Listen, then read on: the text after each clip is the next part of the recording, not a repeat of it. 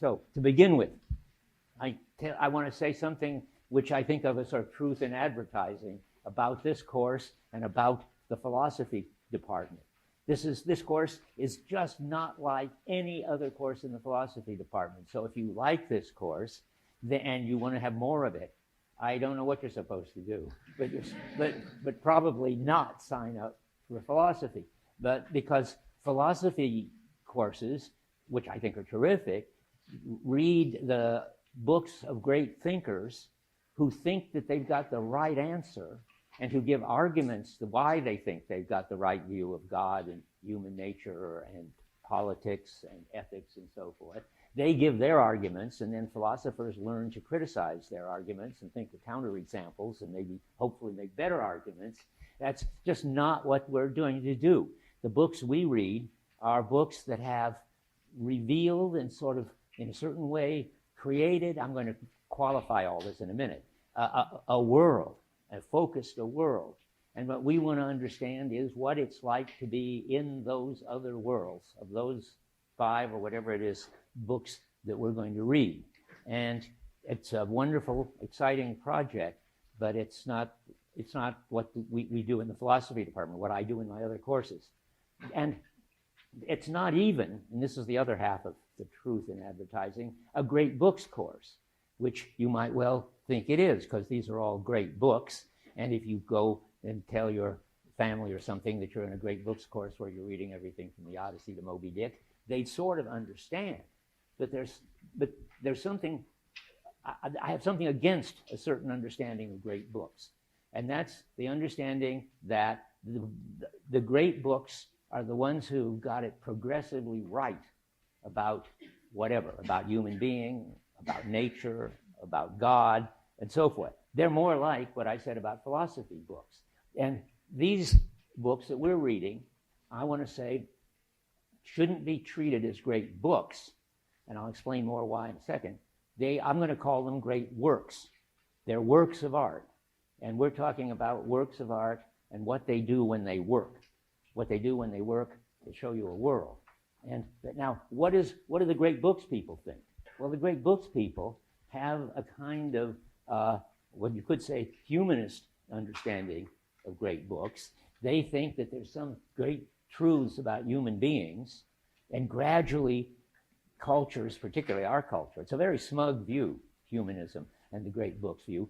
Our culture has, I suppose, the greatest books, and moreover, we've got better and better at understanding the world and human beings and everything that people want to understand. So when we read the books, we try to, and that's what I mean by smug, we look and see how much of what we now, thank goodness, understand, Homer already understood. And we sort of congratulate him on that. And then we see how much he missed of what we understand. And then we feel smug and happy about that.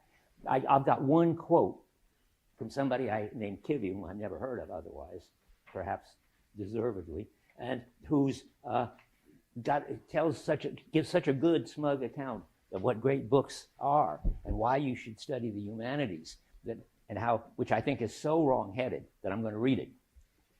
He says, the most pervasive and influential defense of art, and art is this great books business, in a humanistic education, centers about the belief that works of art, that is, great books, are sources of knowledge. That artists, like physicists, biologists, or economists, are discoverers and teachers of truth. That is, when he says truth, he means, if he's got the biologists and the physicists in it, he means universal truths, and that are true for all time, and cross-cultural truths. Whatever we know about electrons and what we know about DNA and so forth is for everybody and for everything. And he thinks that the great books are like that. And let me go on with him now. What defenders of the knowledge claim of the fine arts, that's this again, tells us, let's see, what we defenders of the knowledge claim of the fine arts tell us is that we can find in the fine arts, now you think great books, something that we cannot find in the natural sciences, something called humanistic knowledge, or better, knowledge about ourselves as human beings, self-knowledge. Well, there's nothing wrong in finding out knowledge about us as human beings, It's the idea that there's some right answer about us as human beings. And by reading these books, you'll find out the right answer, just like you find out that gold has an atomic weight of 72 or something. And that's what I'm objecting to. And I'm objecting to it sort of in the way that the philosophers that I like object to it, namely what are called existential thinkers, or in Sartre's slogan way, existentialists. The existential thinkers all have the view that human beings don't have any nature, don't have any essence.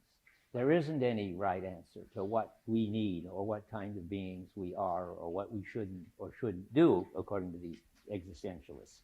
It starts with Pascal, who around 1600, you have your timeline. You know better than I do, since I'm never good at dates. Tell me when. No, Pascal isn't on the timeline anymore. I took him off. That's right. We were going to, instead of reading the Pensée this year, we're going to read Luther. But Pascal is something like 1550. When's Descartes? Descartes is 16. No, Pascal is after Descartes. That won't do. Descartes is one of the few dates I know. 1638 is the Meditations, and Descartes a generation later. So he must be about 1680. Anyway, Pascal is the first existential philosopher, and he says in a kind of slogan, he writes very succinctly, custom is our nature. By that, he's trying to say that depending on the culture that you grow up, you'll be a different sort of human being. You will have a different style. Being Japanese is being a different sort of human being with a different style than being American or being German or whatever. And it's the culture, the customs, the way people around you behave that makes you the kind of person you are. And there's no truth about human beings. 1660 is Pascal. I wrote it here. I was close.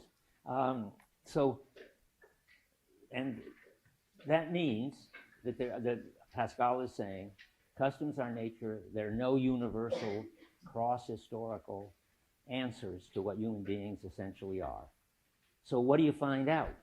If you can't, well, great books are just lying to you. If by great books you mean they're going to tell you how much we finally learned about human beings. Well, what can you find out from these very same books, but thinking of them as works of art? And, well, you can find out the different ways that human beings are in the different cultures or in the different worlds that they are in. So we could be reading books about the world of the Japanese and the world of the other countries, the Chinese or the somehow this must be the Olympics that makes me think that somehow those are the only cultures I can think of. But anyway, we don't read them to find out sort of which of these cultures is right. We don't even have time to read about any of the other cultures. So there could be good, and I suppose, let's hope they do, in comp lit or anthropology or someplace where you could get inside of the world, try to get somewhat inside the world of these other cultures. It's enough in our culture to try to get inside a series of worlds. What's unique about our culture, according to, by the way, every once in a while I'm going to mention a philosopher named Heidegger, who's sort of my guru. And so every once in a while, I might as well. So there's Martin Heidegger, who, I don't know his dates except one important date, 1927. He published a book called Being and Time, which people think more and more is one or perhaps the important best philosophy book of the 20th century. So, and Heidegger is the one in philosophy who says that our culture is special, started to be special at the time of Aeschylus. It wasn't even special this way in Homer, but it got to the point about 500 BC where it had a unified understanding of what everything was and how it all fitted together. And those were the pre-Socratic philosophers. That means they were the generation before Socrates, which is where you and most people start reading, because we don't have any full texts of the pre-Socratics, just fragments that get quoted in other books. But anyway, our culture became a special culture that asked the question, what is the meaning of being? Where being means what is there in common in the style of the people, of the institutions, of the way they walk and the way they talk and the way they eat. All that adds up to an understanding of what it is to be a human being. Our culture was trying to get a universal one, and the works of art were how they were getting it. We'll come back again to that. Therefore, and what happened in our culture was that we got a whole series of them, a series of worlds. And you know that sort of, because it's sort of something everybody takes for granted, but they don't think about it much. There is the medieval world, and the world of the Homeric Greeks, and the modern world, and maybe now the postmodern world. And those are all different understandings of being, to talk Heidegger jargon. And what's interesting for us then isn't to go out and try to get inside the world of these other cultures. It's important, at least as important, I think more important, to try to get inside the worlds, the 5 or 6 worlds that this culture has spun out. And it's important, and now comes a very sort of thing which I can just say, but I can't really show it or defend it until the end of the course. But I want to say it's important that these different worlds are not just getting it progressively right about what we finally understand as the nature of reality, but that they've each got something important, some important perspective, so that you learn a lot by seeing the world in these various ways. And that's also because they're not dead. Well, they are and they aren't dead. They're certainly dead in the sense that they're no longer our central understanding of being. We don't think like Homer and feel like Homer anymore. But there are things left over from the Greeks still in our practices, sort of transformed a lot, but there are the Olympic Games. There's something of what that was all about is still in there. And there's certainly something of medieval Christianity still around. The Pope is still around. And so these other worlds, though they don't become the central thing in the next stage, are on the margins.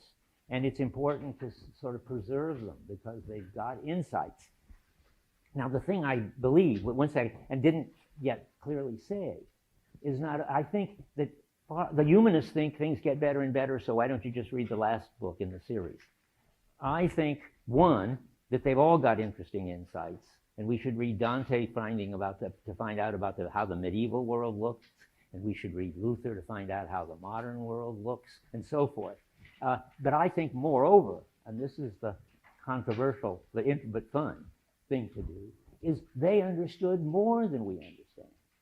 That's the opposite of the smug view that great books are getting it righter and righter. I think that ever since Homer, we've been losing it. And he understood more deeply and more, from our point of view, strangely and originally, what it's like to be a human being in the world than we do. And so you get a real reward when you read these other worlds, because you find out lots of things that you didn't know that they did know. But I can't take that as a sort of promise or a challenge or something. By the end of the course, see if you think that we're smart, smugly, and like the humanists who have read the great books, that we now know a lot more than Homer. Or whether you think that there's wonderful things that Homer knew, and thank goodness they're still around, because it's going to help our culture a lot if we could get back in touch with them. That's what I really think. That's what Heidegger thinks. I seldom think anything that Heidegger hasn't thought, maybe never. But I try to understand it anyway. So much for that for a moment. Anybody want to say anything about this? It's not, I don't expect you really to be able to argue, because I'm not defending an argument, but you might have a question or an observation. Yeah. I was just kind of wondering, isn't there commonalities between different cultures just in basic human emotions like love and,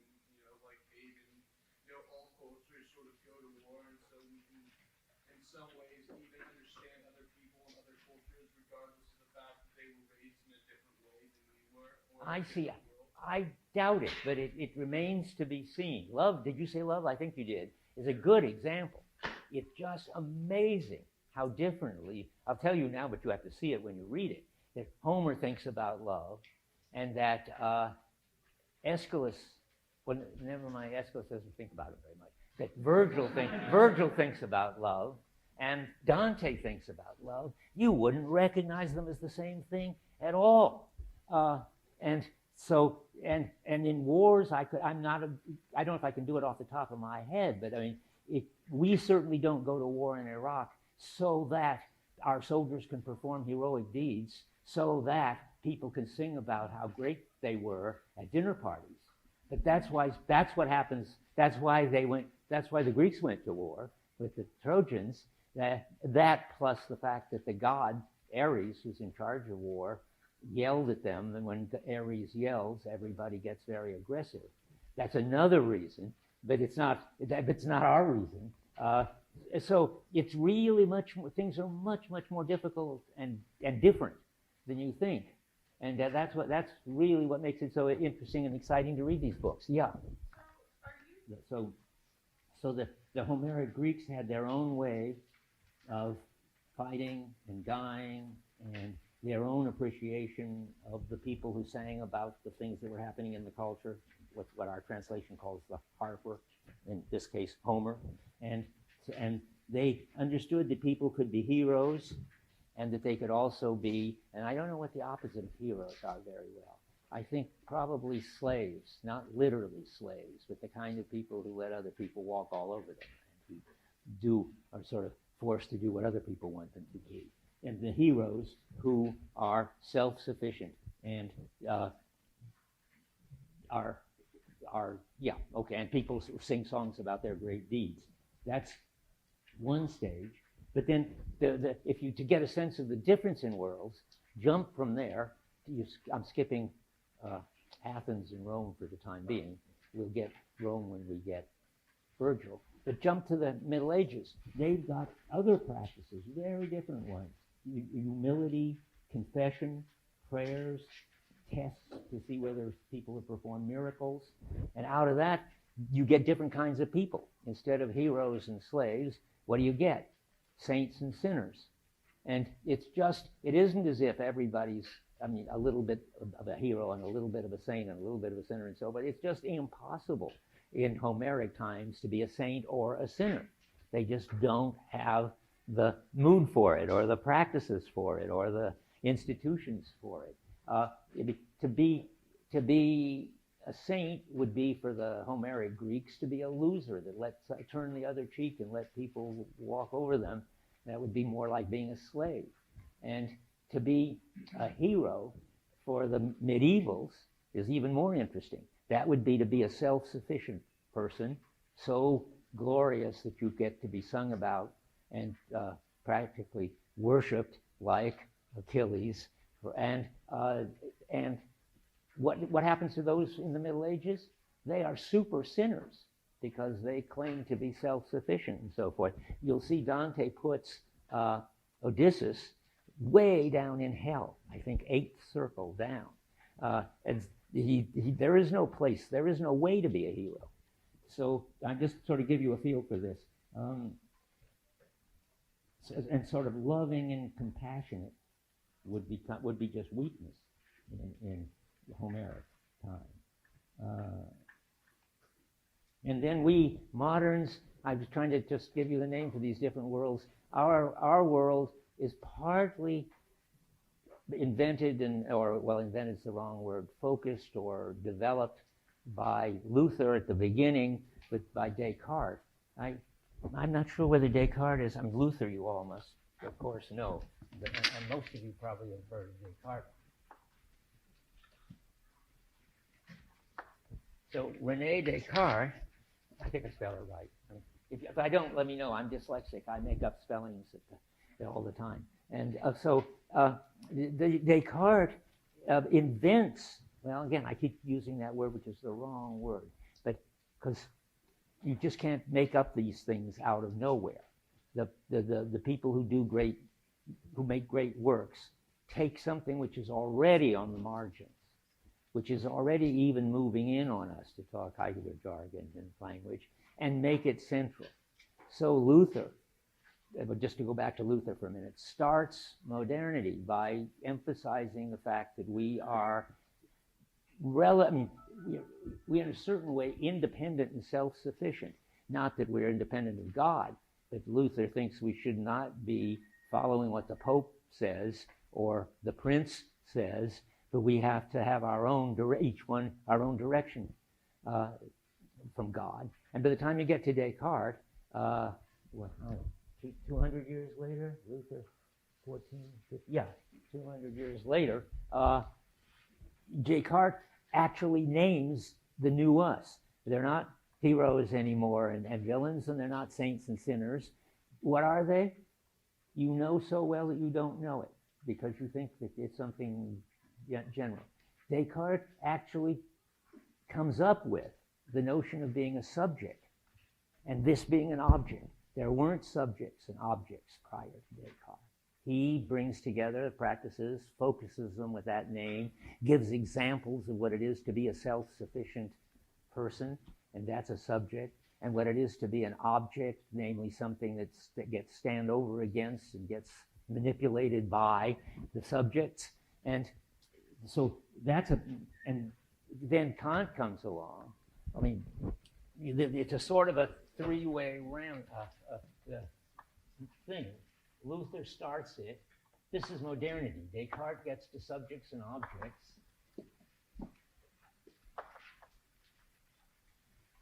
Kant, who's one of the sort of super greatest philosophers, enters a competition in the newspaper to define what the Enlightenment is, because everybody thinks they're in the Enlightenment, but they don't know quite what that entails.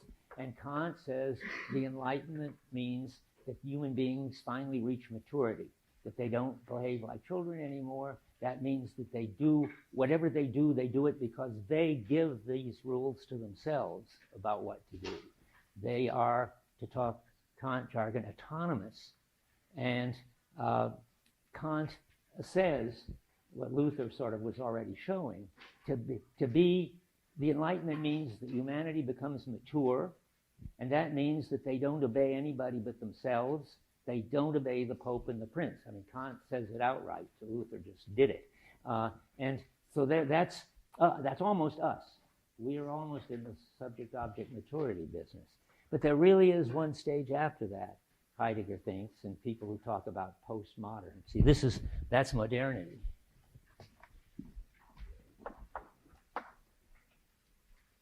What could postmodern be? If we're not subjects and objects, what could we be? Well, to find out, you ask yourself, what do you really want to get out of your life? You want to be a saint? You want to be a hero? You want to be mature and autonomous? Probably, because we're still partly in the subject-object thing. But if you ask me, I would say that or I'm not sure I would say it, but lots of people would say they want to get the most out of their possibilities. Does that sound like a good answer that you would be happy with? If so, you've gone beyond maturity and modernity, and you're in postmodernity. And my favorite example is 2001, which I'm sure all of you have seen, but maybe don't remember, that Hal, on his birthday, is being interviewed for some radio program on Earth, and they ask him, is he happy on the mission? And he says, I'm using all my capacities to the utmost. What more could a rational being desire? That's postmodern. That's getting the most out of your possibilities. So anyway, so we've got all of those, and they are in different understandings of being. But now I want to go back over something that I said in a kind of hurry, that this understanding of being is not in our minds. I didn't really say it. I just sort of implied it, thought it. The understanding of being isn't in our minds. I say sometimes, well, it's in the way we stand. The distance you stand from people is different in the Scandinavia than it is in North Africa. And my colleague John Searle says that at international meetings you can see the Scandinavians pushing the North Africans pushing the Scandinavians into a corner, and the North Africans are trying to get near enough to have a friendly conversation, and the Scandinavians are trying to get far enough away to have a conversation. And it's in there. They've got this whole complicated, every culture has a whole complicated way of standing the right distance from people. There's a whole field called proxemics, which studies it, and you can never get it all right because it's endlessly adaptable.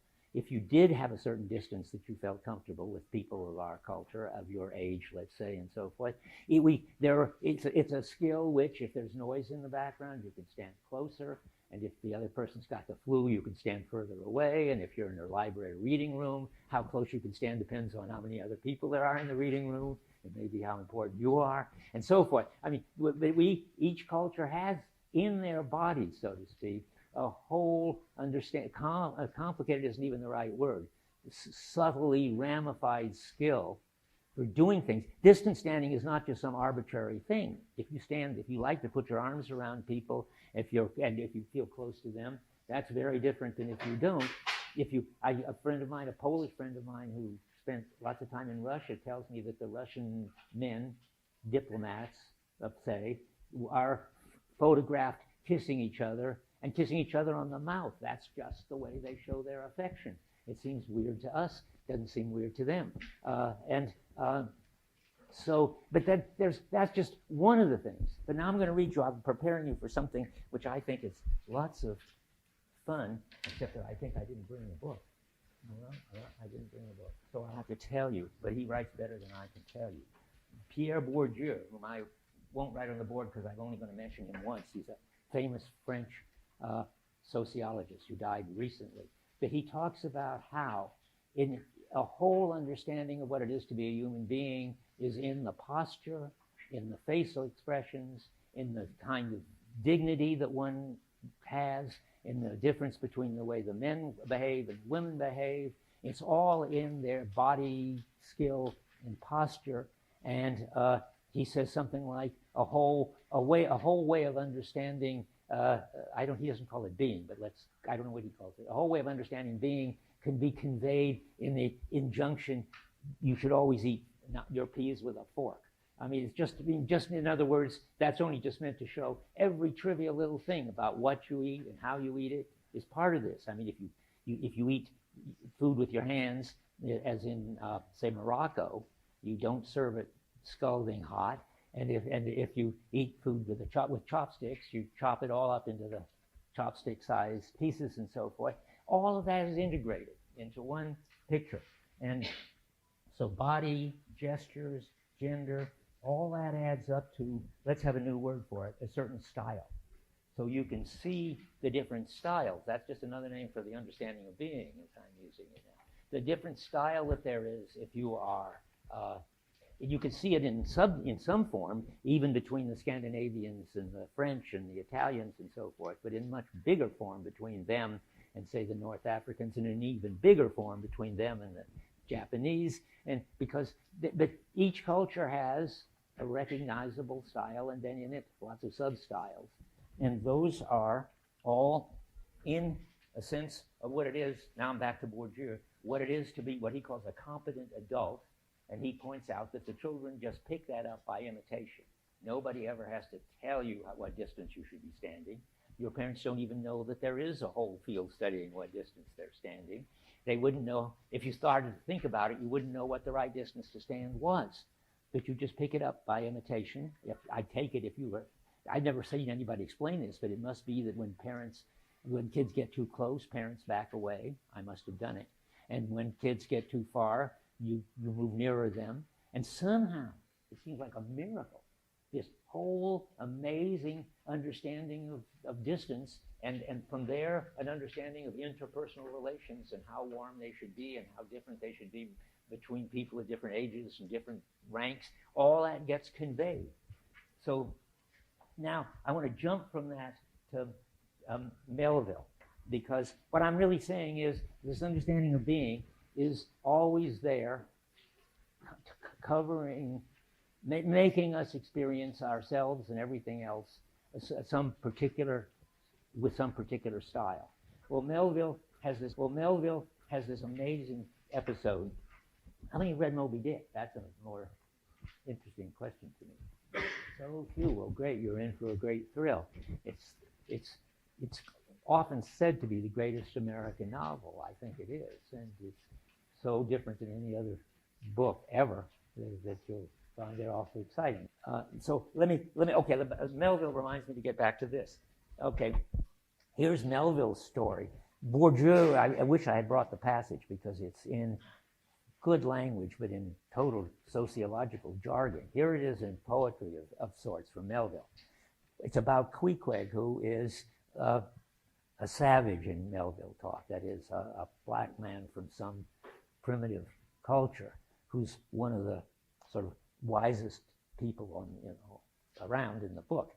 Many spare hours Queequeg spent in carving the lid of his coffin with all manner of grotesque figures and drawings, and it seemed that hereby he was striving in his rude way to copy parts of the twisted tattooing on his body.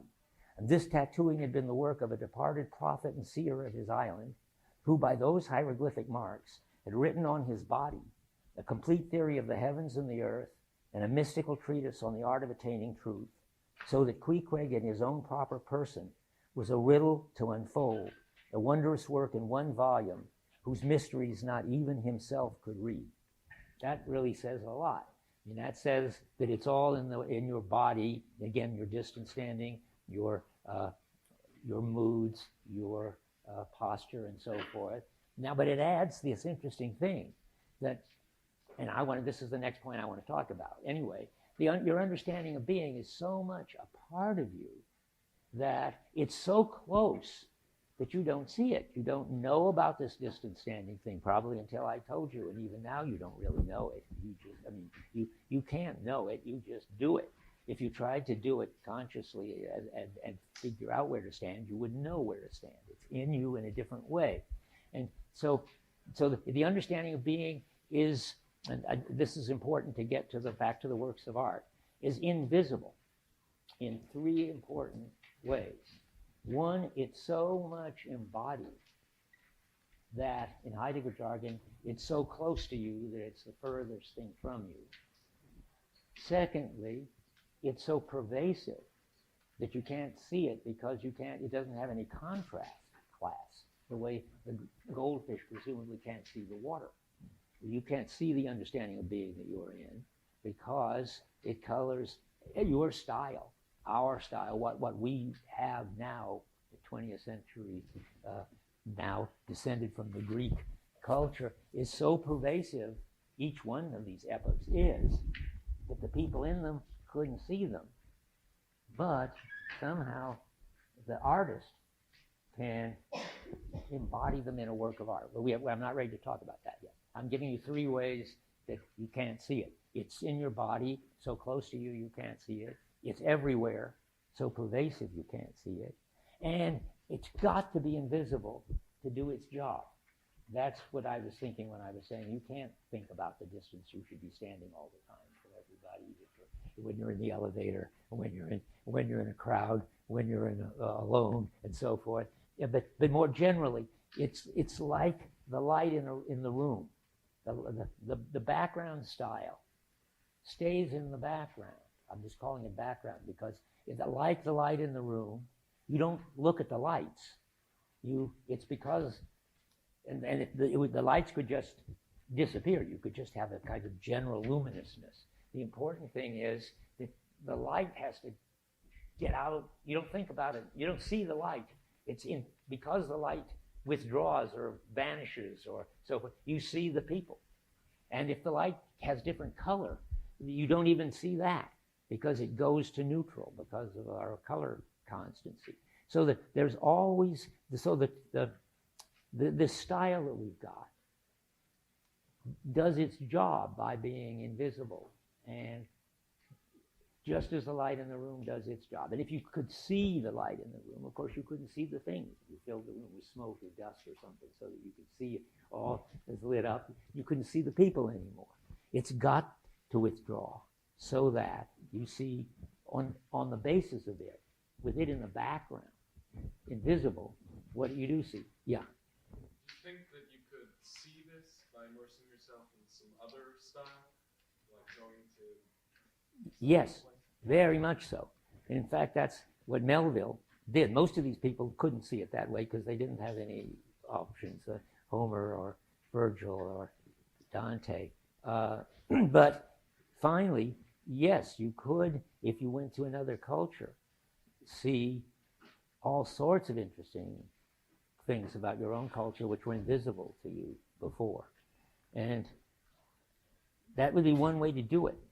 Nobody I know has done it like that except Melville, who was going around on boats all his life, visiting all kinds of weird cultures, and tells you about all these weird cultures in Moby Dick. Okay. Well, there's one great sentence, which I have on a poster in my office, that sums it all up about the way it's all in our body and we can't see it. Yeats says, man can embody truth, but he cannot know it.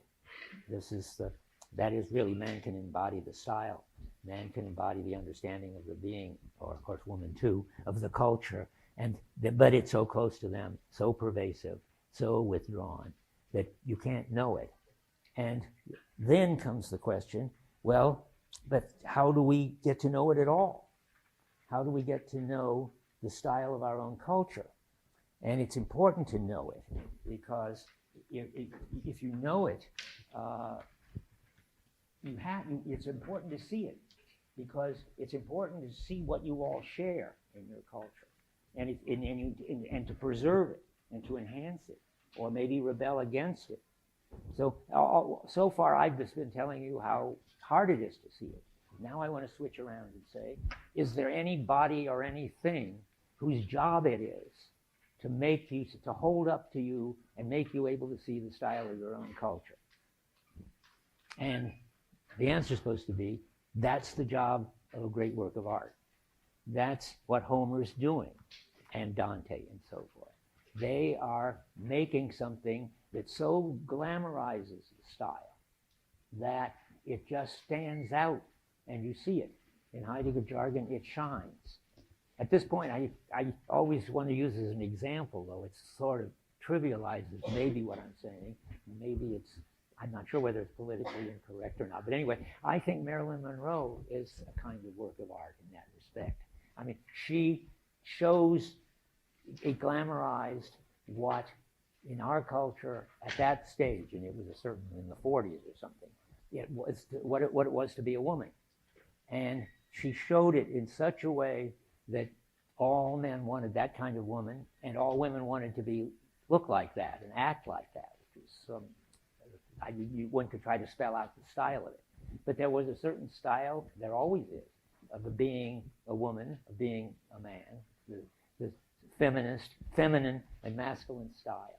And there can be somebody who embodies it, and if they do, then we call them a goddess, and we think of them as stars because they shine, I think. So in a micro way, that's the same as what work of art does. The works of art are treated like gods. They made altars to the Aeneid. They performed Aeschylus's Odyssey, which we're going to read every year for, I don't know for how long, as long as he lived, I guess, at least, and so forth. The works of art, and from a certain kind of, in a certain way, they're like gods, in that they do something special. They focus and hold up to people the style that they share. And when they do that, they intensify it, because then everybody can take it up and act on it and assume that other people have it. It's not only do they share it, but they share that they share it. And that's what the work of art adds. I mean, they all have already a certain view of women, say, but then when Marilyn Monroe comes along and she becomes a sex symbol and a star, then they discover that they all share that view of attractiveness. And once they do see it, then they can try to preserve it, they can enhance it, and rebel against it. So that's the job of works of art. Now, Well, it's important to say that works of art what is it for a work of art to work? This is again Heidegger talk. Well, what makes it, not just a great book, but what makes a work of art is that it was at least once working. And what was it doing when it was working? Well, it was doing what we're just talking about now, holding up to the people a shining paradigm, a shining exemplar, a glamorized version of the style and what their understanding of being was, and thereby making the culture more unified and making people more able to cooperate and understand each other. And there are these sort of ways to put it, which a work of art, when it's working, by the way, they can be dead. In this picture I'm telling you, the Greek temple or the medieval cathedral. Medieval cathedral isn't quite so dead as a Greek temple, but the works of art can be, and eventually always will be, dead because the culture that they focus will stop existing. Some other culture will come and wipe it out or whatever. So but I'm losing track. I want to say one more thing about it, where I got sidetracked on dead part. I want to say there are sort of ways to think about this with sort of threesomes. Works of art don't create the understanding of being. It's already there. They don't just copy the understanding of being. Heidegger says a Greek temple doesn't copy anything. So, but and now we need a word for it. What does it do then? It doesn't create it and it doesn't copy it. Well, you need a word like focusing. A more fancy word is articulating. Now, let me see. I just have 3 more minutes and I'm almost done with what I want to talk about. Well, another way to put it, the last way, is it serves a very important moral function because it's also going to hold up, among other things, the important distinctions between saints and sinners, between heroes and losers, between mature people and immature people and so forth. And Heidegger says it about the temple in a nice way.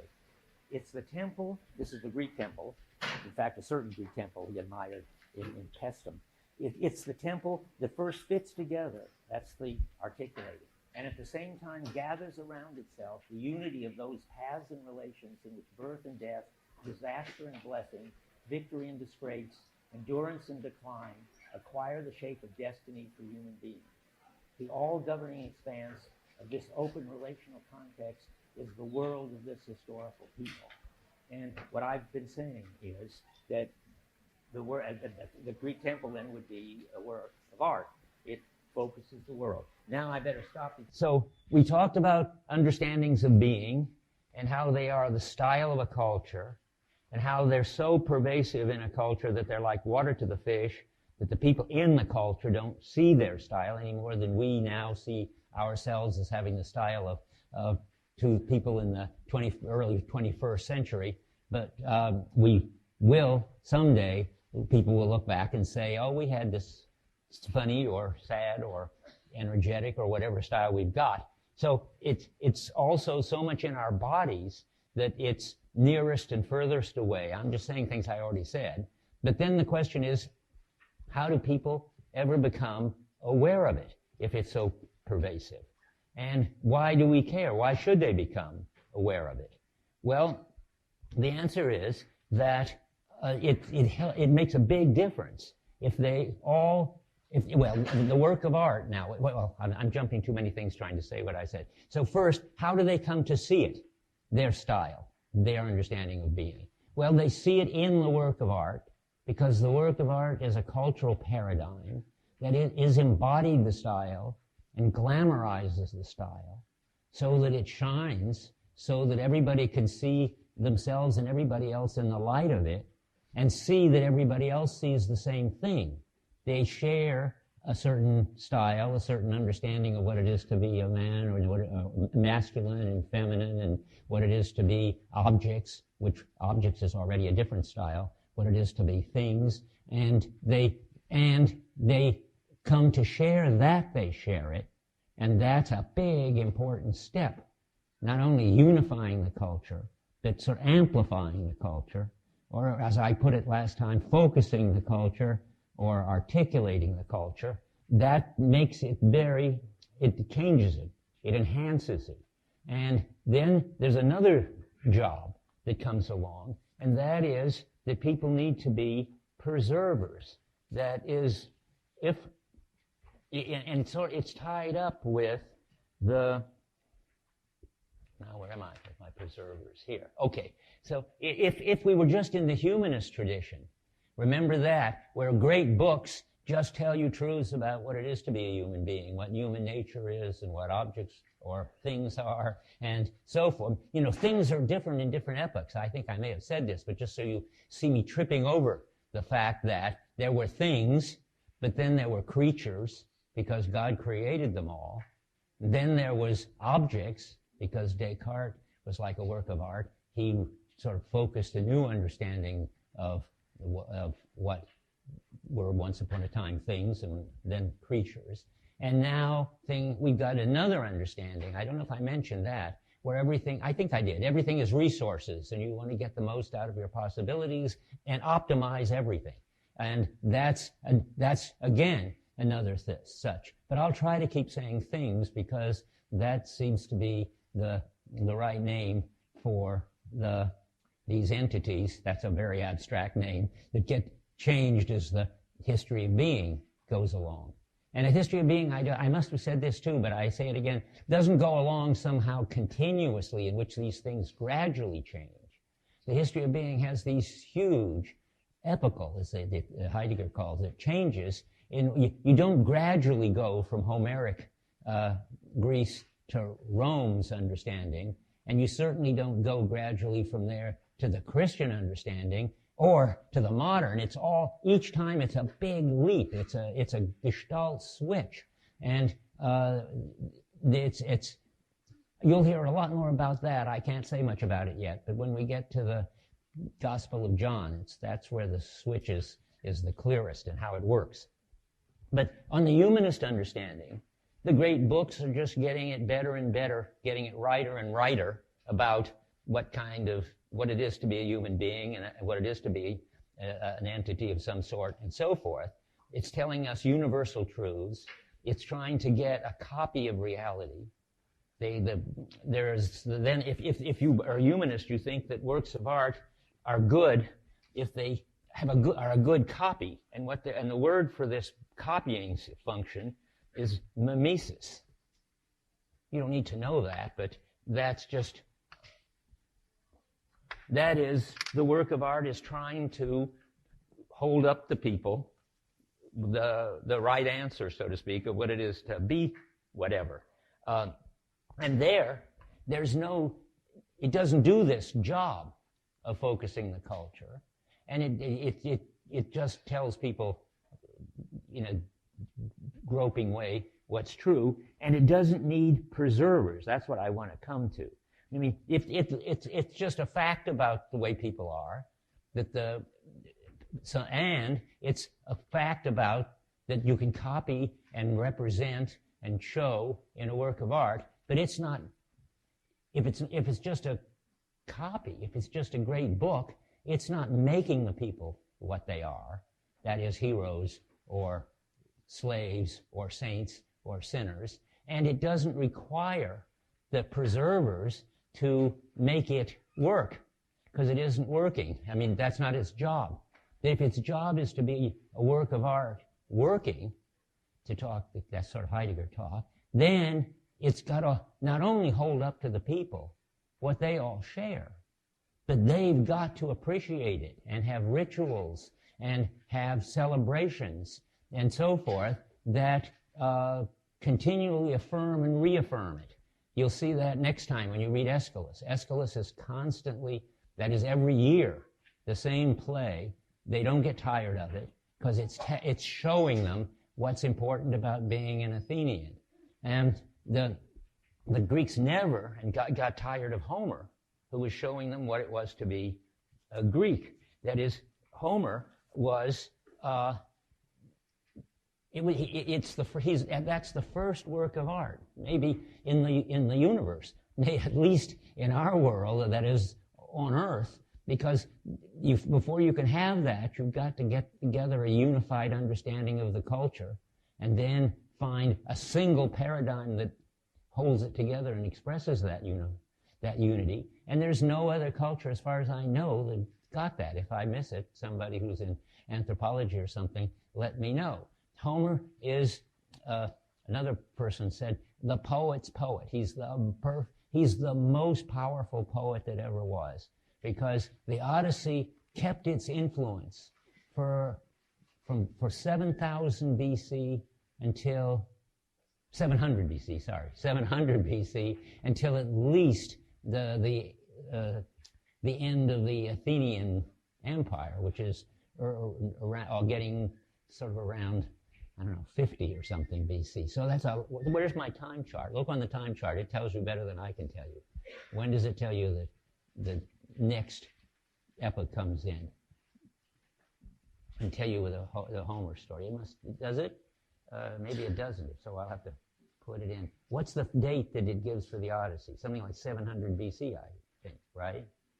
But then, when does Aeschylus sort of take over, so to speak, which would be the next date? About 500, 400. What? 458. Okay, so 300 years Homer was the work of art. And even after that, it stayed the main work of art. People understood themselves and everything else in terms of it in such a way that it gave them, I want to see where I wrote this down because I tried to capture this.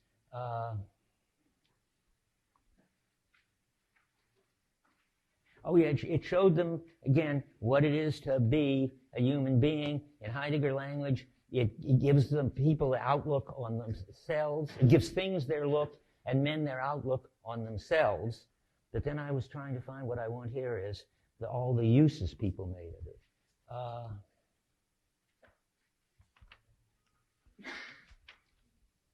So I try to do this in a different order, and then I don't know where I am. Here they are. People used the Odyssey to settle argument. It showed everything at its best. In terms of their excellence. So it shows you the excellent father, son, that's Odysseus and Telemachus, and wife, Penelope, and servant, the Eumaeus, who's tending the flocks and so forth for Odysseus, and warriors and whatever. And they can use that sort of to live up to. And they use it, so what do we got here? Yeah, I wrote all that. And they use it in disputes to settle moral issues, to settle legal issues, to settle diplomatic issues about what country is doing what. They know it by heart. Most sort of educated Athenians knew whole chunks of the Iliad and the Odyssey by heart, the way people once upon a time knew the Bible, more or less by heart. And like the Bible, they'll sort of quote it on an occasion to settle whatever's going on. And as long as they do that, I'm back to preservers now, they're doing this preserving job. They're making the work of art do its job. It's working because it's organizing their culture. As long as they do that, the work of art works, or it's a living work of art. And if they stop, it dies. And works of art die. The Odyssey is dead. It doesn't do that job anymore. It isn't clear that even the medieval cathedral does the job anymore. It does for some people and not for other people. It certainly doesn't do it for the whole culture anymore, like it once did. So when the Odyssey dies, there'll be no more polytheism, at least not that kind of polytheism, not in our culture. But, I just want to point ahead to where we're heading. But nonetheless, fragments remain. And maybe the fragments of the old worlds can be put together some way. We can't do it. It might just happen that they get put together in some way that makes a new world possible, that brings back some of the things that Homer saw that we've lost track of. Remember, I talked last time, I mentioned the importance of moods and what a culture is like where moods are important. And we'll see that again and again in the Odyssey. Different gods represent or are sort of personifications of different moods. And a polytheistic culture takes all those moods seriously, and it has a kind of pluralism because there's a plurality of moods, and it has a kind of tolerance because each of these different moods is like a different world, and it's a good thing to be able to be at home in several of those worlds. It's not at all obvious that monotheism does that function very well, of being tolerant and pluralistic, the way Homer did. Okay, now I think I've said what I have to say, but I'm not sure since I jumped around. So I'm going to look.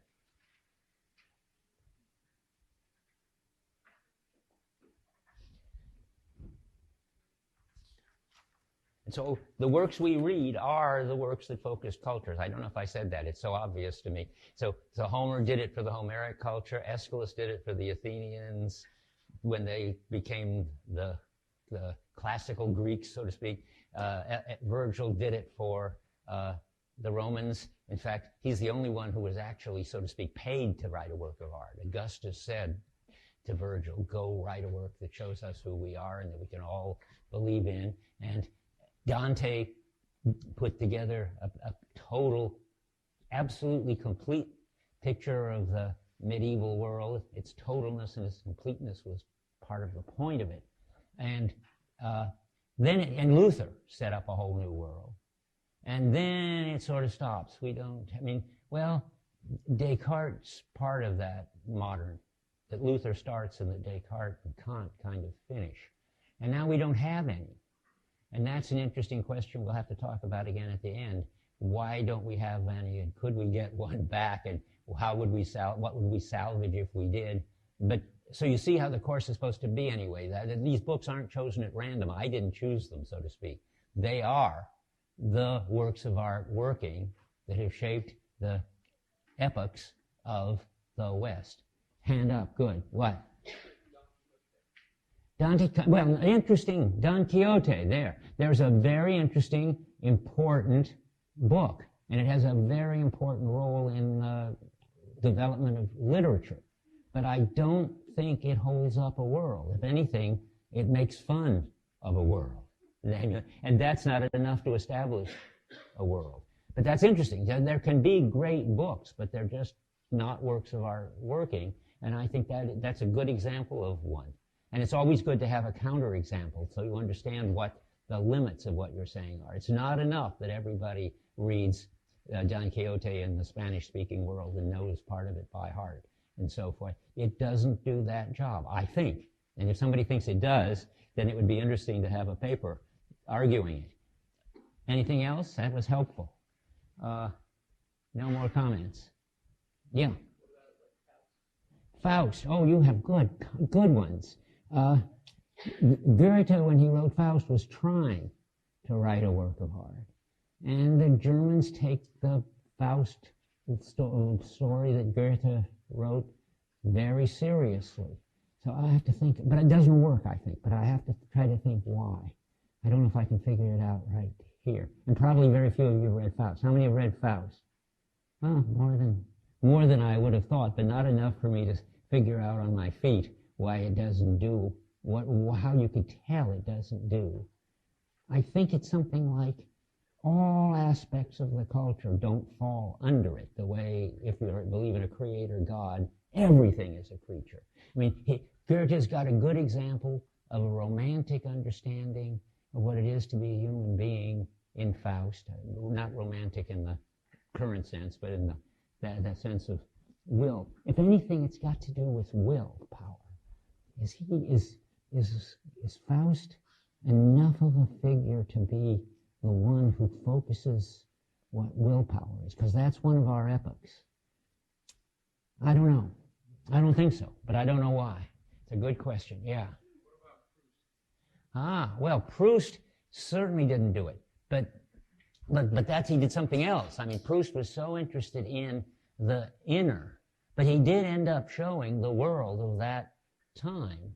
And, well, what's the phrase? Here's the test. What is it? Does it give things their look and men their and people, that is, people their outlook on themselves. I don't think Proust does it. I don't think Goethe does it. I mean, it's a very, very big job to make a new way that things show up, a new and look different than they used to, and a new way that people are and look and act and understand themselves differently than they used to. That's what it takes to be a work of art. But those are good. Those are all examples of great works, but they're not in the work of art business, I think. Yeah. Well, maybe this has something to do with true singers and all that, but you were making a distinction earlier between a work of art mirroring and then a work of art working in a Heideggerian sense. That's interesting. If there's a distinction to be made between the two, whether working is inclusive of mirroring or exclusive. That's a good thing. Yes, I was making a distinction like that without realizing it. That Proust, for instance, is particularly mirroring his time, and I think so is Cervantes. That's why they're so good. But they are mirroring, not working, because what? They Could have something to do with the idea of a mental representation, that the work which is mirroring assumes a mental representation of the world, or an ownership to it. That's it. It's in a way, that's mimesis, right? It says, here's the world, there is a reality, and here's the way it is about things and people and so forth. And it's, but you see, it's complicated. Because it's not enough just to say that, because, and I was about to say, but a work of art shows, and I do think that it's supposed to do this, that it's creating, although that's too strong, creating and that it's articulating. It actually shows you in its doing that it's conscious of holding up to you and making these distinctions in some way. It isn't just claiming to be copying back to you again. And it can be a very, very good copy, but if it doesn't show that it's actually producing these, or again, I keep finding, articulating this culture so that it needs the preservers, so that people have this awe and appreciation of it and pass that on and feel that their need to pass that on, I think, as somehow that seems to be a part of it. And I don't think people feel that about Proust or Don Quixote. I haven't done it very well, but you've given me new problems to think about. Yeah. Can a work of art only be recognized as a work of art after the culture that came from what built them? Oh, no, it's recognized while it's doing it. And how? I mean, Dante, people pointed at him and thought that he had actually been to hell, and they made altars to the Aeneid, and the Aeschylus was performed every year in Athens. People realize while it's living, that it's living. And that's important. And they realize somehow, and this I can't explain, and if anybody can, you should come to my office hours and explain it to me. Somehow the work of art shows that it needs preservers, shows that it's doing a work which it has to do it through the people that it's working on. I don't know how you could see that, but that you'd have to be able to see it. Yeah. Wow. Well, that is the $64 question, all right. We haven't got any. I used to think, and there's a sort of an interesting angle in it, that the moonwalk was our work of art. There was this amazing event in which we could all feel that's who we are. We're so powerful that we can, send out this thing, and everybody's watching. I was in Paris, and it happened in the middle of the night there. But at, 2 in the morning, there were millions of French people standing around watching big TV sets of that first footstep on the moon. Nothing important happened by way of it, and maybe that's why it's not a work of art. But I think it's not a work of art for deeper reasons, but which would take me a while to figure out. Okay, yeah.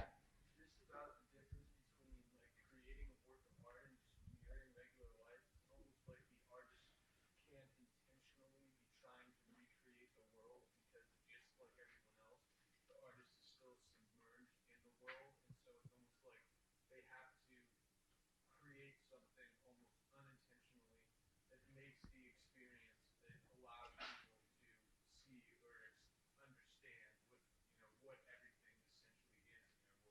I think that's probably something right about that. They have a kind of calling. A work of art. It's hard to do because Heidegger wants to make it sort of impossible to think about these actual creators of the work of art. He makes a fuss about the Greek temple because nobody made it. And we can make the same fuss about Homer. Nobody knows whether there ever was any Homer or whether there are two Homers. One wrote the Iliad and one wrote the Odyssey. We shouldn't be thinking about the sort of the attitude of the artist.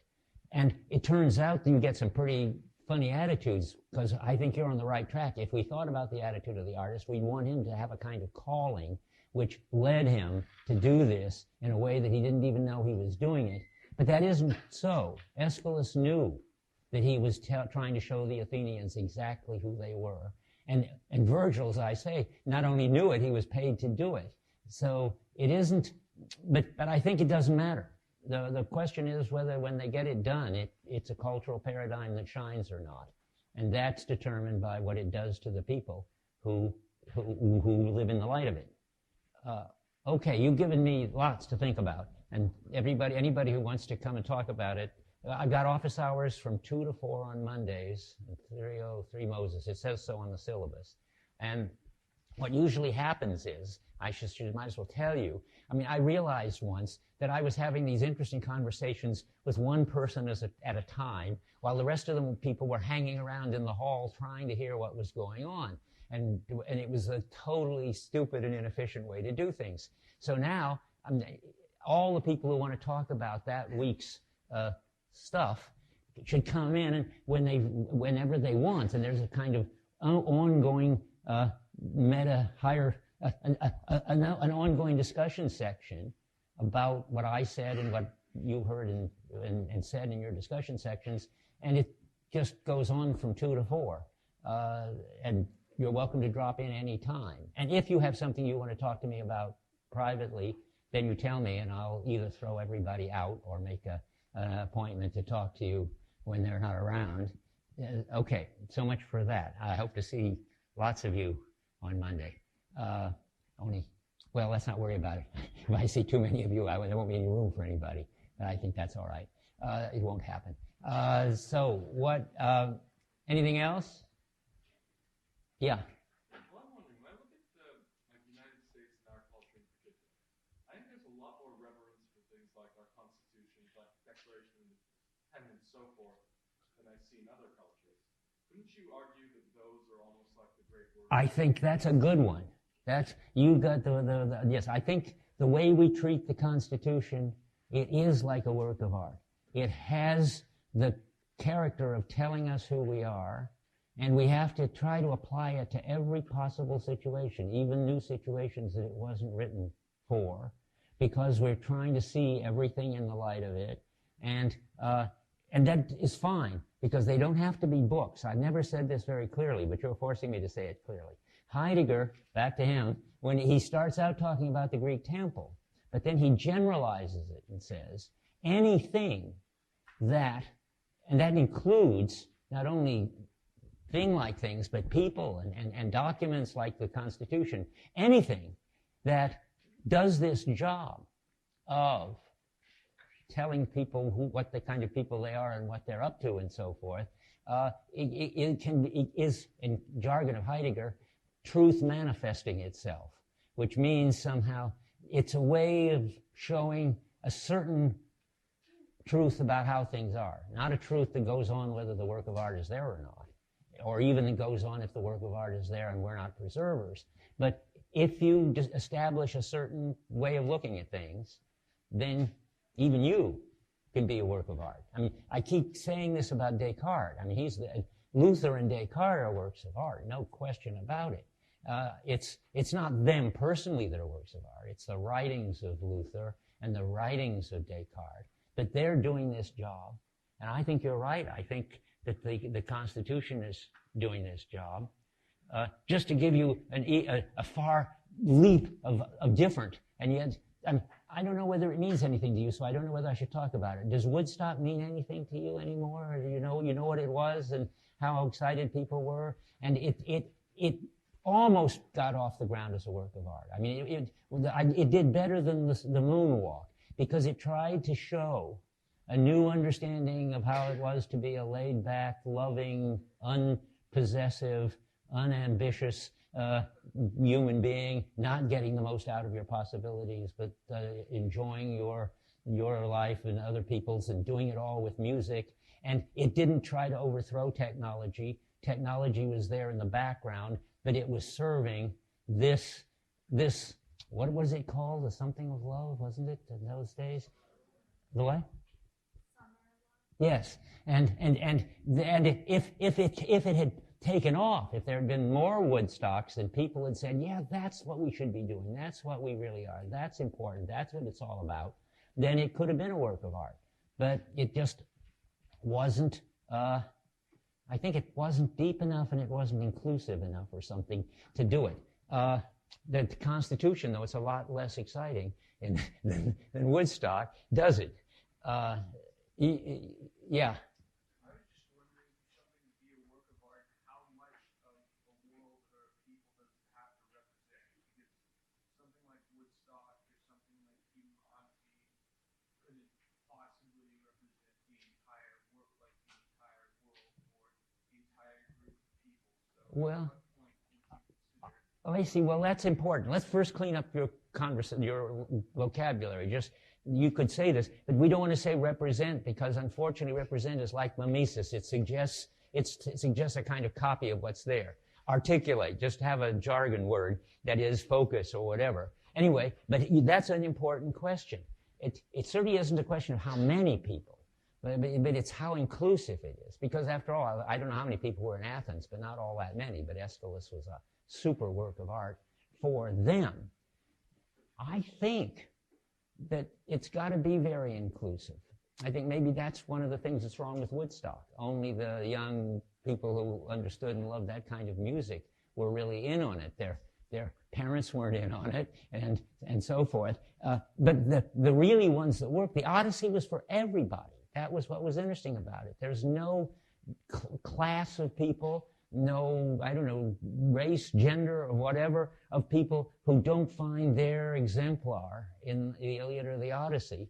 And the same thing in Aeschylus. The whole Greek population was there watching the Oresteia and finding themselves in it. And Dante, I don't know about how that worked. I don't know who. That's a problem been on my mind lately. Who gets a chance to see their life in terms of Dante? I should think the peasants certainly don't. That bothers me. But at its best, and the ideal cultural paradigm ought to be inclusive. And that's all I can say about it. I mean, the interesting thing about the Aeschylus one, you'll see when we get there, is it's so perfect. It knows that it's a work of art, and it knows that it's working, and it knows that it needs the audience in order to work, and the audience knows that, I can't even tell you, it brings tears to my eyes, really, how amazing the Oresteia is. But and then other works of art do their best, and go back to this question about us, and we don't have any, and that's because, well, I don't know why. I don't know. I really don't understand exactly why, but I'm pretty sure we don't have any, and we can't have any until we get some new way of taking up the fragments from these others and putting them together in some way that works for everybody. But I have no idea what that would be. But Melville worries about that. I mean, maybe I should say Moby Dick is in here because Melville worries about the fact, he doesn't talk about it, he shows that the wrong way of having a kind of relation to God where you become a fanatic, we don't want that. And the people who have no understanding of the sacred, we don't want that. And somehow that there are all sorts of bits of the sacred around that we have to preserve and try to hope they come together. So that's the best you can do. You can be a work of art in a needy time. That is a time that needs a work of art. Yeah. It seems to me that our society is so diverse, and we look around, we have so many different cultural backgrounds, it's hard to create a work of art that identifies with everybody. That has a lot to do with it. That's right. There's so many different constituencies It would be very hard to find one that works for everybody. How? Kind of thinking about that, the most modern person that I can think of that like moved a giant mass of people would be Hitler. Well, now there's an important thing. He certainly was. It's a sad story. It's a very sad story because Heidegger actually did think that Hitler was a work of art. He got over it relatively fast, but it's no accident. How many have seen the movie The Triumph of the Will, where Riefenstahl, this brilliant woman director, tries to sort of show Hitler as a super person organizing it? And what's wrong with it? Well, I don't know where this criterion comes from, but works of art have to show that there's a constant struggle of interpretation over them. And since they're so important, what they mean and how to apply them, like the Constitution, is constantly up for grabs. And if you try to just impose an interpretation on everybody that's the right one and not up for interpretation, you've somehow done, it's not a real work of art. It's some fanatical version of a work of art. Yeah. So the idea of like what you said, imposing some sort of imposing is like creating. You said a work of art can't do. It is. The idea is that by imposing something, it's the same thing. It's so much creative. You're not articulating your. Well, good. No, I wasn't thinking that, but I think that's a good thing to think. Right. One, you're not sort of responding to something that's calling you from the practices of the people, though Hitler tried to sort of think he was and claim he was. That's one sense. But also what I meant was there's one right thing and everybody's got to believe it. That the work of art doesn't work like that. It works like somehow this object or person is holding up a vision of how everything is, which is something that we will now have to struggle over. I mean, the easiest example is the Bible. I mean, Jesus is certainly a work of art, and that is he's got a new world, and he's trying to articulate it. And for now 2,000 years, people have been trying to sort of struggle about what did it really mean. If something is that important, then you constantly have to either it has to sort of crush all the opposition, which is what Hitler did, or the people are going to constantly struggle over an interpretation of it. Okay, I think I should go back to this. I'm going to be so happy. I'm so happy that you're all talking and that you're all here, but then I'm certainly going to look at this and say, good grief, I didn't get anywhere in my lecture. So let me go into it. We've been talking about, without actually saying the next section, what I've done is tried to review what a work of art was, and then you all thought of marvelous counterexamples and important questions. Then I wanted to talk about why read Homer, and that sort of got smuggled into the discussion, so I don't have to do that anymore. And I think I'm going to skip a lot of talk about the people who say that Homer sort of didn't understand the deep things that we understand. And I was going to quote from these smug books that say that the Greeks didn't really, well, I'll quote a tiny bit because it's interesting that these people are so inside the current understanding of being insofar as we've got one. And I think they're inside the modern one. I'm not sure we've got it anymore. Because remember, the modern one is subjects and objects. And they believe they understand that we're subjects and that what goes on in us is so important and psychological. That is, our beliefs, this is not just an example, it's going to become very important in a minute because it's what Homer doesn't have. And the question is whether it's because Homer is stupid and immature he doesn't have it, or because he's too smart to have it. But what it is, is a psychological way of thinking about us, in which we think that we've got inside of us our beliefs, our desires, our fantasies, our ambitions, and so forth. And it's in terms of these psychological states, which are in our minds, and even our moods are in us. We say he's in a mood, but we don't really mean that. We mean a mood is in him. That's what Descartes made. Homer would have said he's in a mood. A mood is a thing that takes over a party or a gathering or something. But it's psychological. It's Cartesian, Descartes, to think that we're subjects and we have all of this in us. And of course, Homer, they think, these moderns, these post-Cartesians, think, well, Homer didn't understand that. He didn't think there was any inner. I have to tell you, having an inner is something that people had to work very hard to convince themselves of. And Homer was already sort of interested in whether there was anything inner. You'll understand better what I'm talking about, and it's important because I'm going to talk about the difference between the psychological way of looking at us, and the Homeric way. And so, Homer has one moment where he sees something inner going on, and he thinks it's so strange that he has to stop and mention it. If I knew I was going to discuss it, I wish I could just flip open the book to it. But there's a place where, at one of these dinner parties, where they're talking about and singing, the harpist, the guy who wrote Homer is singing about Homer, let's say, is singing about the great heroes and so forth. Odysseus is there listening to his own story and what happened in Troy. And his friends were all being killed. And Homer says, he listened and his heart ached, but his eyes were dry as bone. He had this secret. He could cry inwardly. I mean, that's some amazing thing. He's the only one in the book who can do it. They're all crying all over the place in Homer. We've all got that secret now. We can all cry inwardly and our eyes stay dry as bone. And then one more example in the way to try to get this psychological inner. Augustine, the Christians are a big step toward the inner.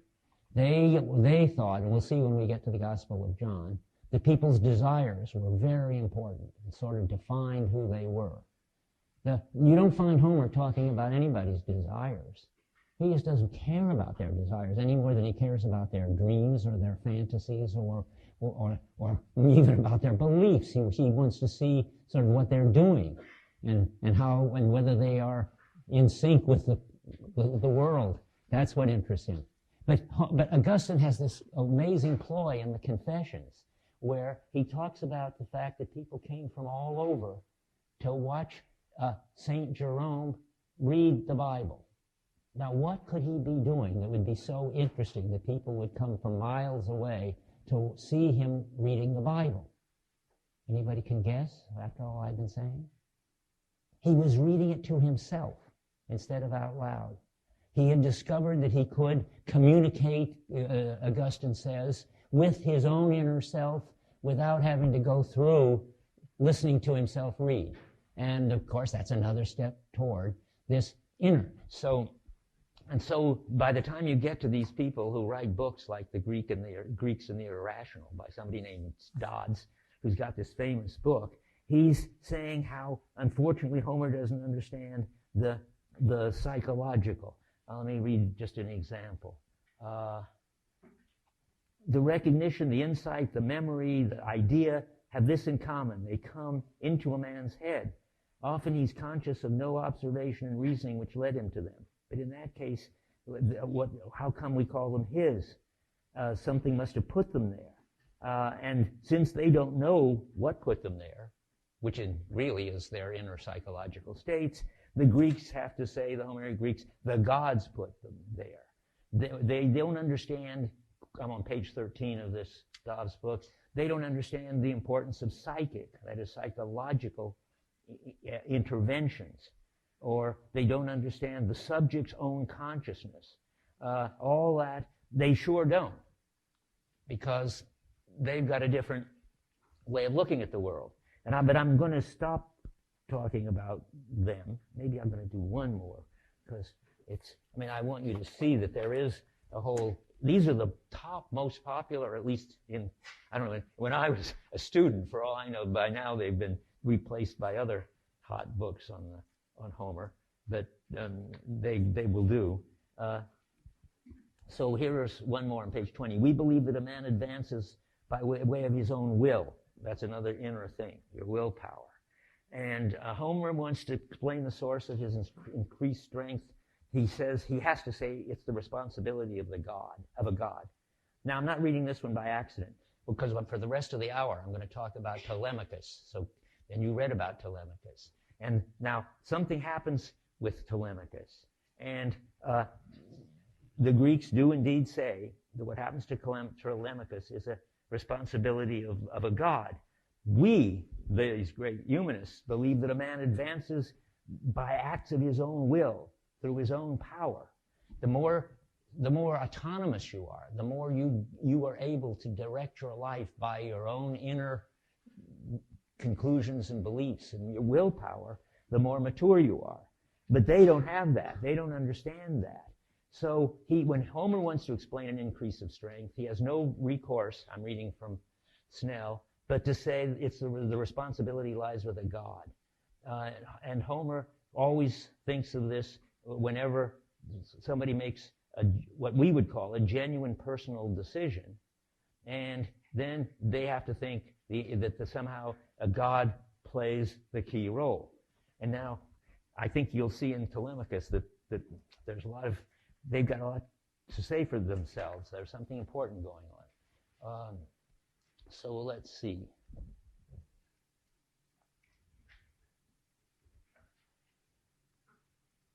I'm going to skip to Telemachus and psychology for the rest of the time.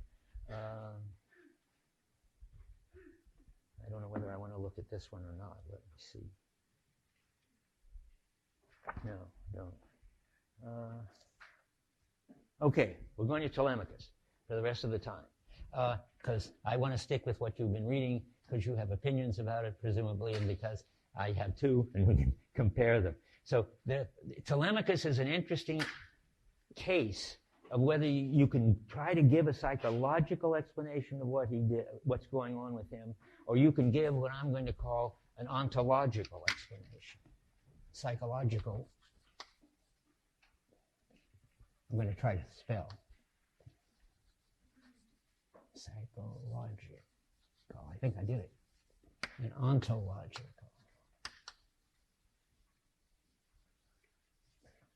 Okay, so we know what a psychological explanation is. We're all good at doing that, talking about people's beliefs and their phobias and their fantasies and all these inner things to explain what they do. What would it be to have an ontological? That word has to do with being. Onto is Greek for being. So what would an explanation, not in terms of inner states, but of a being look like? Well, we're going to find out. But do you want to say something? Somebody did. You sure?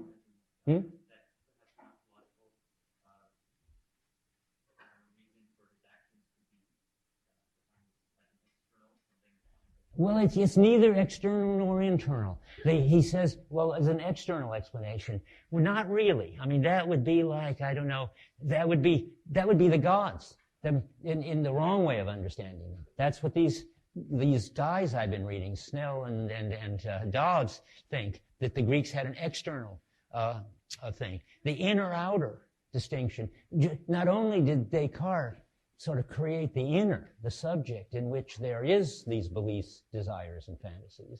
But of course that immediately leaves the outer, which is the world, and that is the outer. And in philosophy, when you study modern philosophy, you find them all worrying about whether there is an external world, and what proof there is that there's an external world. They got so inner, they don't even know whether there is anything outside. But if there is, it's going to be hitting them, some causal force hitting them from outside. And the ontological is neither inner nor outer. It's more basic than either that. So we got to go on and see how that could be. So starting, just first set the scene. Telemachus ought to interest you because he's 19, and we know that because, or maybe 20, because Odysseus has been away at the war for 10 years, and then it took 10 years to come home, and they had just had a baby before he left, and that baby is now grown up, Telemachus. But he's still a kid because he's had no father, And it turns out all the suitors are there, these older men wooing Penelope, and they treat him just as a kid, and he lets them just as if they were, I don't know, his uncles or something. And he's there, and he needs something in order to do something, not just sit around being sorry for himself. He's a kid daydreaming on page 5. I'm going to cite lots of stuff, so have your book open now, because I stick to what's going on here. On 5, about 8 lines down, so we're not ready to talk about Athena yet. She's, of course, going to be the ontological force. She's the goddess. But long before anyone else, the prince Telemachus caught sight of Athena, for he too was sitting there unhappy among the suitors, a boy daydreaming. That's the crucial line. That's what he was. That was his world. And she has said on page 4 to Zeus, the middle of the page, I'll visit Ithaca and put courage in the sun, and so forth. That's a little too inner. I think it would be better to say, by the way, I wish I knew Greek. I feel terrible that I can't tell you what this is in Greek. The next best thing, if you don't know a language like I don't know Greek, is to read all the different translations. If you don't like what you see, sooner or later you'll find one that agrees with you, and then you can believe that's the best translation.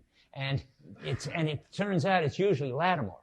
I would tell you all to be reading Lattimore, except the edition is so in small print, in such an ugly edition, that I don't feel right assigning it, that I put it on reserve.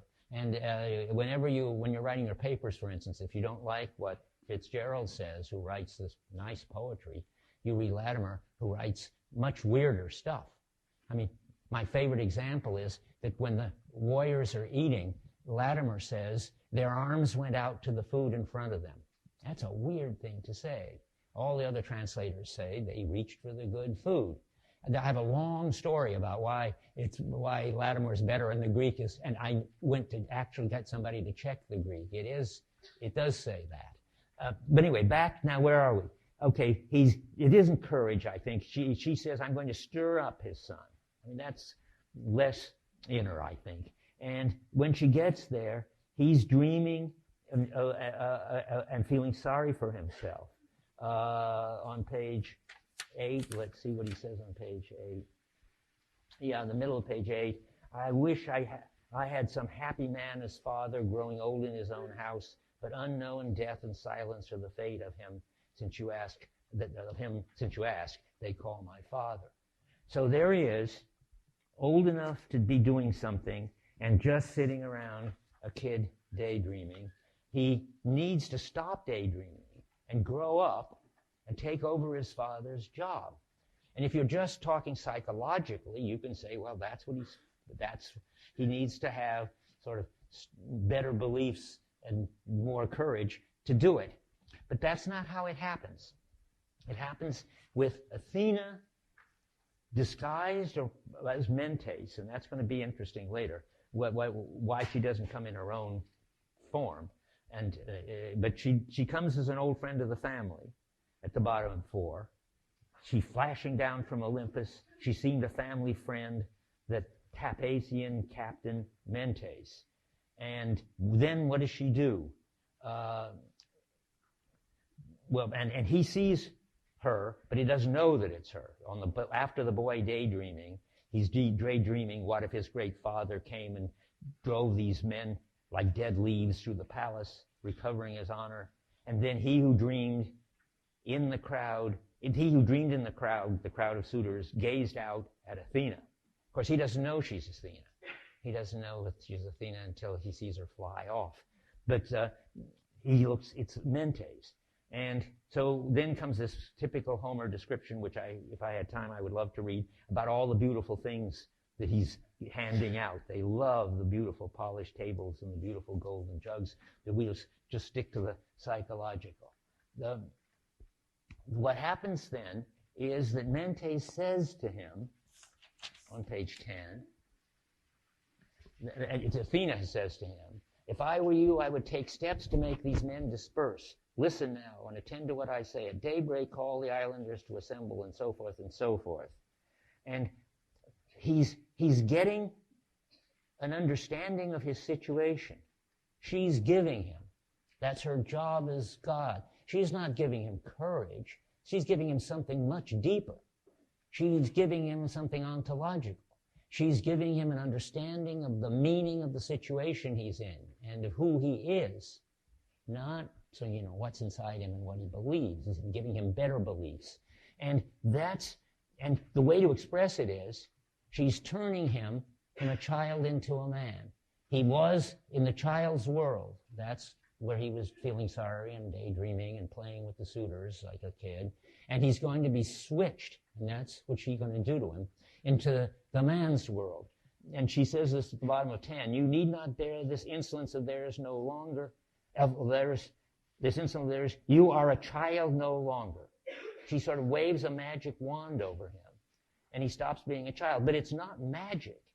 It's that this is the job of God's. She gets him in tune with his situation.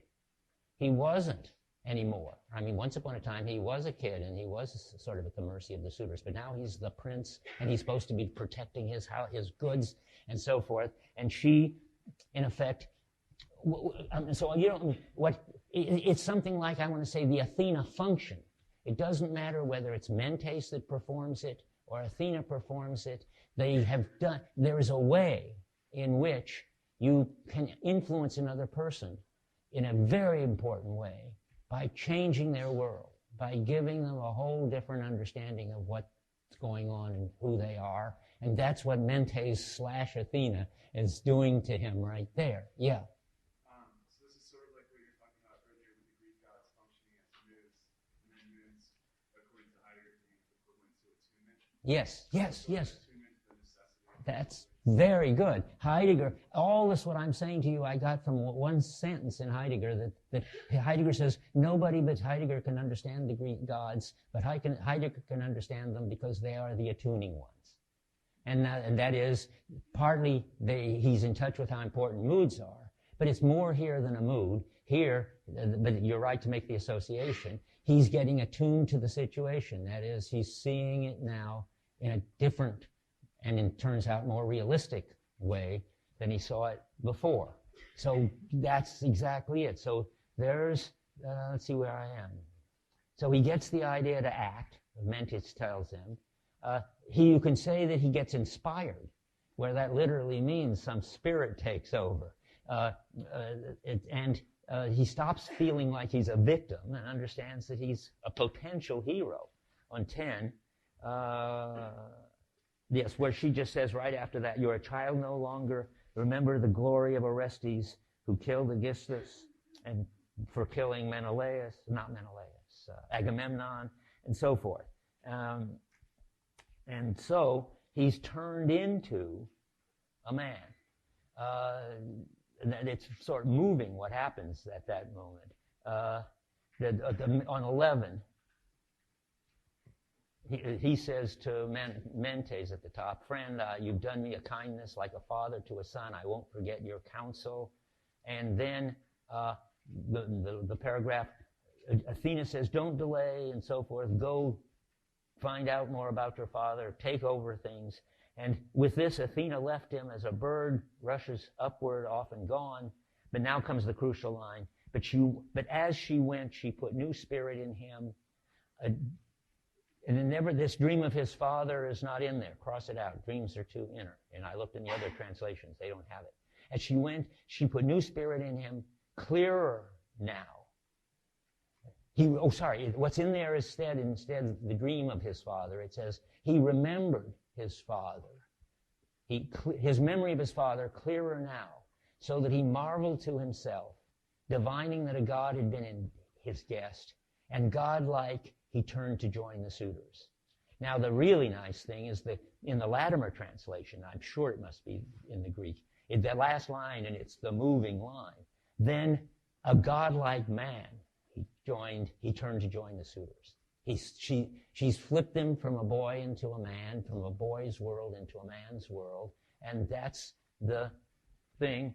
And he felt it. He said where it says he marveled to himself, Lattimore says he felt his senses quicken, overwhelmed with wonder.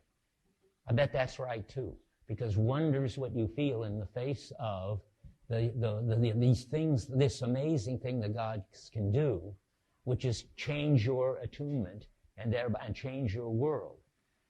And so the account of what's going on is she changed his mood, but that wasn't a and she changed his attitude. Those could sound psychological. I mean, that's what we would say too.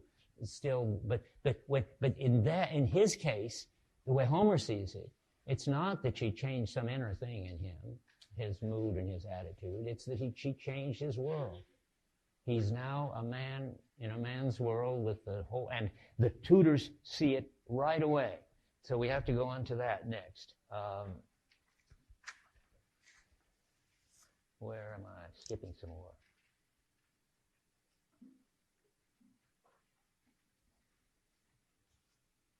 He sees new issues and he sees new possibilities. That's another way that the world changes. It's not in him. The possibility of going off and of trying to find out where his father is and so forth. And this is, look on page 13. He starts to tell the suitors off. Go feast elsewhere, consume your own stores, turn and turn about, and so forth. I beg Zeus, you shall get what you deserve, a slaughter here, and nothing paid for it.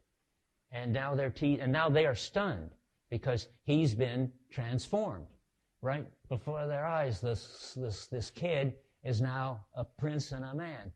But now their teeth seems fixed in their upper lips, and whatever that gesture of astonishment is supposed to be. Telemachus' bold speaking stunned them so. And what did they say, one of them? They don't call him a boy anymore. Telemachus, no doubt the gods themselves are teaching you this high and mighty manner. Zeus forbid that you should be king in Ithaca, though you're eligible as your father's son. And so, and cool like his father, he keeps his head. Odysseus is always cool under any situation. And at the top of 14 again, Telemachus made answer, cool enough, it says, and so forth. Okay, so now he's transformed. Let me go on, because something else interesting happens after that. But first I want to make sure we see where everything is. And the suitors are stunned, and they attribute the change to a god.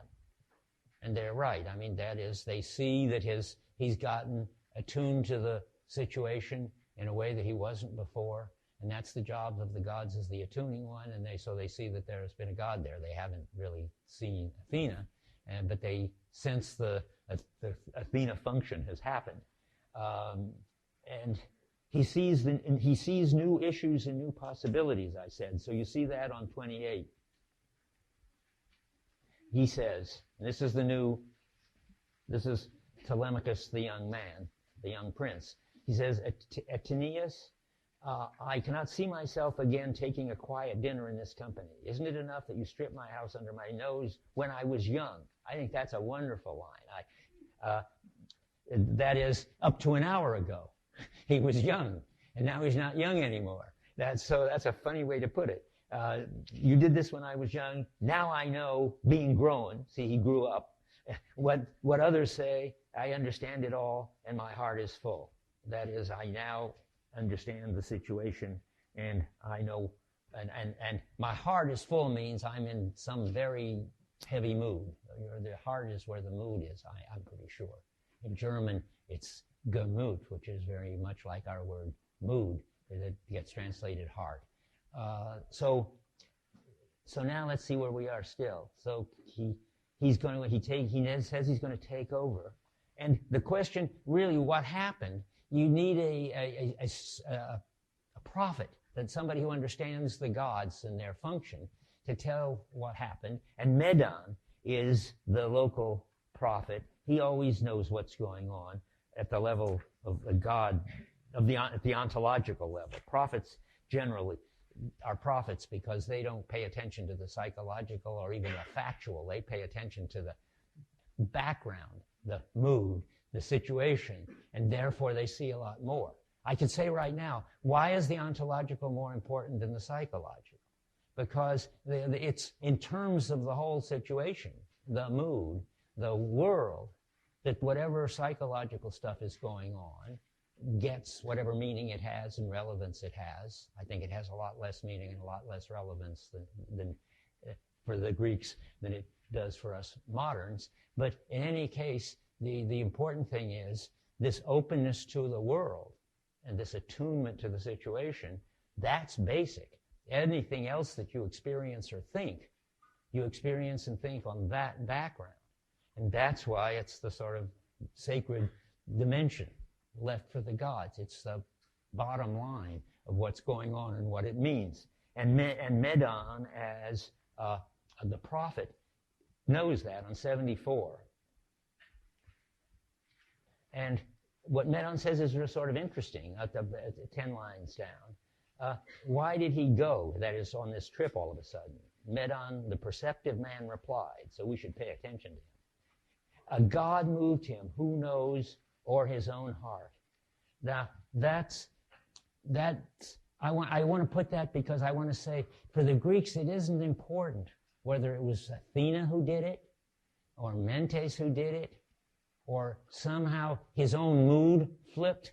What's important is something happened, namely, he got flipped from one world to another, and that's the role of the gods to do that. But they don't have this kind of objective thing about the gods. It's hard to get clear, but that line is so strange and interesting. It isn't as if they're trying to see really objectively, well, was it Medon or was it Athena? They're on some other level. Something ontological happened, and that's what the gods are in charge of. That's all you need to know. If you went up on top, if you ask yourself the question, well, what would they think if they went on top of Olympus and there weren't any gods there having dinner? Would they give up their religion? No, that's because though they sort of talk about it that way, they don't, I think, really think that. They aren't stupid. I mean, they've been to the top of Olympus and there aren't any gods up there having dinner. They think the whole thing in this other ontological way, or they don't even think it. They experience it somehow. That the gods are the name for these events, which are very important, and that's what Dobbs and so forth know. These events are important, but it's not because, but it's not an inner thing, and it's not because they don't understand the cause that they invent these gods to cause it. It's they understand that what's important is whether the person is attuned or not to the world. And they understand, when they talk about that, they talk about it in terms of the gods. So they talk about what happened to Telemachus as something done by Aphrodite, but the prophet himself doesn't care. He thinks, well, maybe it was Athena, maybe it was his own mood. That's not quite the right question, which the right question is, he was a boy daydreaming, and now he's a man, and it happened, he was young, and now he's older, and it happened in a way that is more basic than his just changing his beliefs and his attitude. That's my story about that particular function. Now, I still have 8 minutes, so I'm going to go on, because there's still more to be said about Telemachus. But I want to stop at this point, because this is important to get, and I know you have good questions. Go ahead. The god seems sort of like an abstraction of, almost like a karma type force. Yeah, I mean, karma's hard to understand. Don't compare it. At least that won't help me any. My son is a very religious Buddhist, but when I talk to him about karma, I don't understand a thing he's saying. But this is very hard to understand on its own terms. Abstraction doesn't feel right to me. But you're pushing me in a hard way. I don't know what to call it. There is an ontological level in which people live in worlds, and it's going to turn out next time when we talk about the gods that each god is in charge of a certain world, that Aphrodite, whenever the situation becomes erotic, Aphrodite is around, and people all get attuned to each other erotically or not at all. When it becomes, I've mentioned this already in a lecture back, and when it becomes a question of aggression, Ares is around. What does it mean that Ares is around, or that Athena is around, and that they're shining on the scene? Well, I think it's just calling attention to the fact that the world can become erotic, and that that's something very powerful in which nobody is able to control. And it isn't a question of the willpower of the people involved or the beliefs of the people involved. And that way things are, that there are these ways that the world can show up as aggressive or erotic, or in this case, you can go from being a boy to being a man. All that ways that the world can change and that you can be attuned to it is described in terms of the gods. You've got to have some way to grasp it. And so you say, let's just switch. Aphrodite was there, and that's why Helen ran off with Paris. The main thing is, she was always tends to be in a neurotic state anyway, Helen, and Athena was, different people have different gods associated with it, and she has Aphrodite as hers. And what does that mean? It means something like different people are in different moods and tend to see situations that other people wouldn't see. I mean, that she would see the visitor from Troy as an erotic situation when she's just got the nicest husband in the world and they've just had a child. Well, that's because Helen lives in that dimension. And Homer doesn't keep your eyes open, doesn't criticize her for it. So what am I trying to say? That it isn't inner and it isn't outer, and it's certainly not psychological. It's about worlds and how worlds change, and that's what the gods are in the business of. I think it's hard, but no wonder people like Dobbs and so forth can't understand it. You got to have Heidegger as your guide. Yeah.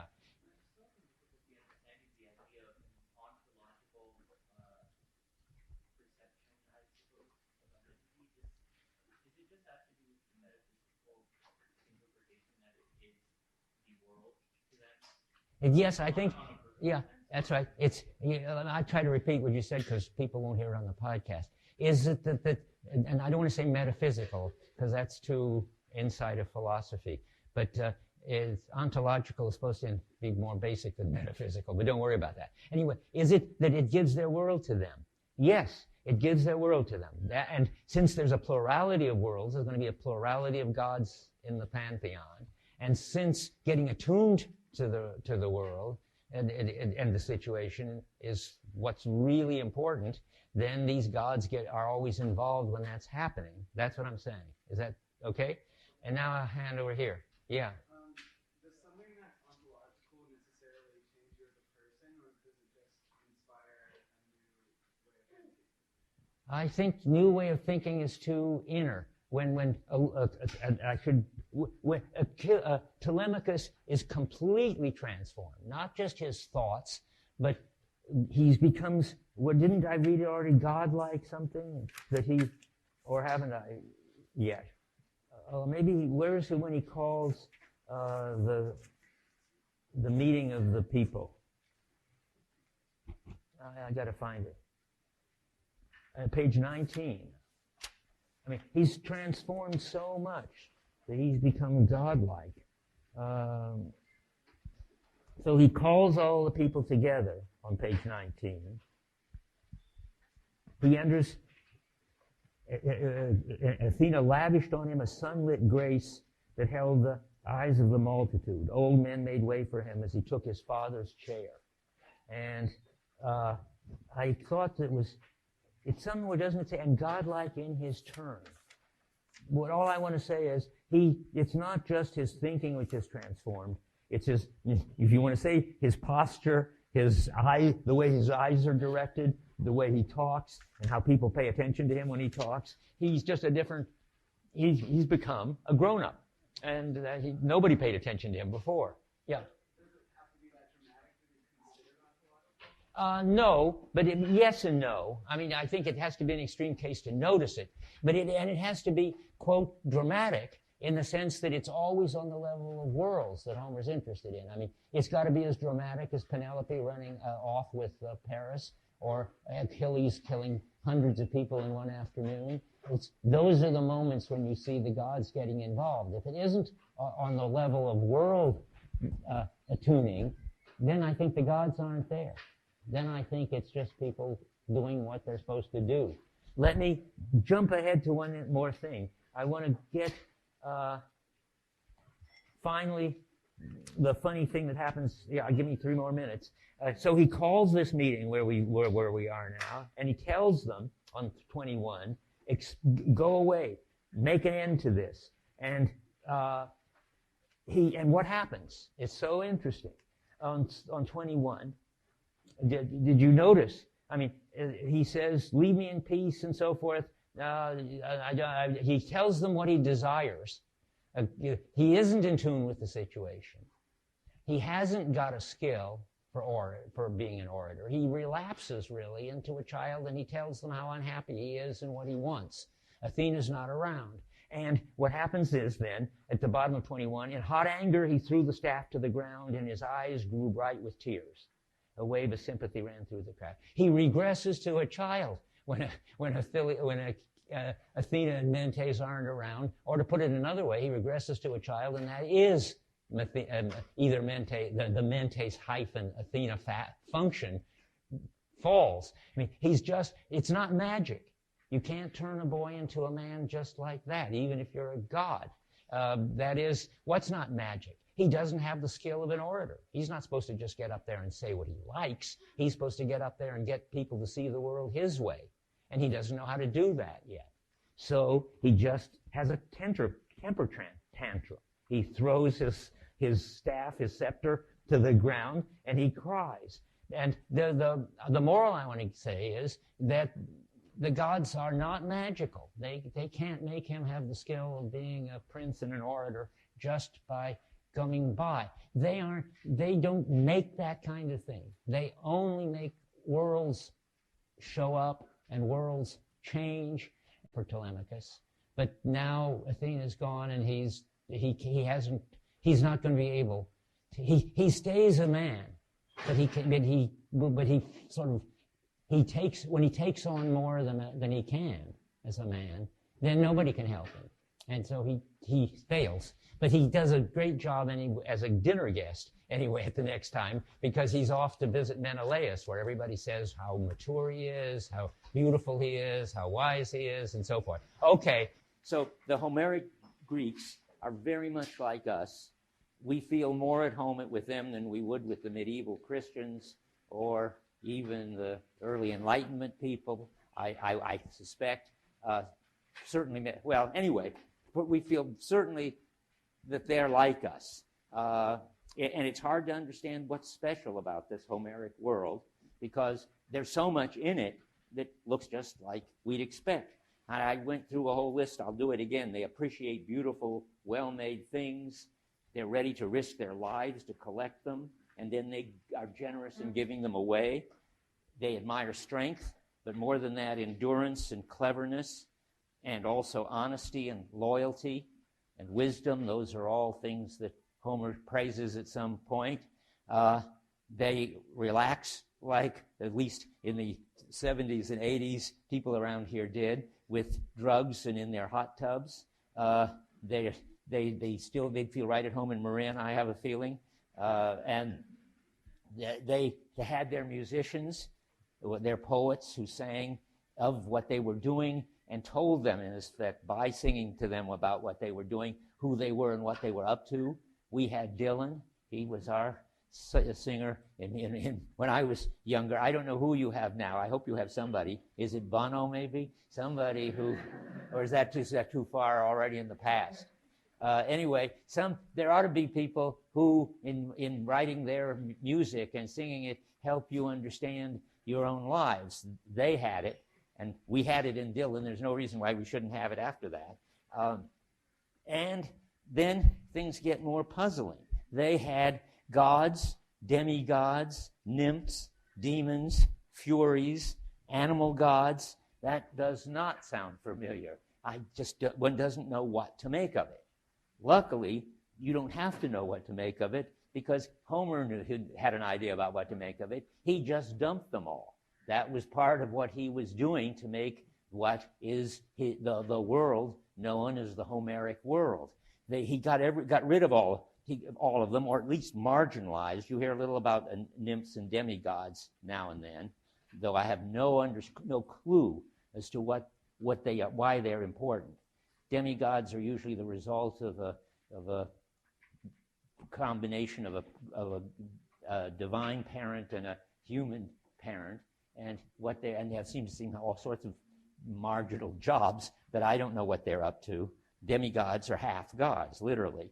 And so Homer just marginalized them and focused all the meaning, all the authority, all that matters about the gods in the pantheon. The pantheon being that list of gods and goddesses that you could make reading the Odyssey. And I've got such a list, and I'm going to pass it out to you next time when I discuss the gods in the pantheon. I don't want to just pass it out today, because I know that by next Tuesday most people won't have it here. So, but I hope I get to it today, just up to it. That's my plan anyway. And so Homer, by getting rid of a lot of the gods, and you'll hear more about the gods, believe it or not, who didn't like being excluded from the Homeric world, they come back, but that's different. You'll see that in Aeschylus. But in Homer, at least, got rid of them, got them out of the center of attention, made them unimportant for a long time, maybe roughly 500 years. He had produced a coherent world with its own source of meaning, its own authority, its own understanding what human beings really are and what things are, what's real and what's not real. And it was a world. That's why we call it the Homeric world. It was a self-sufficient achievement. That makes him perhaps the greatest poet who ever lived, because not very many poets get the chance to originate a world. They'd get a chance to articulate a world. You'll see Aeschylus doing it, and Dante doing it, and Virgil doing it. But it's hard to originate a world from scratch, so to speak, which is what Homer managed to do. Now, more reviews. Then there are these humanists who read this book, and they see that something must have been important, because after all, it held out for 500 years. So they praise Homer's clarity, his understanding of what human beings are, of their mortality, appreciation of their cleverness and curiosity, and then they want to tell you more about what we Europeans now know that Homer didn't know. So they tell us, I read these things from Tivy and Snell, they tell us that we know that we're autonomous, that is, self-directed, rational agents who have the power to determine our own actions, and therefore the responsibility we have to take responsibility for what we do. And from Luther on, the idea grew more and more, from Luther to Descartes to Kant. A human being shouldn't accept any authority or power outside themselves. It's up to them what they do, and it's up to them to choose whatever guidelines they want to follow. But it's finally their choice, on the basis of their inner life, on the basis, the inner comes in there, on the basis of their beliefs and desires and willpower, they choose their life. That's what we know that Homer didn't understand. Now, we, not humanists, but existentialists, Heideggerians, or whatever you want to call us, we think that there must be, and certainly you'll see there are, aspects of human life that we neglect and don't think are important, and marginalize or dismiss altogether, that Homer thought was very important. He was sensitive to stuff in a human life that's now overlooked. to aspects of a world which we don't see as important anymore. And by doing that, he gives us a richer and more meaningful world than we've got now. At least that's my line. That's what I'm going to try to convince you of in the next 2 weeks while we're reading Homer. Oh yeah, read up to book 11, up to page 206 over the weekend.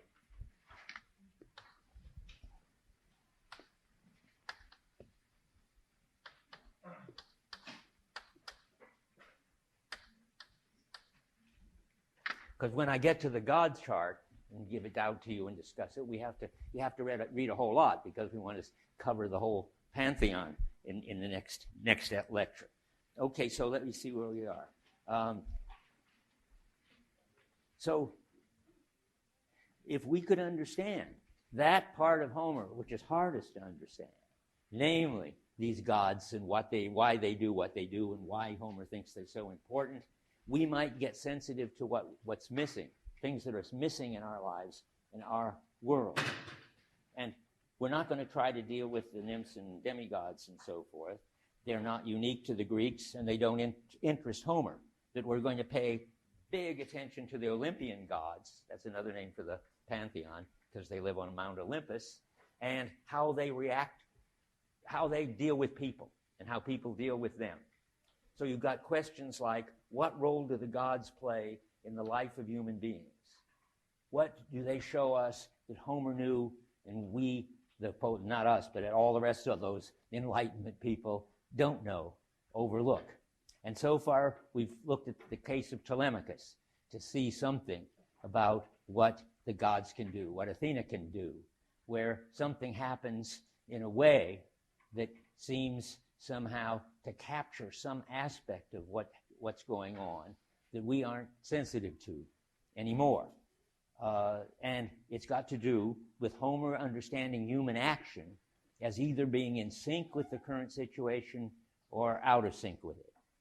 That, in the case of Telemachus, enables him to give what I call an ontological account of Telemachus going from one world to another, from the dim, confused world of a child to a world in which he's in sync. That's a function of the gods that I was calling, they are the attuning ones. Their job, one of their jobs, is to get people in sync with situations. Now, it turns out, I'm going to talk about that later today, they set up the situation and get the people in sync with them. And it isn't as if the situation's already there, exactly, and they just get people in sync with it. Getting people in sync with it makes it the situation it is. If you think, we'll get back to it, that an erotic situation, it isn't an erotic situation unless you are experiencing it and seeing it that way. It isn't as if it's already just there, but your seeing it that way is what makes it have an effect on you. It makes it exist, so to speak, and have an effect on you. This sounds mysterious, so it'll be unmysterious when we finish talking about Telemachus and Aphrodite and her relation to Helen and Athena's relation to Odysseus. That's sort of the outline of what we're going to say today. Maybe that will help people from getting lost in case there are people who want to talk.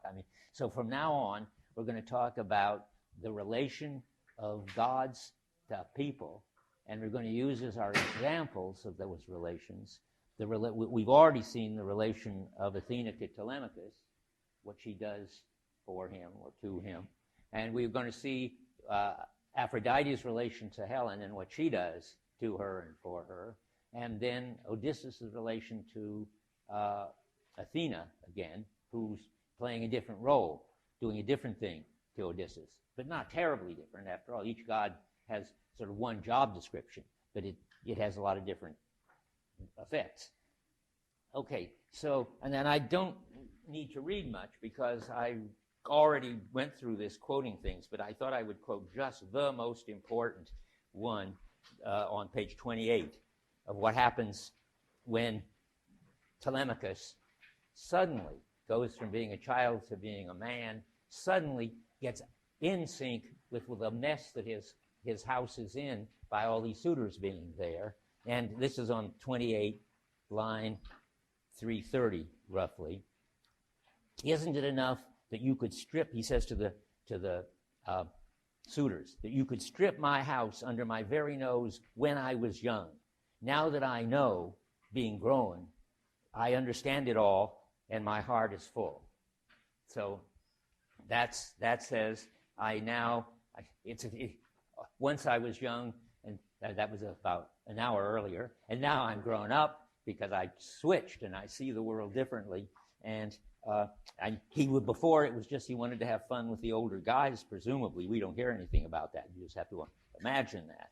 And now he's head over heels in tune with the politics of Ithaca and his role as future king. And that means he sees the world differently. And that means he sees different possibilities for action that are attracting him.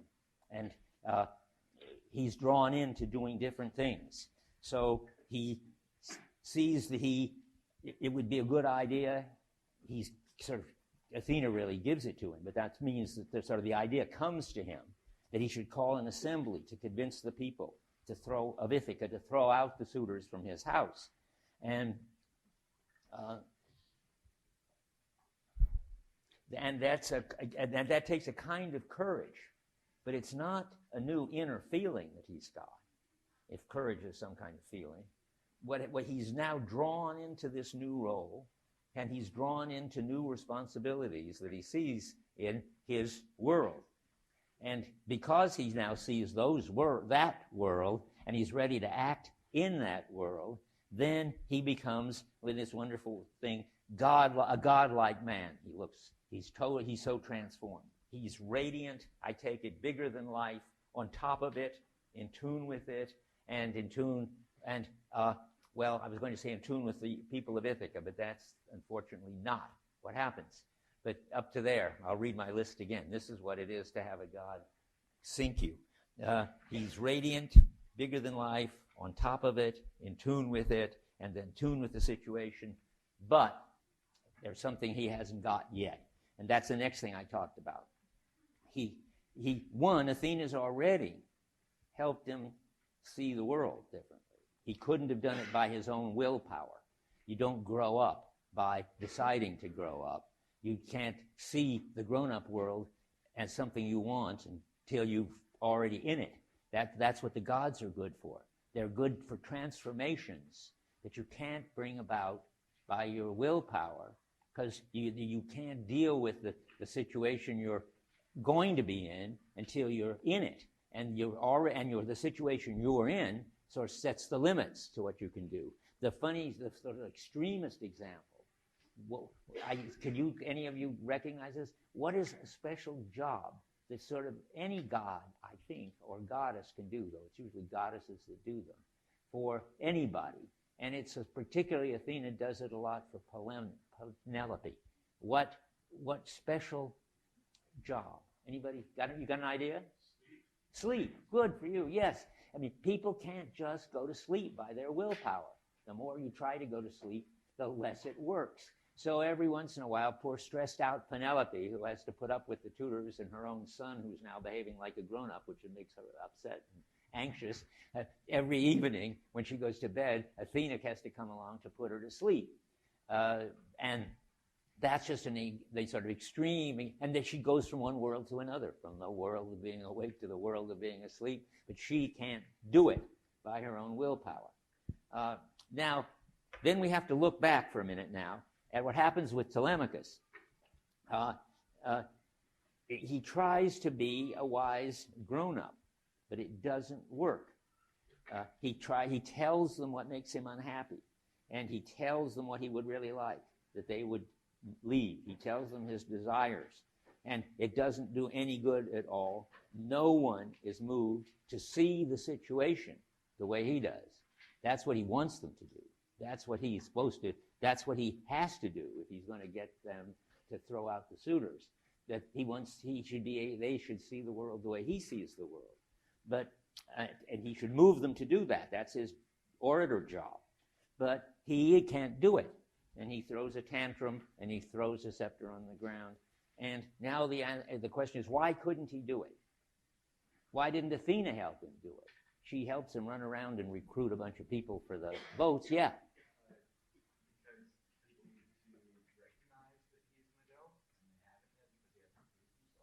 No, I think they do. They see that he's radiant. They make way for him, remember, as he sits down in the Odysseus' chair. They're ready to treat him like an adult. But there's something he hasn't got. Well, I think, yeah. I can't hear you. Experience, right. He hasn't got the experience, and that means he hasn't got the skill to do it, to be able to stand up and get things to see it in his way. I was thinking about it as I wrote it. I mean, all of you, how many have seen The Matrix? I should think everybody. Has anybody not seen The Matrix? Maybe time is going into the past. But anyway, you see The Matrix. It's a terrific movie, the first one, and stay away from the second two. But in The Matrix, remember that person with no experience flying a helicopter? They put this sort of chip into the machine, knows how to fly the most complicated things immediately in the helicopter. Well, it's not like that, and she can't give him the experience and the skill. He's got to actually learn it by doing it.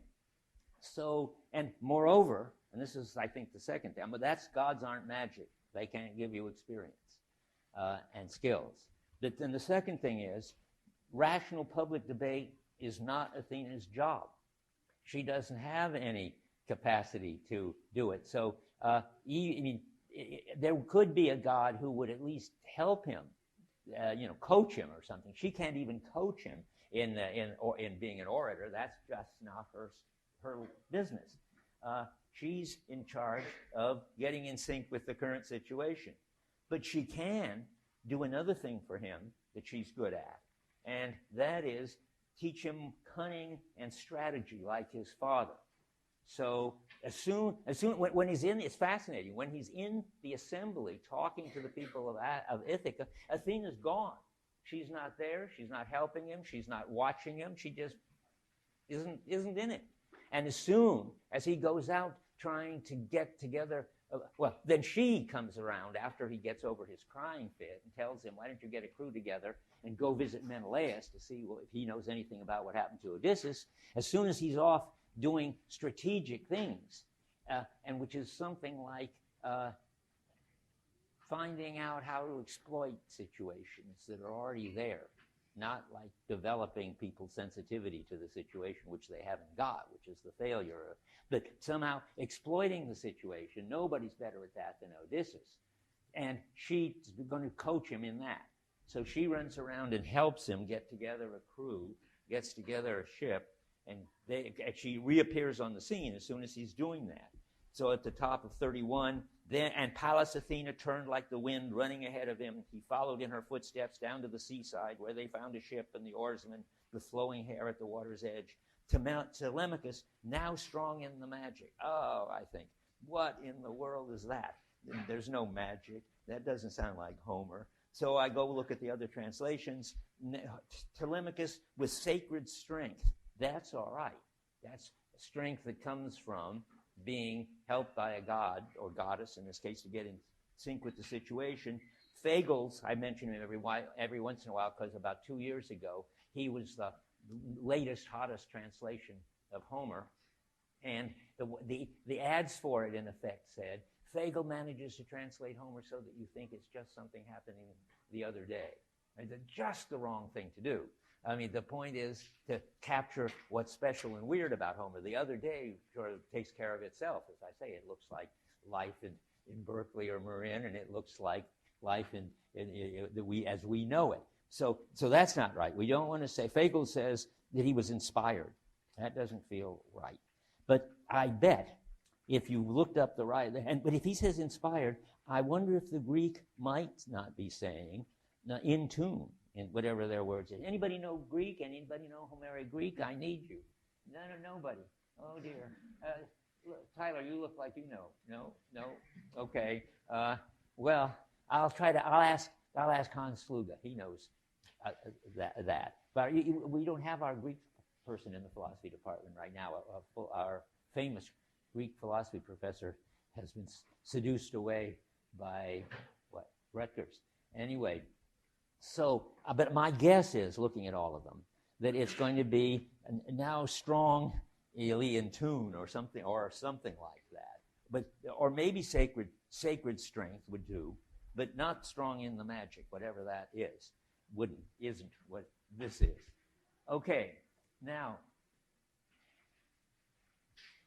anybody want to say anything about that? Because that's just my summary of if you were lost last time, you should be found. And I hope you weren't bored by my saying it again if you weren't lost. This is my attempt to do both things at once. You've got to keep giving me feedback. Come to office hours and between 2 and 4 and complain if you don't get a chance to talk, and 2, if you do. Different people will complain. Okay, well, tell me now. We're going to go on unless anybody wants to say anything about that.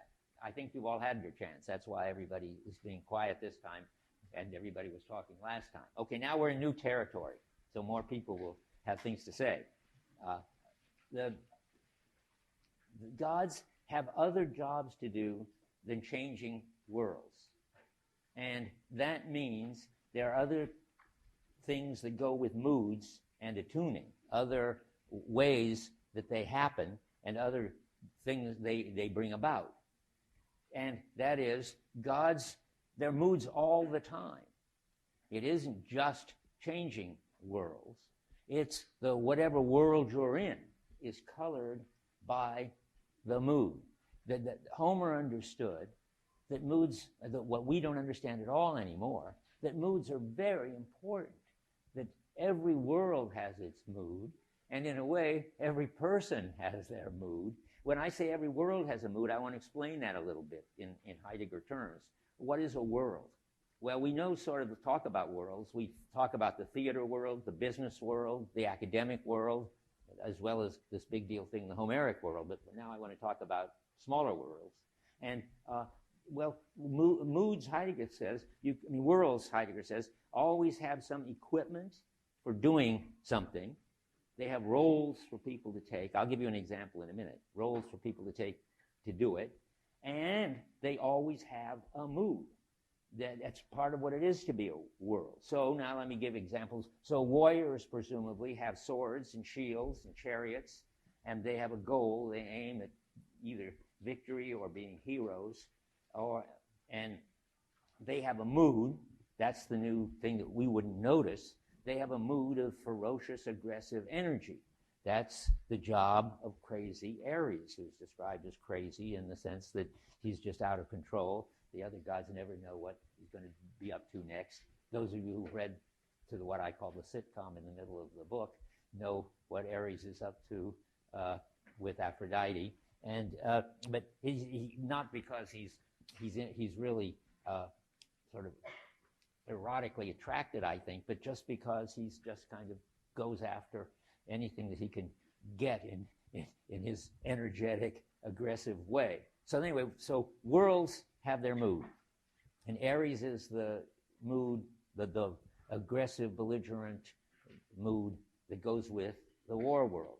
Lovers have their equipment, perfume and silk sheets, and so whatever, and lots of jewelry that they're very pleased with in Homer. And they have a goal. I take it roughly. They strive to make each other happy, and they have a mood of tenderness, recklessness, erotic pleasure, all of those aspects that the gods bring out in various situations. And their goddess is the irresistible golden Aphrodite. But that mood, she's the mood that goes with the lover's world. So, and in every case, the mood determines what stands out as important. You see everything in the light of the mood. If you're in the Aries mood, you see everything as a chance to fight and win. If you're in the Aphrodite mood, you see everything as a chance to have this wonderful relationship. And what it makes sense to do, and this is crucial, is determined by the mood. It's not trivial at all that there is this mood. Otherwise, it wouldn't make sense. If you weren't in an erotic mood or an aggressive mood, you wouldn't know what it made sense to do. And in a way, of course, we still understand that. It's just that we don't see how important that is. And Homer understands it and thinks it's so important that he has a god doing it and keeping track of it.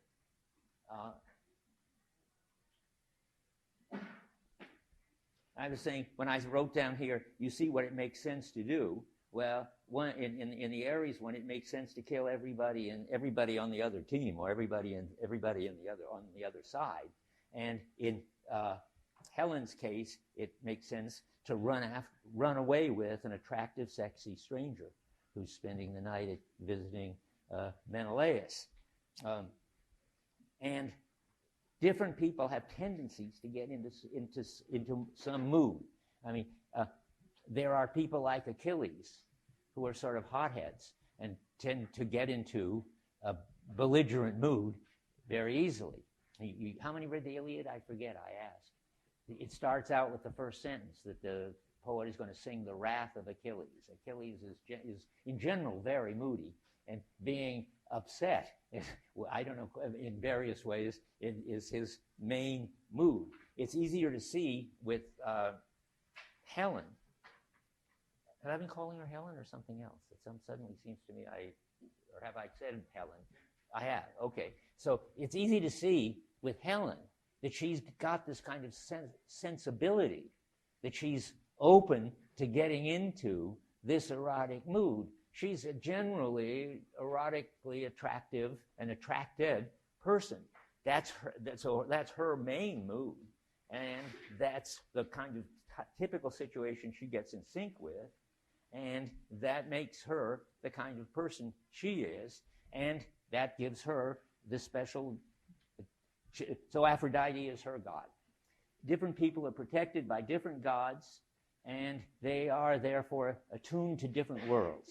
Not that Helen can't get angry sometime at the suitors, or the suitors can't, maybe they have sex with the serving girls, but maybe they actually get erotically involved with the serving girls. They might, but it wouldn't be their main way of acting. So each person has got a sort of dominant mood. And people are always in a mood. Homer understands that. And there's always some god or other sort of watching over them. And the god that watches over them, or the mood that they tend to get in, governs the kind of lives they lead. That was my next thing. And it's just when you read sort of any kind of philosophy books in what's called moral psychology, which is where people should be talking about moods, they don't have any sense of how moods are. They think moods are inner. They think that moods somehow are directed to some things outside, but there's some kind of feeling, and a sort of fleeting feeling, not so important. The idea that moods are sort of are outside, that they're the world you're in, that it's not, I think I said last time, it's not that there are moods in you generally, although you might have a mood in you. Generally, you're in a mood. That's the aggressive mood, or the erotic mood, or in Odysseus we'll get to in a minute. His how to describe his mood is complicated. So here's a new job for moods then. Remember I said moods have other jobs than changing worlds. People can be swept away by their mood. That is, moods come over them, and they are out of control. Most of the time, moods are coming over them and they're out of control. Maybe all of the time. I mean, being under control, keep your eyes open. In the Odyssey, there's only one person who's under control, and he's considered very special for it. Who would that be? Who is completely cool under all conditions? Odysseus himself, yes, that's his special thing. He's always sizing up the situation. I'm jumping ahead. Remember, we haven't gotten to him yet. So let's see now. So one is always in a mood, and you're possessed by the mood, and you can't choose to get into them. You can't choose to get out of them. Yeah. Really always in control. I mean, like they talk about how on Calypso's island he's just sobbing on the shore the whole time. I see. Well, I mean, I guess it's kind of a hopeless situation. yes. Well, I shouldn't say he's always in control. Did I say that? That's not right. But because like anybody else, he's taken over by moods, and he's in the mood of being homesick right there. Yes. what he's mostly in control. Well, save that again till I get to him. And if I haven't explained better what I mean by that he, remember, I want to remind you that it may be that though his mood is to be always in control, or almost always, he can have these exceptions. And sitting around crying because he's homesick is not somehow part of the world of Odysseus. He's really being very uncharacteristic to be doing that.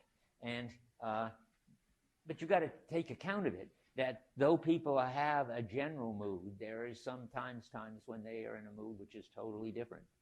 And then it's out of, certainly, but in all cases, the mood is out of control. That's how moods are. You can't choose to get into them, and you can't choose to get out of them. That's very important. If you don't like the mood you're in, suppose you're in a disgruntled mood, well, you can't get out of it because it reinforces itself.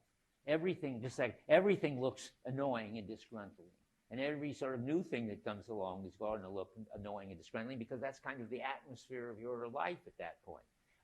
And if you're in an upbeat mood and everything looks good, the same things that looked annoying and disgruntling can now look like challenges and something, opportunities and so forth. And you're promoting your upbeat mood. So moods not only take over, they sort of settle in like the weather, and then they promote themselves. All of this is something that Homer, I think, understands. So keep your eyes open for how much Homer understands about moods. Of course, we all recognize that, but somehow we don't think it's important in our lives. They're just somehow we've been able to just ignore it. Go ahead. Is it that Odysseus? Go ahead. Is it that Odysseus is aware of the effects of moods and mechanics of moods, that he gets like kind of continuity from it, like because he's aware that like if the sirens, if he hears the sirens, he'll get taken over by this mood. He instead chooses to try and self-manage as what it is. That's good. Yes, he's so clever that he manages in a way to sort of psych out the moods. And once you're in it, it's too late. But to like the even more the lotus eaters that he goes by, if he gets pulled in by the lotus eaters and their song, he would just sit around and eat this happy opium-like stuff for the rest of his life. And so he knows that. And so he doesn't let himself get into those moods. He steers away from them, or he ties himself to the mast. You're right. He has a sense of that. Yeah. And in the book, when Telemachus was talking with Menelaus, there was this part where they're both crying about all the previous dead, and all of a sudden, I think Nestor's son says, "Hey, why don't you snap out of it?" And then they all just stop crying all of a sudden. So they just snapped out of it voluntarily. Who says to snap out of it? I forget. On page 58. 58. Let's look. Yeah, when you talk and you have something you want to make a point, tell us where to look. Okay, let's look. Okay.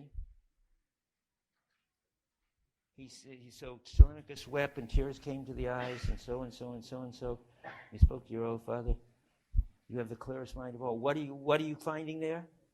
When you get to 59, in the top it just says, "Oh, you're right. Let's stop crying now." Okay. You have the clearest mind. Yeah. By the way, while we're at that, I'm glad you brought up that page, though, because it's important to know in a minute, just I haven't quite got there yet, that Helen is the daughter of Zeus. Helen is some very important person. And it's very interesting the way she behaves, because she, from our standards, doesn't behave in the right way at all. But we've got to understand that from Homer's point of view, she's a super lady, very, very admirable. So let's go on with this. We'll get there in a second. Where am I? See. Okay, the mood, you can't choose the moods. You can't choose to get into them. You can't choose to get out of them. They limit your freedom. You aren't guilty for the moods you're in. You're not responsible for the moods you're in. This drives autonomy, enlightenment people up a wall. That's why moods have been repressed, so to speak, out of the story.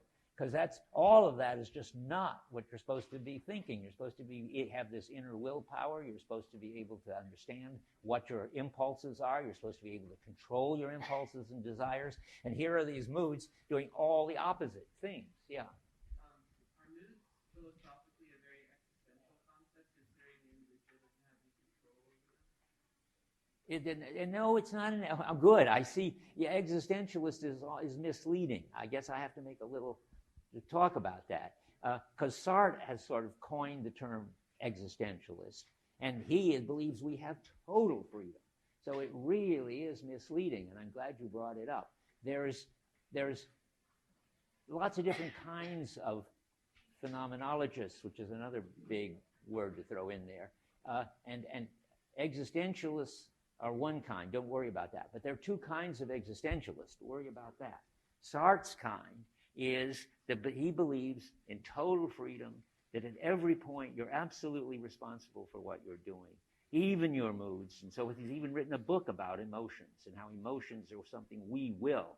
When things get to be too hard for us to cope with, we decide, so to speak, to get into some kind of mood or emotion which keeps us from having to do anything or be responsible. But we are responsible because we chose to get into that mood. Sartre is extremely like that. The big enemy of Sartre is Heidegger. Only Heidegger came before Sartre. Heidegger wrote Being in Time in 27. Sartre wrote Being in Nothingness in 45. Sartre was very influenced by Heidegger, but he thought that Heidegger got one thing really wrong. He didn't understand the importance of total freedom. And Sartre isn't interested at all in the fact that Heidegger goes on and on about moods. Everything I've said about moods, I wish I was smart enough to have come up with it and see it as the way it is in our time, because we've so covered it up. Well, Heidegger's the one who's written a whole lot about moods, and for that he naturally didn't like Sartre. He really didn't like Sartre's stuff. I visited Heidegger once, and I saw on his desk that he had the German translation of Being in Nothingness. And I said, "Oh, you're reading Sartre. What do you think of it?" And he said, how can I begin to cope with such crap? And that's because, and that back to you, it's a claim about total freedom, which Heidegger feels is just totally misses the way it is to be a human being.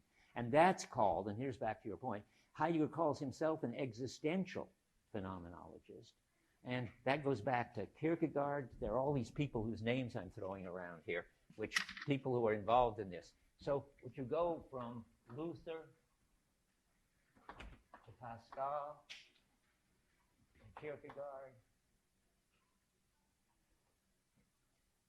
And Kierkegaard in 1850, roughly, was the first to call himself an existential thinker. But and then it starts, and then he does, and then Heidegger does, think of himself as an existential thinker. And then Sartre, who isn't really, I don't even want to put him in this tradition, because he's over here turning this into existentialism.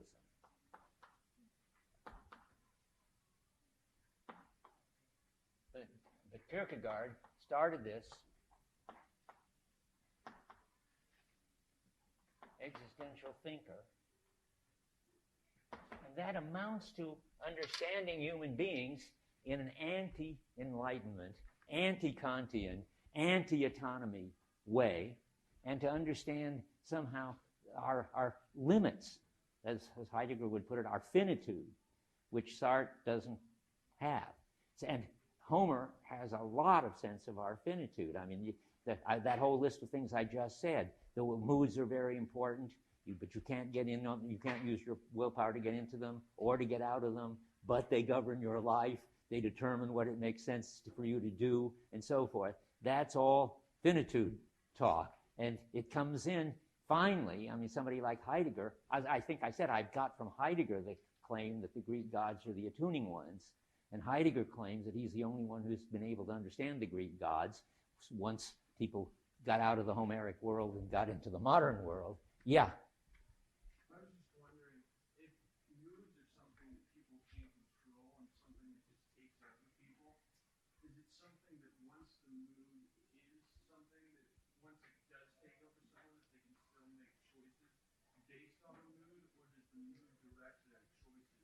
Good.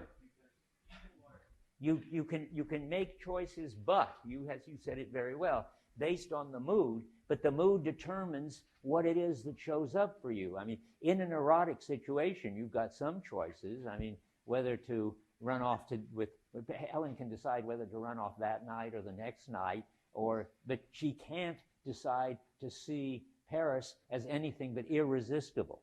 And there's nothing, I mean, she's fully under the influence of Aphrodite, and Paris is irresistible. And so you really don't have choice.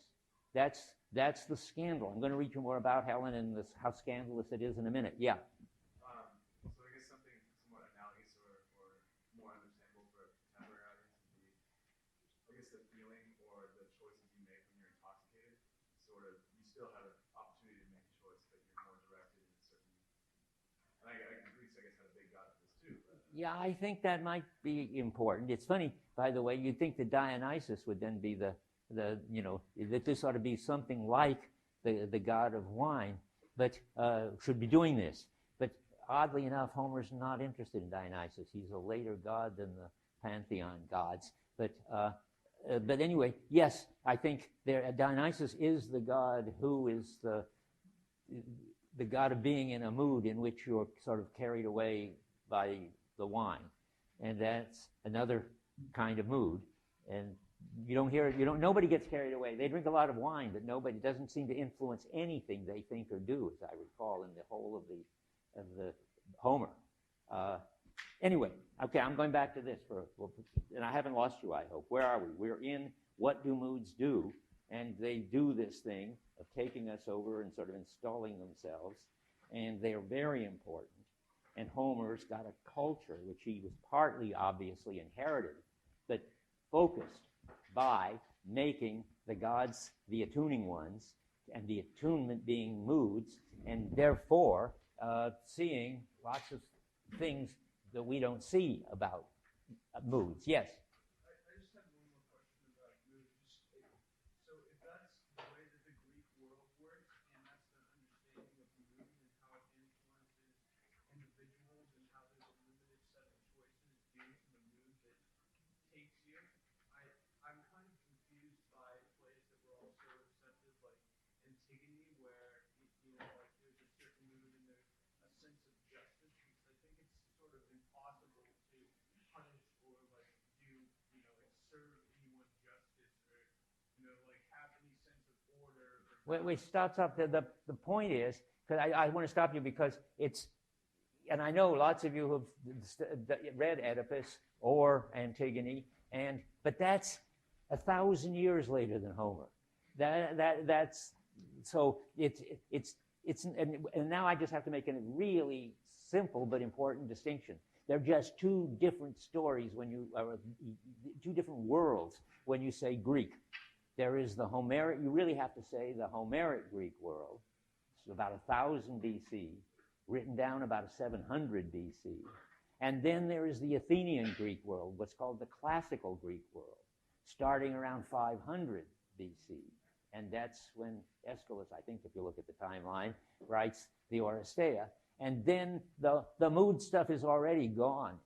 In fact, the whole Homeric world has been turned upside down when you get to almost. I can't explain that yet. When you get to, well, I'll tell you, but don't worry about it or think about it.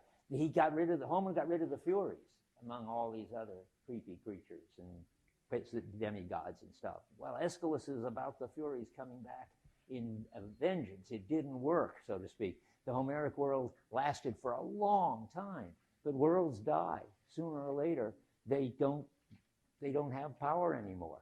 And the pantheon doesn't have power anymore, or at least is struggling to keep its power, and the Furies are coming back, and this is a whole, and then we're in the other Greek world. We're in the problems of classical Greece, and responsibility and moods and all will be different. Yeah? Even in Homer, in the Iliad, wasn't Achilles given the choice, and wasn't he considering the choice between going to Troy and living forever in the minds of people and not going to Troy and Yes, he was good. We're going to get to Achilles. I don't know if you've read far enough yet, because I don't remember where it is have you read the part of going to Hades yet in the assignment? Okay, you're going to see in this new assignment, Achilles makes an appearance. And the issue that you're talking about, that Achilles has chosen a short and glorious life instead of a long, happy, normal life, and that he now is going to tell Odysseus what he thinks about that choice. But your point that he had a choice, it was given to him by his demigod mother, I don't know what to make about that. See, what I really am afraid of, and I just have to say this and then put it aside, I don't understand the Iliad. I think the gods behave in completely, impossibly confusing ways, and they're on the wrong side sometime, and they change sides, and they do silly things like Apollo making somebody's horse talk to him and so forth. That's sort of magic. That's not the right thing for gods to be doing. And what I really think, and this is just totally without any evidence, and probably, I wish it were true, probably isn't, there's all this discussion of whether it's the same guy who wrote the Homer. Whether there was any Homer at all is a problem, because this was all put together before it was written down. But let's suppose maybe there are two different, people say, well, the Iliad was written when Homer was young and the Odyssey written when he was old. That might be. I think there are two stages in trying to get this new culture off the ground. And the Iliad hasn't got it together yet. It's got the pantheon in there, but also the demigods and all kinds of strange creatures and creatures with capital R's, like Rumor is running around doing this and so forth. And then comes the next person or group or whatever and takes this and articulates it and makes this new world completely coherent. And then the gods all better behave the way they're supposed to, the way I'm reading them. So in a way that I can't, so I'm sorry if I can't make sense of the Iliad, and I think it's sort of presumptuous of me to blame the Iliad, but that's the best I can do. Yeah. I think the difference is just that the Iliad has to focus on so many different characters and so many different lives, and this just focuses on two people. But I think that the gods are really similar, like their actions and people that they help, like in the Iliad and the gods. Well, I mean, even moods are so different. I mean, the main character, Achilles, is moody, but he's not got no god for moods. He gets into the angry fighting mood, he gets into this grieving mood, he gets into this annoyed with Menelaus or Agamemnon mood, he gets into this compassionate mood. He is extremely moody, and the gods don't seem to be doing any attuning. In fact, the only thing that the god does in the Iliad is to grab Achilles by his ponytail and keep him from driving his sword into Agamemnon. So we could talk in office hours, but I just wash my hands of the Iliad. He has no place in this course. And don't think about it. And don't think about the Electra or Antigone or Oedipus either, because that's just a different world. So one is pre-Homeric world, and the other is classical Greece, and I think is post-Homeric world. And then there's this beautiful moment, with a moment which lasted 1,000 years, which is the Homeric world. That's my story. Okay. Yeah. Sorry to go back to this, but I just want to give one more shot. If you go to page 59. Okay, back to 59. I still got mine open to 59. Okay. Line 228, it says, "Come, we'll shake off this morning mood of ours." And then that's because of Nestor's son request. And at the very bottom of page 58, it says, "It is not too much to ask, and let us not weep for waiting hours after supper." So they just choose not to be mourning anymore, in the morning mood. He can't choose to stop mourning. He only manages to stop mourning when the gods decide that he should go home. And he's got to stop being happy with Calypso. That gets decided in Olympus, I think.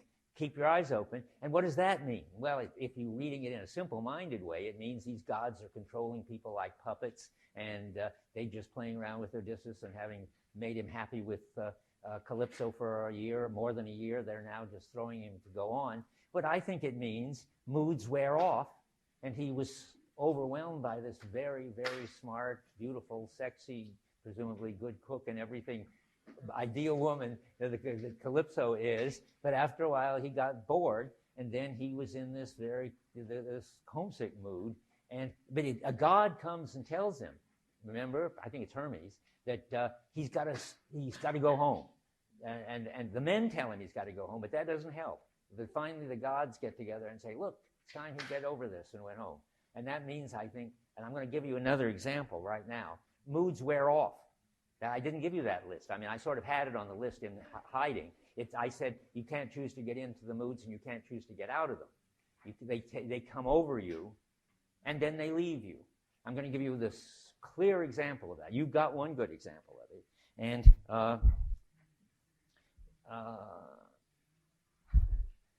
we keep open the page he's got to, because it's exactly what I want to talk about next.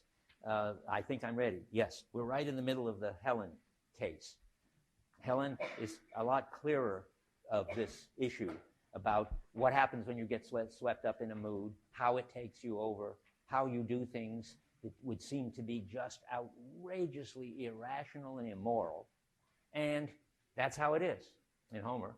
Then you just do them, because that's how moods are. But you got to see it in Helen, because you got to realize all as you read this, Helen is the daughter of Zeus. Helen is a super lady. She's the smartest, most beautiful, most clever woman ever. So now, what happens with her? Well, now, by the way, I'm going to read this, because I wrote this out as a paper at one point, and I liked how I wrote it, so I'm going to read it. At a lavish dinner party organized in honor of Odysseus, in front of her husband Menelaus and all their aristocratic friends, Helen tells the sensational story of how she long ago left behind her husband and their young child to run off with a handsome, irresistible house guest, Paris. This is on 60 and 61. So at the no, that's not what I want. Yeah, I guess that's as near as I'm going to get. She talks about the mad day at the very bottom of 60. The mad day Aphrodite drew me away from my dear fatherland, forsaking all, child, bridal bed, and husband, a man without defect in form or mind. That's what happened to her. She got swept away by a mood. And what's most shocking about the scene is that no one is shocked. This is what you guys are getting at. None of the guests exhibit moral outrage at Helen's behavior, neither that she ran off with Paris in the first place, nor that she thinks it's a fitting story to tell at this dinner party. And indeed, Homer's unqualified admiration for Helen is apparent. Menelaus congratulates her on the story as if it made her look good. And it's important, I think, that he's not being ironic. Because she tells all this story, and at the top of 61, the red-headed Captain Menelaus says, "An excellent tale, my dear, and most becoming." Now, that's interesting. Now, you could say, oh, boy, is he being ironic? That's a good excuse. You blame it all on Aphrodite, and you look good. But that can't be what's happening. It can't be what's happening because, one, she's the daughter of Zeus, and two, if you get to the very end of that book, you find out that she is, quote, peerless among women. I'll have to... Where is it? Well, we'll get there. I don't remember. But it's clear that Homer admires her. Maybe it's on... I do want to go find it. Yeah, it's 62 at the top verse.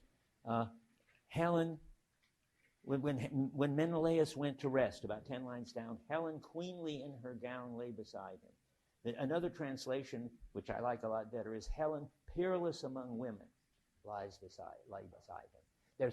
She's done this outrageous thing. She's left her husband. She's left her son. She's, in effect, boasted about it at the dinner party, and everybody thinks, boy, she's such a great lady. Yeah. I found in the middle of page 57 that something that Helen said that would contradict, I think, what you're saying. Uh-oh. She says, there was something then, bearing all for the wanton or went on, I don't know the word, but I looked it up, Yeah. that I was, and so that would mean that she... That's right. That's good. That's very good. What happened is that people could have soon, after it was written, I read this, people were so upset that Helen didn't get the punishment she deserved that they rewrote the Odyssey in various ways to make Helen repent and the wanton that she was, as he puts it, and to make Helen in some way punished. But we have to look at that translation, because look at the bottom first, where it says, where is it now? Where he repents. My heart saying, no, there's a place where they say that she repents and she doesn't. Bottom of 60. Oh yeah, good, right where I was. And this is about, I'll get back to his point, that this business about how moods wear off. The Trojan women were happy they had just won some victory, I forget what. They raised a cry, but my heart always equals mood, I think. It's you can see it better in French, where cœur is for heart is in courage and so forth. And in German too, there's a word that which is sort of the source of all moods. You need something like that. So I think, and here it's heart, I think. So the Trojan women raised a cry that my heart sang, for I had come around long before to dreams of sailing home. Let's start with that. Another translation says, my heart had changed now. But then obviously the attraction of Paris wears off when he comes to her bed after running away from Menelaus in their duel, you'll see later. She is not too happy to find him there. So, and she says, I had come around long before to dreams of sailing home, and I repented the mad day that Aphrodite drew me away. Repented, I went to the other translations immediately, my hair standing on end, and it turns out grieved for, Lattimore says.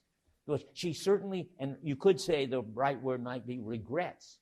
I mean, she does not think, after she falls out of this big attraction, she no longer feels glad that she ran off with him, because she doesn't find him attractive anymore, and she's missing her husband and child. But she doesn't repent. That's just wrong. And it is a mad day. It was mad for those two to be so attracted to each other that they were ready to risk everything like that. The gods are against guests running off with the wives of their host, and it was going to lead to bad things, the total destruction of Troy. But at the time, they were having a happy madness. And then she regretted it after maybe 5 years. I don't think it tells us how long she found Paris attractive before she got bored with him. But I think it's clear, and if only I had somebody who could read ancient Greek, I would certainly check the Lattimore. But it must be the case that, of course, she regretted it. You don't have tremendously bad consequences. But that doesn't mean that she feels responsible for it and guilty for it and repents it. That I don't believe. Where's the wanton? What line is it? I must have marked my other translation.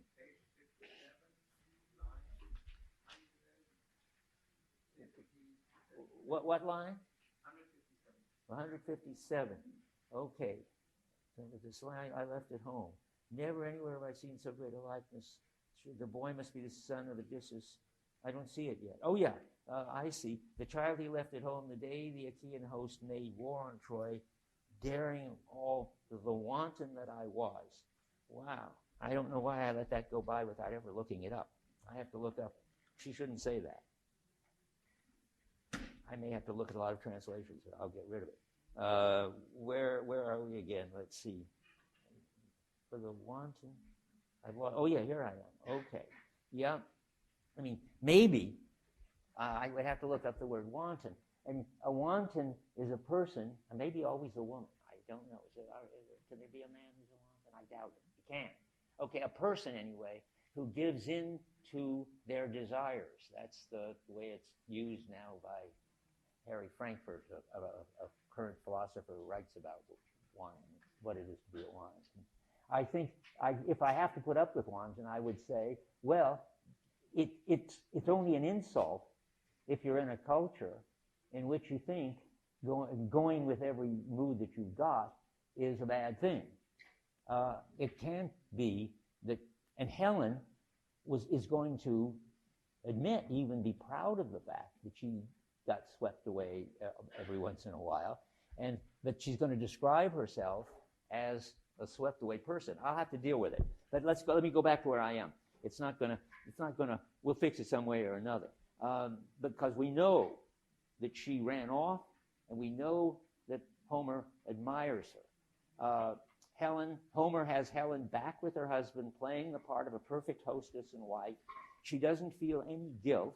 She doesn't repent, although she regrets this mad fling, and she calls it mad. Now, and the mood wears off. So you might try to attribute this scandalous scene from beginning to end to the fact that Helen has slipped drugs into everyone's drinks, which she has. We were just at that point where she puts opium in their drinks.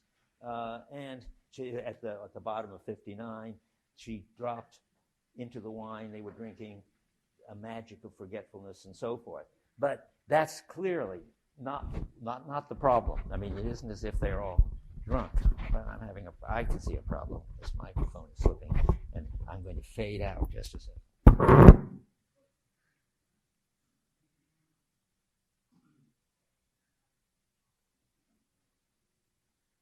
What am I hearing? Oh, the lecture across the way. Okay.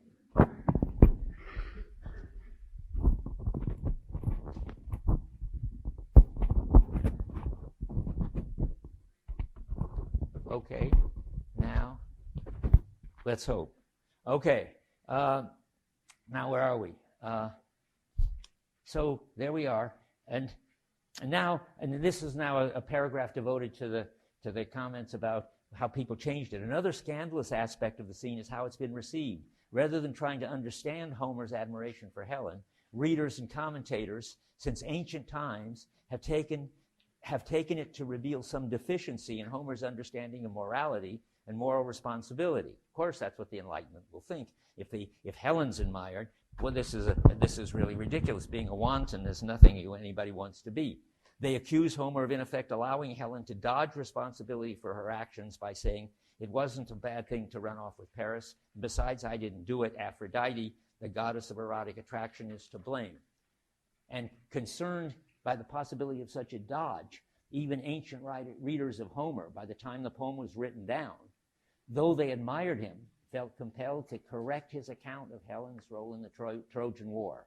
And there are alternative versions, I found reading a book about this, of Helen made to pay for this by bad things happening to her. And contemporary scholars also don't take Helen seriously. They don't take this episode seriously. Nobody I know anywhere discusses it. And, of course, Bruno Snell, again, would say, if he did, that that's because the Greeks haven't discovered the notion of freely chosen actions, and they're not capable of holding one another responsible. They blame the gods. And he says, we believe that a man advances from an earlier situation by an act of his own will. By contrast, Homer's man does not yet regard himself as the source of his own decisions. If Homer wants to explore the source of an action, he has no other course than to say the responsibility lies with a god. But he's missed it completely. I mean, maybe one doesn't like anymore a culture in which moods are allowed to play such an important role, and people are allowed not to take responsibility, that Snell doesn't even see that it's about moods. It's not just about gods. So what is so great about Helen then? That's the question.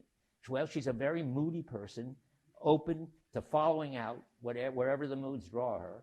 She's always ready to let herself be led by some god, and no one ever blames her. The weirdest case is this one on 61, when they're in the Trojan horse, and then this I can't understand completely. It's so strange. But Helen gets the idea of, in effect, exposing them. Though she doesn't understand what she's doing, they say how it looked from inside the horse on 61. All of a sudden, you came by, I dare say, drawn by some superhuman power that planned an exploit for the Trojans. All of a sudden, you came by, they're saying, somehow in a kind of trance, led by a god to do something very bad to the Greeks. And then 3 times you walked around the horse, patting it everywhere, and called by name the flower of our fighters, making your voice sound like their wives, and so forth and so forth. And finally, Athena led her away. I don't know what's going on there. That one thing is sure, nobody blames her. Nobody says, boy, oh boy, you're the ultimate traitor. Here you are, betraying your own people whom you claim that you still love and care about. She somehow lost her judgment to some strange mood I don't understand. She was trying to help the Trojans, and under the influence of some mood or other, does this thing. She's not blamed for it. She gets back her good judgment when Athena leads her away, but nobody sort of thanks Athena. That's getting too far for me. I mean, but that's what Homer says. So you've got to sort of try to figure out what it means in that world. In that world, it means the receptivity to moods is so important for making your life meaningful, for giving you guidelines, for making it so important that you could run away with somebody like Paris, or so important that you could try to kill somebody the way Achilles tries to kill Agamemnon because he's angry with him and so forth. That's a different culture. It's a sort of a hot culture instead of a cold culture. It has advantages and disadvantages, but that's how things look if you're impressed by the power and importance of mood so that they have a sacred authority and give your life meaning and make it possible for things to be taken seriously. I'm going to come back to this in the last lecture. That it's moods, it's because of moods that things matter to us. If you start playing down moods and saying, well, they're not important because they take away responsibility, that's a trade-off. Yeah, that's right. If a culture plays down the moods so that they aren't important because they think autonomy and responsibility is important, they are in a big danger of losing what matters. Because the basic source of anything mattering is the erotic mood or the belligerent mood or other moods we're going to get to when we talk about the pantheon. Now, that's fine. Anybody got anything to say? Otherwise, I want to go on to Odysseus, because that's what I hope to finish it. I could finish it. So what about Odysseus? Well, he's in a very different... Well, but if more important, if anybody wants to say anything more on this issue, I can do Odysseus next time. Okay, good. Ian. Right. I'm sort of convinced by some of the students' questions about some limited role for choice, and I feel like maybe your reaction to them is based on a false dichotomy, that you're taking too strong a line because you want to deny complete choice.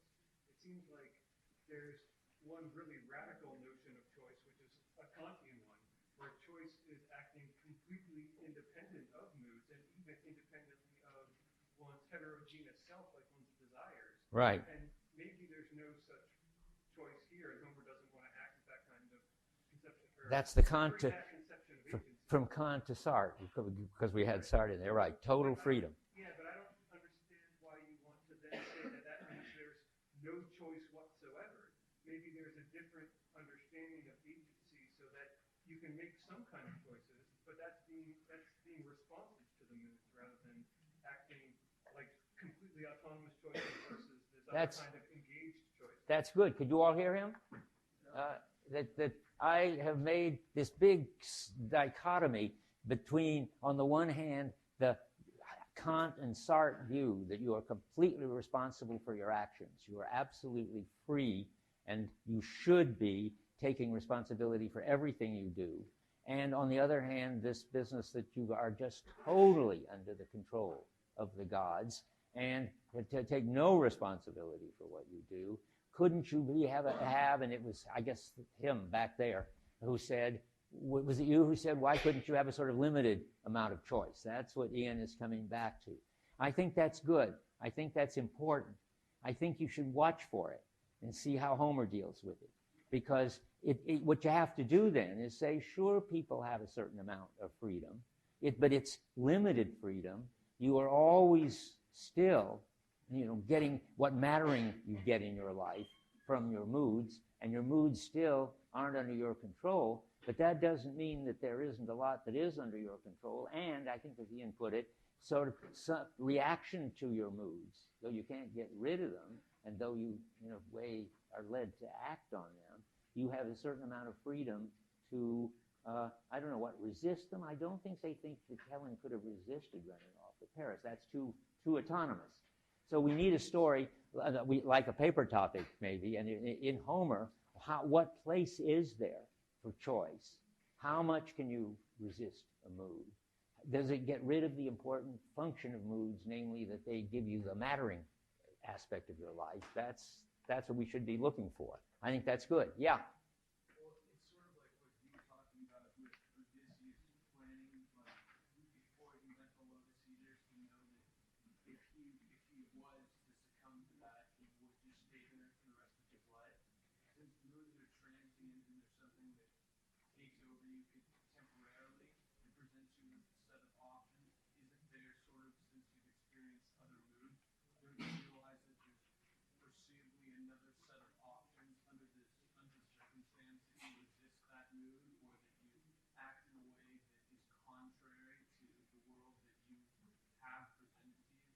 Well, maybe, but I don't think that's a good example, because your story would have to be like this, that all of a sudden they got themselves so close to the Lotus Eaters, or the Sirens, it would be the same, that they were zapped into that mood.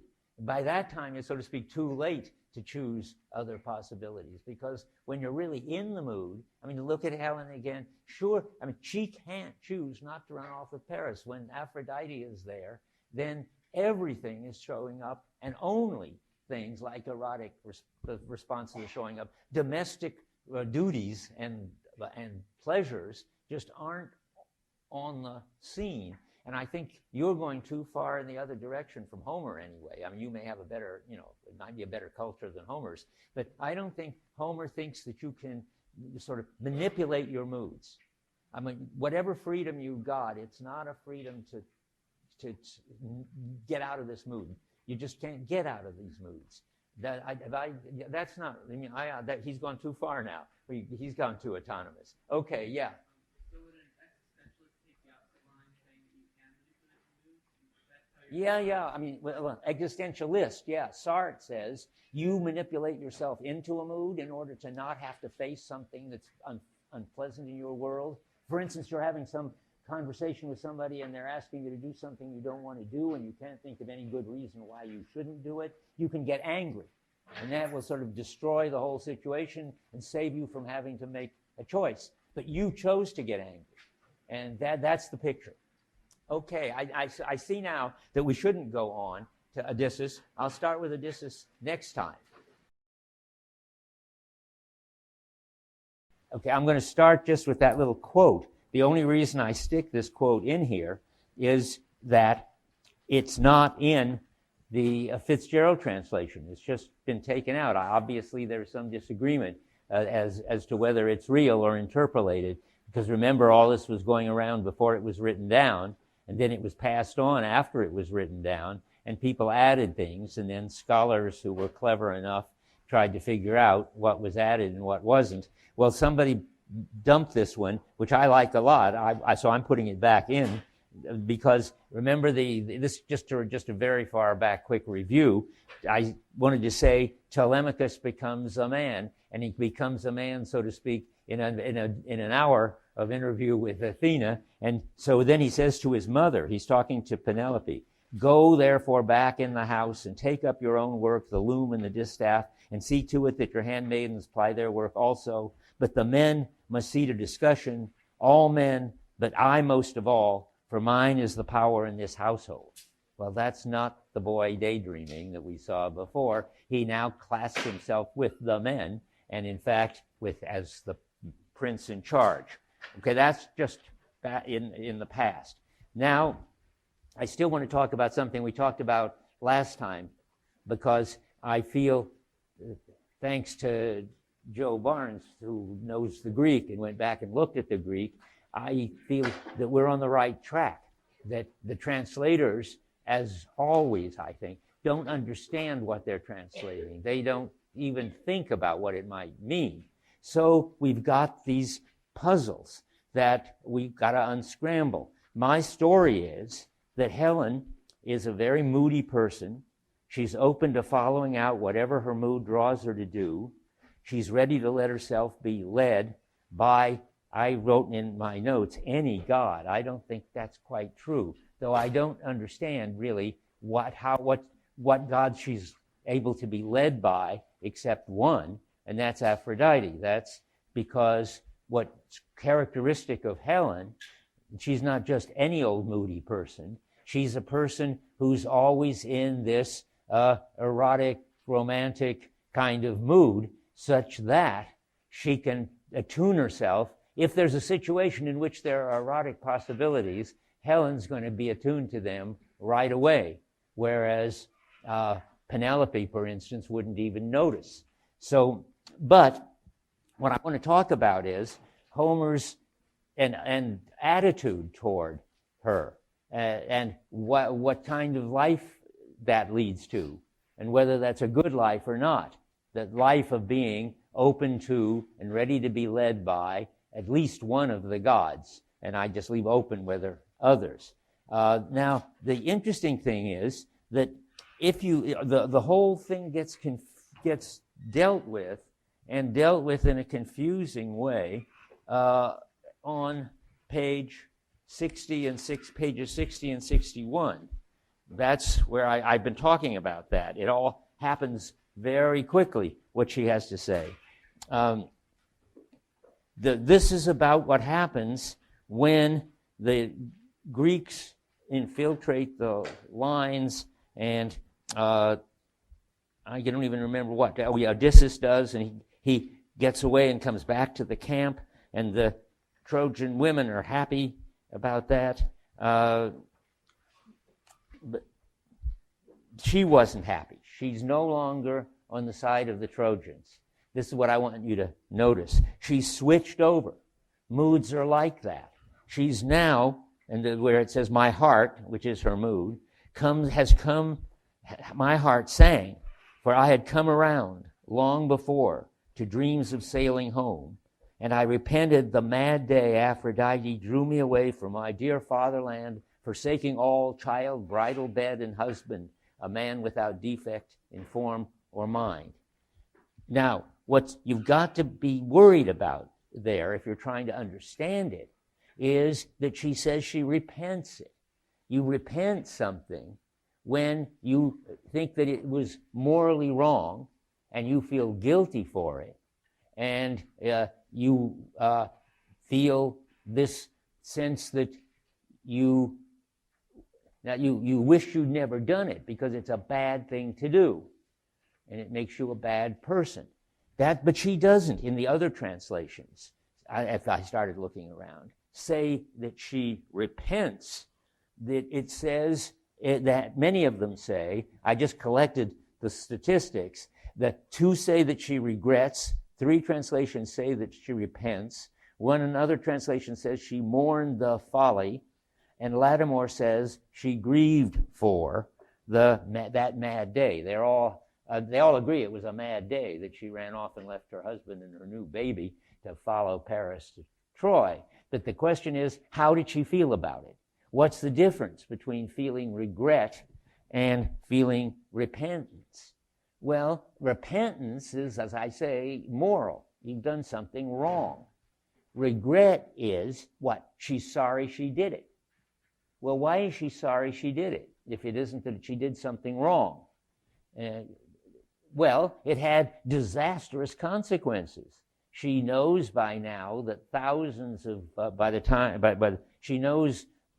she says this, that Troy was destroyed because of what she did. But she already knew at the time she says this that she regretted it. That is, so 2 things. I just realized I blurred them together, but I can sort them out. Let me stick with repentance and regret for a minute. So the right translation has got to be that she regrets it, not that she repents it. That is, she's sorry she did it, but not because of that it was immoral or wrong to follow the goddess and leave her husband and child. Far from it. It was terrific. She's a model woman. And we'll go back into that. Well, if it wasn't morally wrong, then what is she doing? Well, she's feeling sorry that she did it because it caused such terrible consequences. That's the first thing to get clear. And now I was mixing up. There are 2 consequences that are very different. She regrets it for 2 reasons. She's sorry she did it. One reason is because it had such bad results. The other one is much more interesting to us because it's about moods. Why does she regret it as far as moods are concerned? Well, she's out of the mood. She doesn't like Paris anymore. She's fallen out of love. She sees it now as a crazy thing, I guess a sort of infatuation that she let take her over. And Paris is such a coward, sort of cowering in her bedroom while all the rest of them, in his bedroom, or I forget, their bedroom anyway, while all the rest of them are out fighting. I think she doesn't even want to see him anymore. And moods are like that. They go away. So she came around, and other translations say her heart had changed now. And because of that, she regretted what she did. Now that's important, because that means that, and this, now I have to explain this, and it seemed to me, I was thinking about it over the weekend a lot and found it really interesting, that when you live your life in terms of whole of moods, and you're a passionate person, and you sort of throw yourself into and let yourself be led by whatever mood you're in, then you're in a very vulnerable position, because the moods can change. And that's the first thing. And you find yourself out of love, but now you're in a foreign city, married to a cowardly guy, and so forth. That's part of it. But the other thing that's interesting about it is that when your mood does change, this is what I was trying to understand and what you should think about. When you read these books, you have to sort of relate them to your real experience. I mean, that's why we can still understand this book that comes to us from almost 3,000 years ago now. Is that right? Yes, that's right. And comes to us and is in a world very different from us, and yet there are overlaps. And one of them is when you've been in a mood, and now you're out of it in a different mood. How do you feel about the mood that you were in? Now, to relate this to this, she's out of the mood of loving Paris. And what mood is she in? Well, it's supposed to be, I think, obvious that she's in the mood of loving to be back with Menelaus, who is without defect in form or mind. That's pretty nice husband to have. She's there doing a beautiful job of being the hostess in a beautiful place where they live, and having the nobles from all around come over for drinks and banquets, and all of it. It's a different mood she's in. She's in a domestic mood, and that's now when she's in that mood. How does she feel about the mood with Paris? Not after it faded out. That's easy to see how she felt. She was sorry that she ever got involved with him. But how did she feel about when she ran off with him? How did that seem to her? Anybody got a sense of it? I mean, I think moods are so total. They're like the atmosphere, really, like the weather. There was a book about 20 years ago about a guy who got up every day to try to figure out, sort of started by thinking about what mood he was in, by asking himself sort of what weather he was in, emotionally, so to speak. What's interesting about the weather is when it's cold and rainy like today, or even not quite rainy, but cold anyway, you can't really picture what it's like to be in a hot, sunny day when it was so hot you didn't even want to be in the sun. So that was only 3 days ago. And when you're in that kind of weather, it's so total that you can't think of what it's like to be on a cold and drizzly day where you would give anything to be warm and in the sun. That's just how moods work. They are total. And now I want to, I think, from inside the total mood that goes with being the perfect wife of a wonderful king, she can't really get back in touch with the mood that she was in when she ran off with Paris, because it certainly wasn't them thinking he was a disgusting coward. It was being swept away by him and by Aphrodite. And the interesting thing is, when she talks about, now the question is, how does she regard the mood that she was in when she ran off with Paris? Well, it says here that she says it was a mad day. Other translations say it was folly. And in other words, she now thinks that that was a crazy thing to do. Not because it had bad consequences, but just in general, she just shouldn't have gone and run off and let this guy sweep her off her feet. Because she's now in another mood. If she gets in another mood, if some other guy comes along and sweeps her off her feet again, which is possible given her kind of sensibility, then she'll feel a third thing. She'll feel how boring it was to live with Menelaus, who is sort of boring. And even this nice kind of constant partying that she does isn't nearly as interesting as, let's say, that somebody comes along who's a pirate, like Odysseus, who's really a pirate, and she gets the chance to go riding around with him on his pirate ships. Then maybe she'll think that's what makes life really exciting, and that's what I've always wanted to do. And boy, was I bored when I was back there with Menelaus. But the point is simply that moods have this characteristic. And now I want to catch up with where I am. And Latimer calls her intemperate.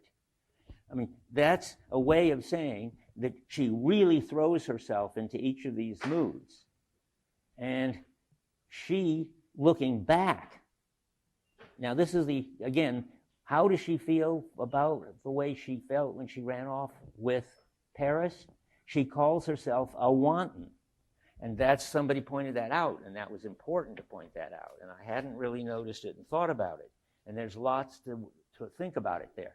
Being a wanton is somebody who is just prone to run off with any person who comes along that they find attractive.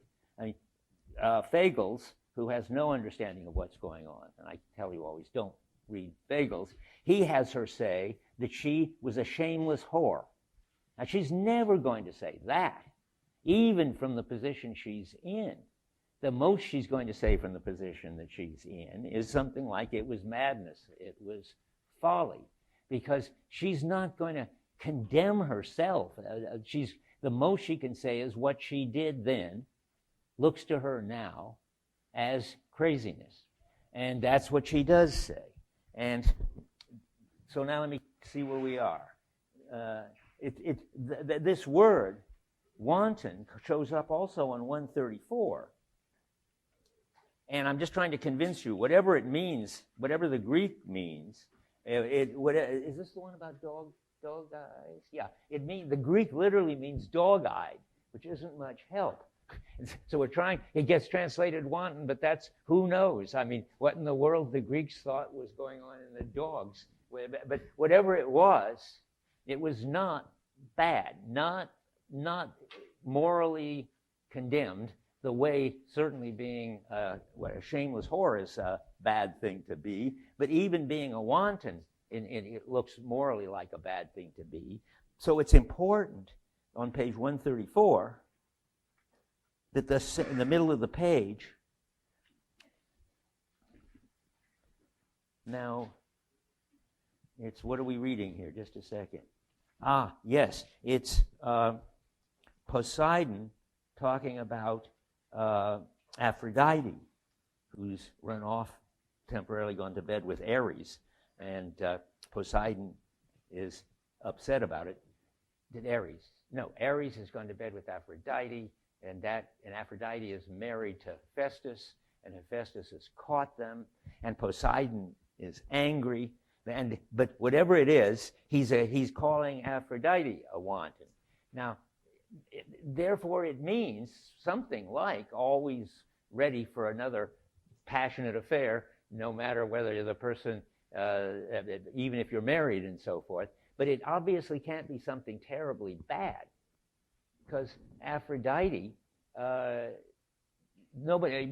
it seems to fit her, sort of, just like it seems to fit Helen, sort of. So what are you going to say about them? Well, it's something like they are, as I keep saying, ready to take up and be drawn into any erotic situation that comes along.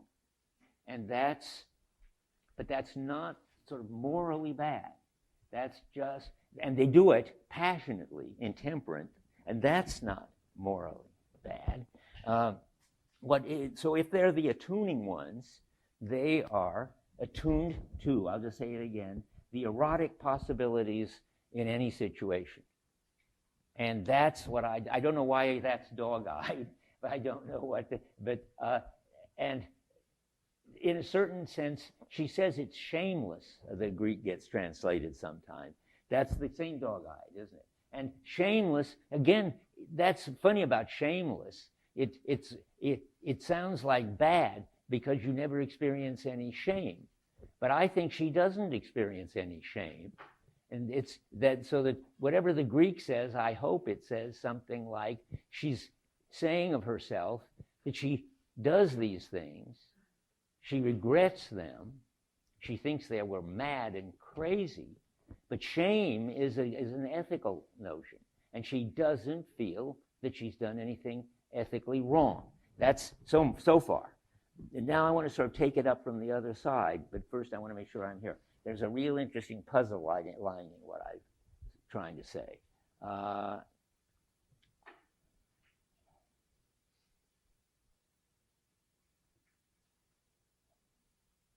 Okay, now I want to say that remember that even though she says that, quote, she lamented the reckless blindness Aphrodite gave her. Remember, that's how she looks to herself looking back.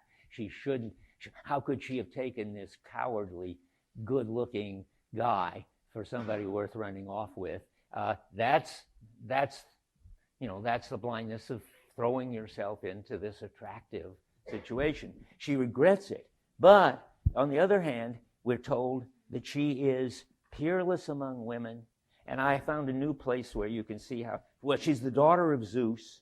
I mean, she can't be a shameless whore. She can't be somebody who should be ashamed of herself and feel remorse for what she did if she's going to be this perfect woman. She is a perfect woman as the daughter of Zeus. And on 56, you're given this quick little description of her. Helen, at the bottom, Helen came out of her scented chamber, a moving grace, like Artemis, straight as a shaft of gold. Well, whatever picture that gives you, I take it this tall woman who looks like she's learned ballet and is so, and she's even sort of pure. It's funny, they were, of all people, Artemis, the virgin lover of horses and so forth, she doesn't look like any bad sense of wanton. And then comes this crucial line that she is at the top of 62. When Helen lays beside Menelaus, she's described as queenly in her long gown. That's not very interesting. A reliable translation, I trust, because it's a literal translation with the Greek and the English side by side, says Helen peerless among women. And that's what that's how she looks, that's her lineage, and so forth. But now comes another one, Latimer, whom I trust a lot, says shining among women. Now the question is, how do you reconcile these two sets of terms? I've been sort of telling you already, but now I want to tell you what I tried to be telling you. Well, how do you get together the shining, peerless, beautiful, graceful Helen with the reckless, intemperate, shameless, regretful Helen? How can both these things be true of her? Well, that's what I was trying to tell you is the funny characteristic of moods. I mean, but let me explain it from a new angle here. We have to note that she never blames herself or Aphrodite for what she did. No one in the Odyssey blames her for what she did. So whatever it was, to fall for Paris and be passionate enough to leave your husband and child and follow him wherever he takes you, whatever that is, she doesn't condemn it, and nobody else condemns it. By the way, it always makes me think at this point, but I doubt if enough of you have seen the movie to care, of Eyes. How many have seen Eyes Wide Shut?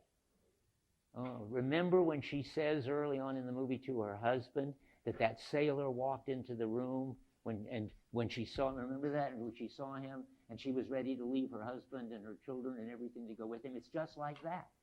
Helen is that woman, and here she is, 3,000 years later. She's just like Helen, and her husband is in shock. Whereas here Menelaus, who's got her back, isn't in shock. I don't know whether he ever was. I think Menelaus probably just said, well, that's the way she is. She's so great. She's so beautiful. She's so wonderful. And she's so passionate and so in tune with that kind of situation. Naturally, she would do that. I'm really lonely, but I can't blame her. That's what I think. That's what I think happened. So let's see now. So she's in a different mood. So everything has changed. I told you all that already.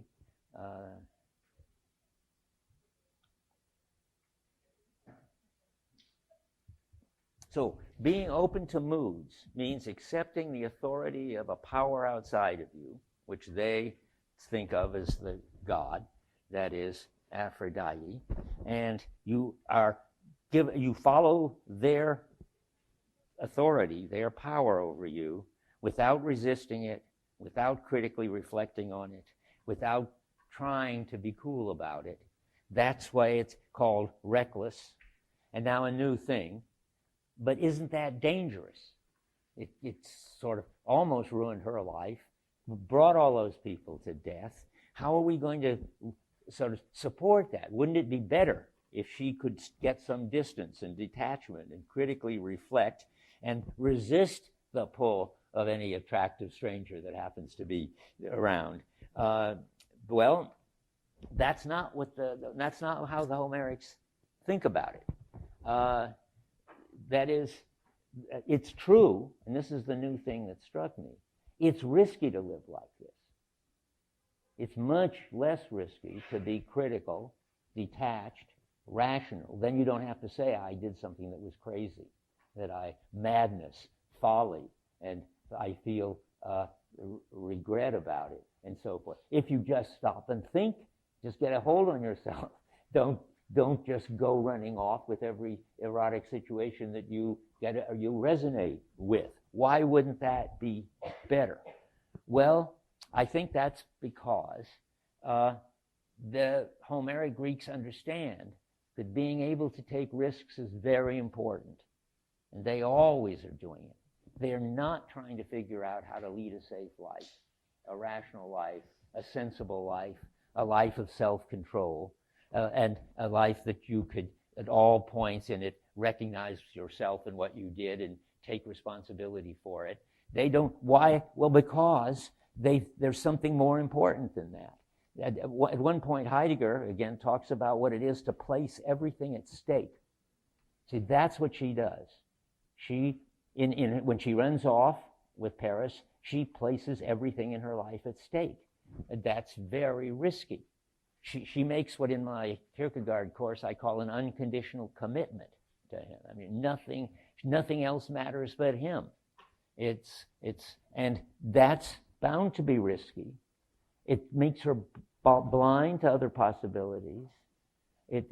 But Homer is impressed by the fact that she has got the courage, I guess you'd have to say, to lead that kind of risky life, the kind of life you get if you let yourself be governed by Aphrodite. That is, what does she get out of it? Why is it a good thing to do? Well, it gives her a life full of meaning. I talked about this briefly last time. When you're in a mood of the sort that she gets into, things really matter to you, and it makes it's worth. She stakes everything on running off with Paris, and that means she's living a life passionately. That so sum it up, she's in spite of all of this trouble, her way of behaving is admirable. She's receptive to the power of the gods, and that means she's going to lead a risky but very full and meaningful life. And Homer thinks it's peerless, and everybody thinks, well, if you're a daughter of Zeus, the god, the highest god himself, then that must be a very good way to live. And Helen thinks it's a good way to live. She's now regretting what she did, but she's now in some new mood, and I'm sure that she could run off with another one if it came along. Okay, that's all I wanted to say more about Helen and moods and gods of that kind. But I did it for a reason, which you'll see in a minute. But anybody want to say anything about it? Are you? Yeah, go ahead. Did you want to say something? Okay, I think it's interesting that then in overwriting books, you see a meta story where Odysseus is telling his own story, Yeah. and it seems like he's able to, in some ways, manipulate these external moods. That's right. You're on a good track. He never gets swept away. That's what you're calling from a position. If you're swept away in a passion of, what was the word, intemperate and so forth, you get pulled into these things. Helen was in no position to manipulate anything, but now he is. Go ahead. So it's a function. I'm just trying to work that into the function of what Homer meant and the meaning of the ethic. The ethical? No, yeah, to inspire some sort of societal value. It is a function of that. Value? I don't understand what you're asking yet. Sure, there's value in being not ethical in a way, because Helen's not ethical. Ethical usually means that you know what's right and what you value, and you have enough willpower to do it, and you have enough, and that's ethical. She's not ethical. She's got something else, which is riskier and more dangerous to people and more full of meaning and mattering than being ethical, Homer thinks. Let me do Odysseus, and maybe I'll connect up with what you're getting at. Because you're getting at some I think you intuit some important relation between Odysseus and Helen on this. Yeah. Talk loud so people, can you hear her? No, they can't hear you. So, and certainly the podcast people will send me angry letters. Are the Homeric people considering Helen, when she follows the gods, ethical? No, admirable, but not ethical. That is, she's peerless among women. She's beautiful. She's graceful. Menelaus is proud and happy to have her as a wife, even when she runs off with Paris in the middle of their life. And so all that's the interesting thing. She's got all these positive traits, but it's not an ethical issue. All I can say is something like, the Homeric Greeks admire her, that she's leading such a full life, that she's courageous enough to take the risks and passionate enough to throw herself into things. They like that. That modern, just to see what I have in the back of my mind, if you were an Enlightenment person following ethics of, say, Kant, who was the great philosopher of the Enlightenment and ethics, you would not admire Helen. Kant thinks that to be ethical is to be autonomous, is to be in control of your life. And I think the Homeric Greeks have never even thought of that. But if they had, they would say, I'd rather take the risks and be intemperate, throw myself into things. I'd get more out of life that way, and I don't care about being ethical. Yeah. Maybe perhaps the right term would be the Greeks regarded at the time, at least both Odysseus and Helen, although they behave very differently and have different preferences, as both being good. I don't know the distinction if there's only one good thing around until maybe Plato later on. But at the time, didn't the Greeks have preferences for many different types of Absolutely, that's terrific. Yes, that's what I'm going to talk about for the rest of the time. This is only one way to live. Homer isn't saying, well, everybody ought to be courageous and intemperate and passionate and throw themselves into things like Helen. No, he's not saying that at all. He's saying Helen is terrific, but now there's also an equally terrific form of life which is just the opposite, which is always cool, never loses a sense of what's going on, always in control of the situation. Who could that be? Okay, who? Odysseus, right. Odysseus is like James Bond. Odysseus is always cool, always cautious, always ready to get in sync with the situation. But unlike Helen, who's only got one attunement, namely whatever's erotic in the situation shows up for her, and if it's enough, it takes over the whole situation.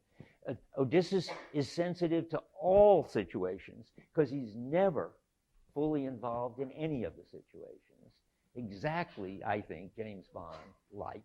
He also, like James Bond, is able to respond to any situation. He fights better than the fighters. He's more at home in the dinner parties and gets everybody's first name. He wins in the athletic events. All the women are after him, and so forth. If you think of him as James Bond, you're particularly as played by Sean Connery, I think you're on the right track. Yeah. I was wondering about the reasons why moods wear off, because Helen's mood for Paris wears off.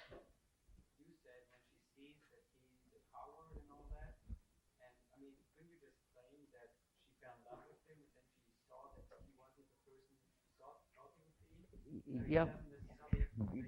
I don't like either of those. One is mine and one is yours. I'm ready to dump them both. I don't think she fell out of love with him because he was a coward, though I said it. I take it back. I don't think she fell in love with him as one sort of person and discovered he was somebody else. I think, now trying to think like the Homeric Greek, moods just wear off. That's how moods are. You can be in love with somebody, and then for no good reason, you were in love with them, and then for no good reason, though, you fall out of love with them, and that's it. It's just out of your control. That's why it's assigned to a god, like falling asleep is. Things that you can't, in Heidegger jargon, get behind your mood. That is, you can't understand why you got it, you can't understand why you keep it, and you can't understand when you lose it, and it goes. But it's interesting you should raise that. I think what this is, that's why it's in the hands of Aphrodite. Yeah. In order to fall out of the mood, do you need to be going into another mood, or can there ever be like a lack of? I think that's exactly right. Do you know Heidegger, or you're just making this up? Are you? Yeah, because Heidegger says that. That is, you're always in a mood. You can't just go out of this mood into nowhere. It may be that you can go into a kind of empty mood for a while. I don't know. But mostly, somebody like Helen, I think, would be pulled out of one mood by Aphrodite and immediately, not immediately, but as soon as another situation comes along, which is equally attractive and erotic, she'll be in that mood. But you could fall out of love without having to fall in love to do it.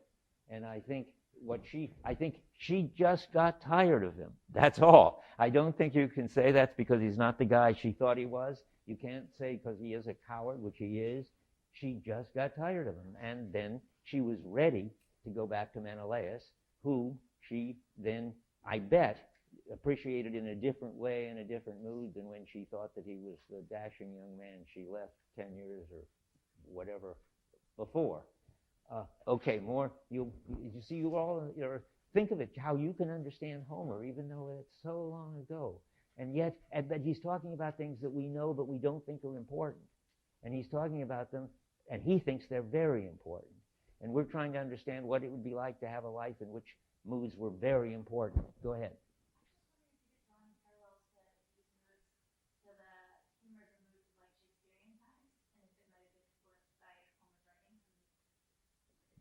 I just missed a tiny bit. You think she might be influenced by Homer?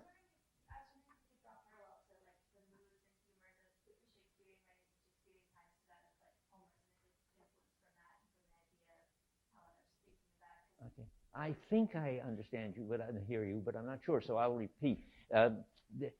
Could she be having this kind of way of relating to moods, this moody, risky kind of life, but partly because she's a product of a Homeric kind of tradition, right? that the minstrels have been singing about this kind of passionateness with admiration, and she grew up in it. So the epic is of Homer epic is sort of creating its own characters.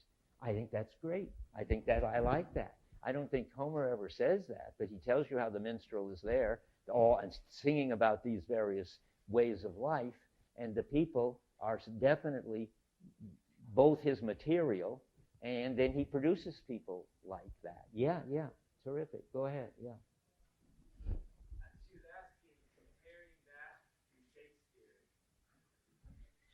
Good start. Go ahead. Shakespeare's moods in his plays and the humor of Shakespearean plays. So I was thinking about, the humor and mood, that in so much, it's just the writing has a parallel to the moods and humor of the Shakespearean plays. You're seeing that too. It sounds like Midsummer Night's Dream. Is that what you think? That's what That's what I was just thinking when you started talking. Go ahead. That's what I was asking. I see. Well, okay. I mean, I think it'd be a great course, because I think there's something about the way Shakespeare looks at the craziness of falling in love in Midsummer Night's Dream as something in a comedy. I mean, it's a very deep comedy of some sort, but I don't think that he's emphasizing that it makes your life meaningful or that it requires risks.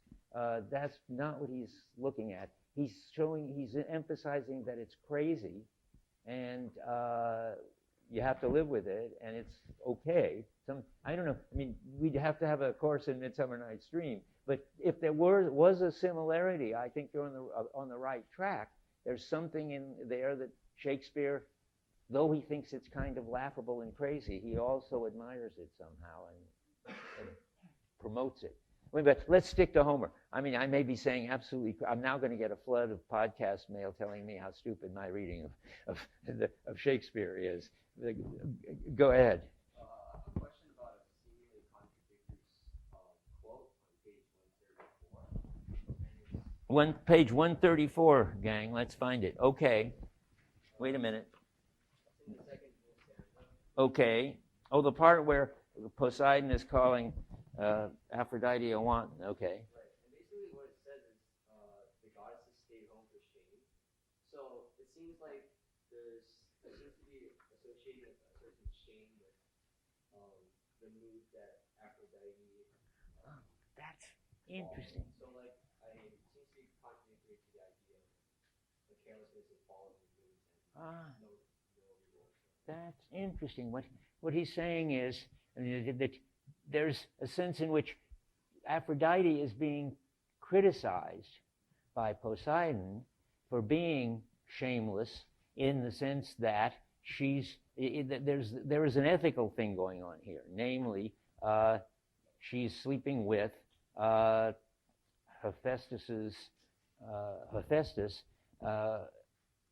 What's going on? Wait a minute. Hephaestus is away. I got to get the story straight. And Aphrodite and Ares, and Aphrodite is married. That's right. She's cheating on her husband, Hephaestus, with Ares. And Homer's not in favor of that. I mean, I don't know why yet. We have to talk about it more. Yeah. Well, you said it was Poseidon. I believe it's Hephaestus who calls her wanton in that long passage there. It's Hephaestus who calls her wanton. No, I thought it was Poseidon. Am I misreading it? What? Poseidon doesn't come until later. Okay. Hephaestus is back from his trip, and he's got them there in his net. Okay. And he... It says caught in the act of cheating me and crippled with Ares. Oh, you're right. You're right. But I think in reference to what he said about the women not being for shame, I think that more had to do with it than somewhat scandalous for Homer to have female gods in sort of a voyeuristic position. Right? So they stayed home. Well, I think it's just because the women. The women don't get a chance. Oh, I see. It's this sort of porno flick, or they're seeing, or this, I don't know, sitcom is not fitting for the ladies to come out. That's part of it.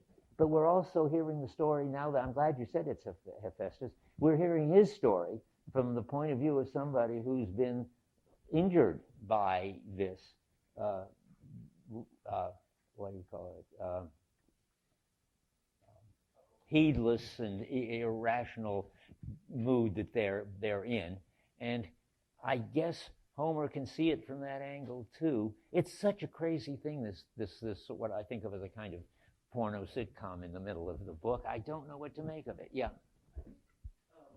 Responding to the she stayed home for shame line, I think that kind of the general orientation of the gods when their life happens seems to contradict the kind of moral judgment being passed upon, the sort of human people, because it seems as if most of them are, with the exception of Poseidon and Hephaestus, simply kind of laughing about it, thinking it's kind of a That's right. They're laughing about it. They're not taking it seriously. It's certainly not the kind of thing of running the way she runs off with, the she meaning Helen runs off, placing everything at stake. Nothing is at stake. It's just a game. Everything that the gods do is a game. It has no consequences. There's no risk. I don't think we can sort of integrate it into what humans do. Gods just play around to entertain themselves, and then the other gods come and laugh at them, and that entertains them. And what it was Hermes says, Apollo says to Hermes, would you be ready to come and be nude there in the net and with Aphrodite and have all the other gods come and laugh at you? And Hermes says, I sure would. I'd do anything like that just to be in bed with Aphrodite. All this doesn't seem of the same level as Helen risking her family and life and everything to run off with Paris and so forth. And maybe it's halfway or somewhere more in some ways Midsummer-like Dreamwith, I'm not sure, dreamlike. But whatever it is, I don't think we should try to get any story about how humans behave in their relation to gods in looking at the way the gods behave in relation to each other. The way the gods behave in relation to each other is just crazy. I mean, it's just frivolous or something. But when they behave in relation to humans, they are very important powers. That's an aspect of Homer I just don't... I don't have anything to say about the way the gods relate to each other in Homer. And that scene in the middle of the book there, I don't understand it. Yeah.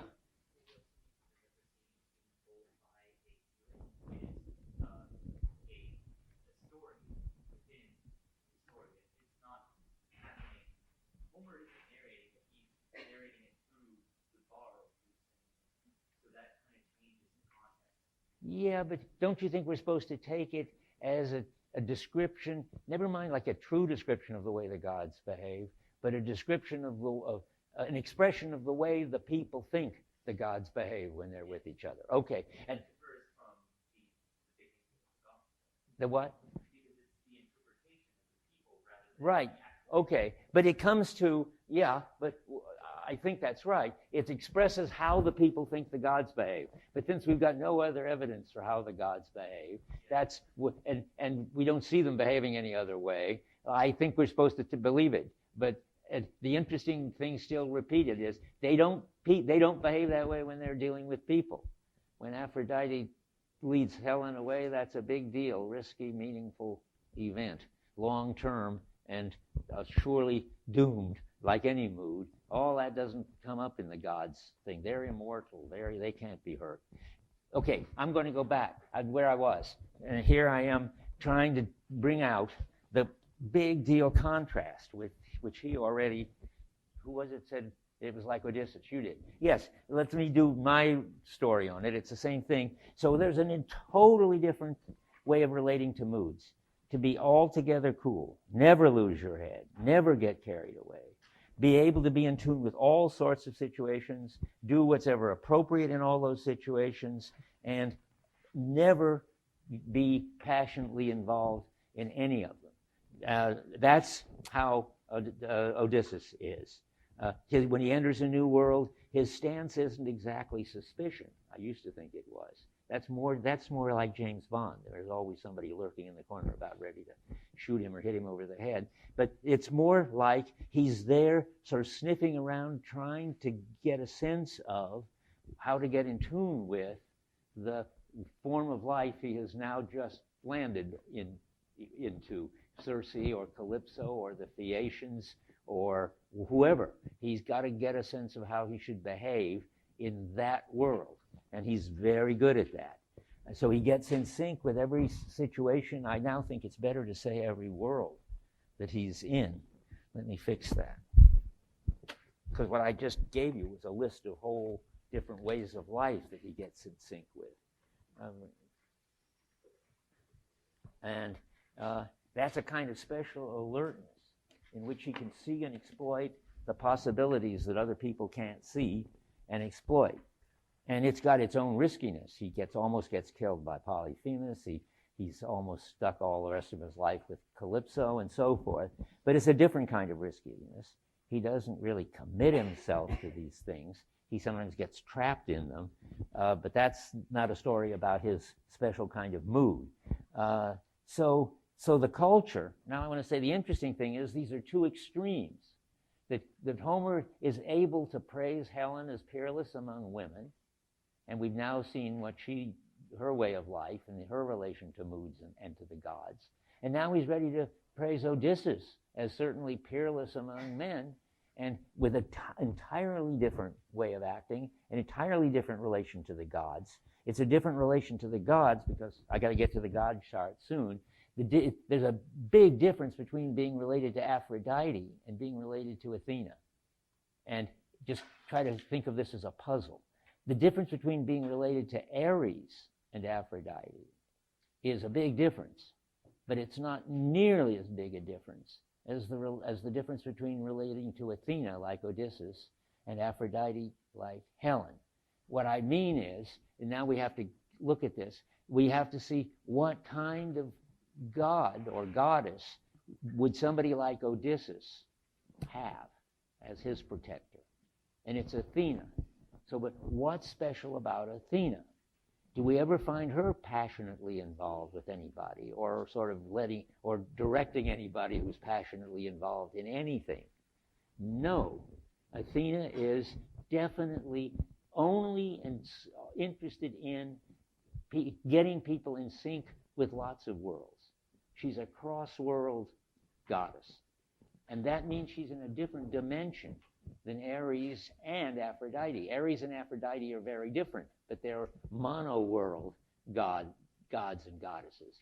There's certainly a big difference between love and war, and they're both can be passionate and risky and meaningful and full-time jobs. But that's a different thing than Odysseus. He's not in love and he's not in war. He's an adventurer. He's going from world to world, and Athena is looking after him because that's her business. If you look at the chart, I guess I gave them all away. Did we run out, or is there a chart running around somewhere? Did we run out? Do you all have a copy of it? If not, I'll bring more next time. Thanks. We have some more, lots more. Okay, so look at the chart now, because we've gone to a different function of gods. And so I'll tell you lots of things about the chart, but right now I just want to point out that Zeus could have had all kinds of names for him. And there is one other name for him. He's the wielder of the thunderbolt, but that's not very interesting, to us anyway. But he's the protector of strangers. What does that mean? Well, he's also a cross-world god. I mean, strangers are people who come from one world and go into another. I don't really know why Homer, I can make up stories why Homer would be interested in cross-world stuff, because in a way that's how they live, going from island to island and finding strange, going where no person had ever gone before and seeing strange life forms in those places. That's what they were doing, and Homer thinks, I guess, that's the most interesting life to have. And so Zeus protects the people who go from world to world, like Odysseus. Odysseus always wants to explore every world. When the sailors say, let's not go see who lives in that place where the smoke is coming from, turns out to be Circe, turns out to be bad news. They almost all get turned into animals for good. But Odysseus says, we have to find out who lives there. We have to see what they're up to. It's another life form. We're going to go see it. Yeah.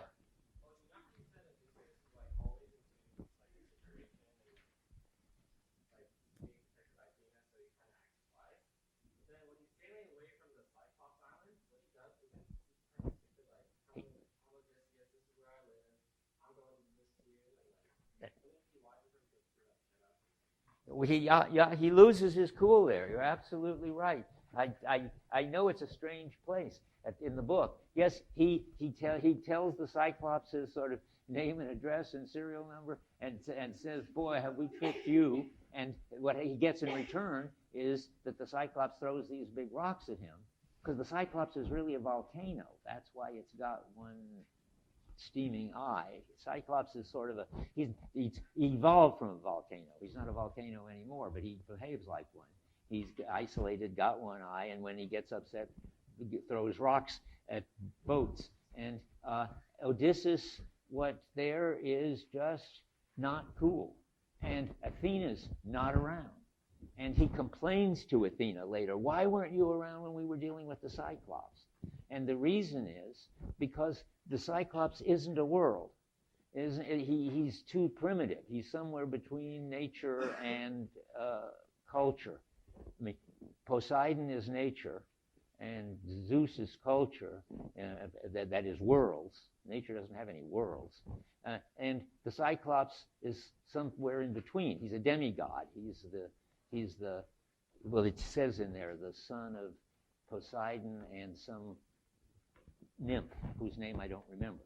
Anyway, at the point where Odysseus is, if Athena can't help them when they're in the control of the Cyclops, because it's not a world, it's not something you can psych out and get attuned with. The Cyclops is just completely dangerous, natural force, eating them for breakfast, one by one. And then I just have to make a little move, which I never made before. And Athena somehow doesn't arrive at the moment that they leave the Cyclops. It takes Athena a while to get back on her job. And during that moment, he doesn't behave like he should. I mean, he loses his cool. When she's around, he never loses his cool. And that's all I can say about it. I think Homer's being consistent in a way in one, Odysseus not having Athena there, and complains to Athena later. I can't open the book to it. Why weren't you there? And she says, in effect, it was the Cyclops and Poseidon's business, none of my business. And having him behave in an untypical way. Yeah.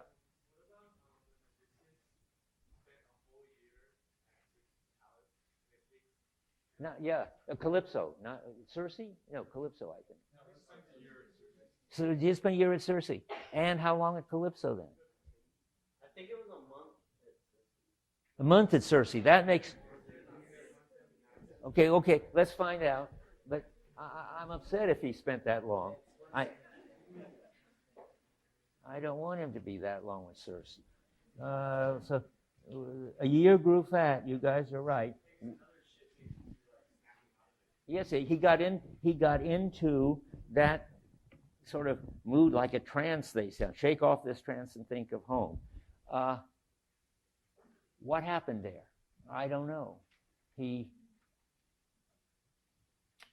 Nobody thinks it was an admirable thing for him to do. The way they think, Helen running off is both bad and admirable. Well, both, what I better be careful, dangerous, risky, and admirable. There's nothing, it's a bad thing, not an ethical bad thing. It just is not sort of worthy of him, who's the adventurer, to just stay with this lady for a year. And she's not even all that attractive. That's what I was surprised about. Calypso is much more attractive. How long does he stay with Calypso? Anybody know? 9 years. Most of the time, then, of the 10-year wandering home, he's sitting there with... She is so beautiful and so smart and so sexy, and up to a certain point, he's just bewitched. And then he comes out of it, mood-like, and he sits there crying because he wants to go home. We'll come back to that. But you guys are giving me complications, but that's good. You learn from these complications. Because my basic claim, and when you have the chart in front of you, is that what seems like when you start reading Homer for the first, second, third, I don't know how many times, just a whole bunch of gods, all these people that you see listed here, all these people are just running around doing things. And gradually you see that Homer's got a complicated, coherent picture of these gods and their various functions. And it's not accidental at all. And I'm sure I haven't captured all the meaning in it yet.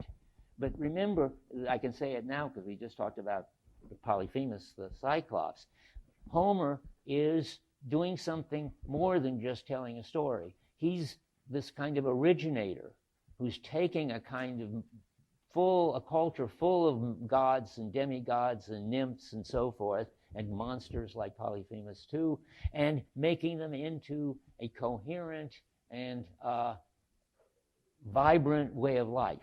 And one of the interesting things that I learned this time as I was rereading it, I was reading the introduction by Latimer, which doesn't teach you anything deep, but tells you lots of interesting facts, that on my chart, last time I taught the course, there's an empty space between Dionysus and Poseidon in the chart because I erased Polyphemus, because I believed that the Cyclops was a god because everybody, according to Latimer, Hesiod being the main one who wrote down the myths too, said that Polyphemus was a god, and Homer just took him out because Homer doesn't see any point. I mean, why would you want to have this weird crazy to be a god on Olympus? So he isn't.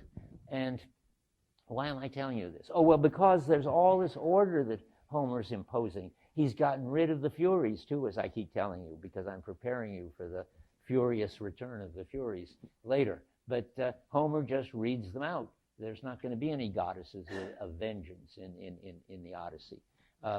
Only mentioned in connection with Orestes, which is the story of the Oresteia, which is coming up, but not yet. So let's go back to this. So let's read it from the bottom to the top, just how much order there is in here, I think. And maybe you people will find more order, I hope. So there are these pre-world powers, as I'm calling them. Before there can even be a world, there has to be earth and heaven, and put them together, you get time. That's already interesting. And then, I don't know how they descend. I don't know really. Cronus is the father of Zeus, and I guess of all these others too, yes. And I don't have anything to say about that. I can see that they all happen in time, and only could happen if there was time. Maybe that's all we need to think. But what they are, next on the chart, is invariance across cultures. The harvest with Demeter, the hearth, there's the home with Hestia, Poseidon, who is the force of nature as it mostly is in storms at sea, and Hades, certainly another invariant. In all cultures, they've got to take some kind of stand on the seasons and on the home, having a home, and on the physical brute nature, and on death. And those gods aren't cross-cultural. They're the Homeric Greek interpretation of these cross-cultural conditions. That's what I think is there. And Homer's not interested in any of that. He just says sort of casual things about these gods. But he's interested in the whole bunch of gods that Zeus is the father of. That's the top part of the chart. Now, and I'm catching up to where we were. We talked about that the interesting thing is that Athena, the protector of Odysseus, is a goddess not of any particular mood, but a goddess for getting in sync with every possible world. It's and now comes the next amazing thing. We're told by Homer, who's, remember, sort of repeating what the culture says, but only the part that he agrees with, and changing it where he doesn't like it. And one of the things Homer likes more than anything, and I don't know how much is Homer and how much is already in the culture, is this cross-world character of it. And so who are the two favorites of Zeus? I put them at the top with longest arrows because Homer says they're the favorites. Well, Athena is the one which gets in sync with each world. And of all things, Hermes. Hermes, of all the gods, why in the world Hermes is his favorite? You'd think it could be Apollo or Hephaestus or some really beautiful god or something. But Hermes is a thief But the other thing Hermes does is go between worlds. It's Homer's job to lead the living to the underworld, for instance. Hermes has to do that. And Hermes comes to rescue them from Circe by stealing something from her world, her drugs, and then using them against her. So he's a trickster, and he's a cross-world person, and so he's the other favorite of Zeus. And then you get the other ones. I don't think I have to say anything more. Ares, war, Hephaestus, craftsman. Persephone, I don't know what Persephone does. She's later anyway. And the same for Dionysus. They weren't around in the Homeric pantheon at Homer's time. But then there's Aphrodite. We know who that is. And Artemis is the hunter. She's sort of, I think, the equivalent of what we would have nowadays in a horse lover. My daughter was a horse lover. I think that's an Artemis type person. That is, you really bond with animals and at a certain age, and she has that. That's her world, to live close to the animals. But the animals not in some kind of that they're brutes, the animals, but she sees them as beautiful, I presume. Okay, Apollo's an interesting one. Again, these are people we don't have to deal with because Homer doesn't care to tell us much about them. You'll hear plenty about Apollo in the Oresteia. But what's interesting about Apollo is he's the lord of distance, the far-shooting Apollo. What could that mean? Well, that means that he's detached. He's always detached. And that means that he's going to turn into theory, because when you do theory, you're detached. But so you'll see in the Oresteia, Apollo is the rational one in the situation, and he's turning into something that is going to be what we call theory. And finally, we're back to Athena. Now, I haven't said anything I think controversial, if anybody wants to say anything, go ahead. But I just wanted to lay this out. If you understand better than I do why these gods and gods are where they are in this chart, then come and tell me in office hours. Office hours turned out to be great fun. There were about 10 or 12 people there, and well, no, now that I think of it, wouldn't have been fun for you. There were about 4 who were from here, and about 8 or something from my Heidegger course. But they all got together because there's Heidegger's hidden in all this. So anyway, come and see me and tell me about it if you have news about the chart. Now I want to go on and cover more things. Just a second. I'm going in the wrong direction. That's what I don't understand where I am.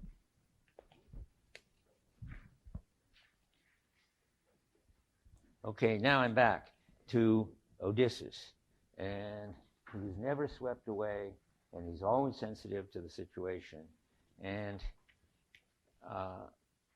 open to all possibilities. Odysseus, I suspect, never sees Aphrodite. If you find any places where he does, be sure and let me know. I'll have to worry about it. He always sees Athena, and I don't think Helen sees Athena. I think she's always going to see Aphrodite. I'm not even sure. You should keep your eyes open. Are there people who are sort of under the guidance of more than one god? I don't think so. Yeah. What if Odysseus was under the influence of Aphrodite? Would he still be admired if he went from his cool, suave demeanor to a Helen way? Would he be looked down upon if he changed? Well, that's a funny question. Like what would I think about the moon if it was made of green cheese? Would it be good to eat or something? You give me a kind of counterfactual. So if Odysseus was a moody, passionate person, what would they think of him? Well, he wouldn't be Odysseus anymore. He's sort of defined by his cool. If he were a crafty or a passionate person like Helen, then they would admire him like Helen. But he wouldn't be him. So I don't think that's a helpful way to think about it. So I'm going back to this. Where are we now? So for a culture that takes mood seriously, there are two extremes. Two different ways of being open and being attuned. One is sensitive to being swept away by one world, seeing only erotic situations. And the other is never to be swept away by any world. But Odysseus is still much involved. I don't think Odysseus is detached. I think Apollo is detached, keeps his distance and so forth. Odysseus is never swept away by any of these worlds. Well, he is for a while. As you were saying, with Circe and Calypso, he gets pulled into them, but only temporarily. But generally, what he is cool, but taking risks and so forth. He's not detached. He's involved. But he's involved in this never being swept away by any particular situation, or if so, not for long, or if for long, then everybody regrets it, like with Circe. Now let's see.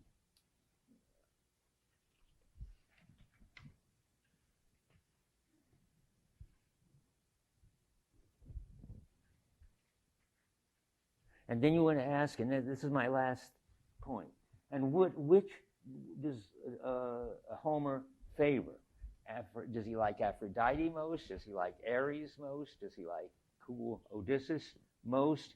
And the answer that somebody already gave, I thought was very interesting and right, is this is a poly world.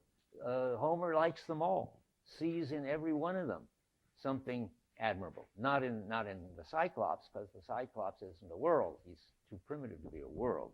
But in all of these worlds, whether you're an emotional person and runs after everybody that comes by that's really attractive, or whether you're so cool, Homer thinks they're both great. And Ares is great too, even though he's a complete hothead and leads people like Achilles to do crazy things.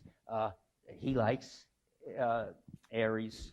And now I want to say one more thing about that before time runs out.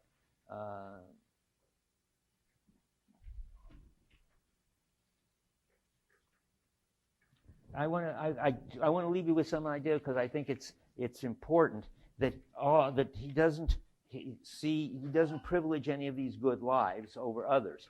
And the most interesting case, which I'll just jump to, I'll go back later maybe to the others, is the case of Achilles on 201. This is Homer at his most amazing.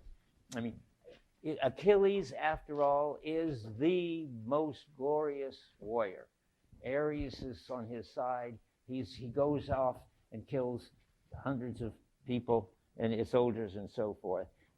But when Odysseus goes to the underworld and meets Achilles, what happens is really, really interesting, because you're going to find out whether leading the kind of life Achilles leads is something Homer considers a good life. And you're supposing so, after all. The whole Iliad's devoted to him. And the essence of Achilles' life is, as some of you know if you've read the Iliad, I think it's in the Iliad where it happens, his mother gets this possibility of either he gets to lead a short and glorious life or a long but boring life. And his mother's a demigod, and she offers him that when he's young, and he chooses a short and glorious life. That sounds right. That's what so people will sing about him forever and so forth. That's much more important than how long you live. But when, on page, I told you to read up to 200, didn't I? Otherwise, I'm going to stop talking until next time. But I did. Right, okay, so let's go to 200. Okay, when Agamemnon comes across Achilles, he's on bottom 200, he says, Achilles, Peleus' son, strongest of all among the Achaeans, and so forth, and then skipping till the top of 201. Was there ever a man more blessed by fortune than you, Achilles? It looks like maybe this is going to be the best life. Can there ever be? We ranked you with immortals in your lifetime, we Argives, and here your power is royal among the dead men's shades. Think then, Achilles, and so forth. And now, then comes the Homer surprise. It looks like Odysseus just said, yours is the life we all admire. The highest thing would be to lead a short and glorious life like yours. And what does Achilles say? Let me hear no smooth talk of death from you, Odysseus. Better, I say, to break sod as a farmhand for some poor countryman on iron rations than lord it over the exhausted dead.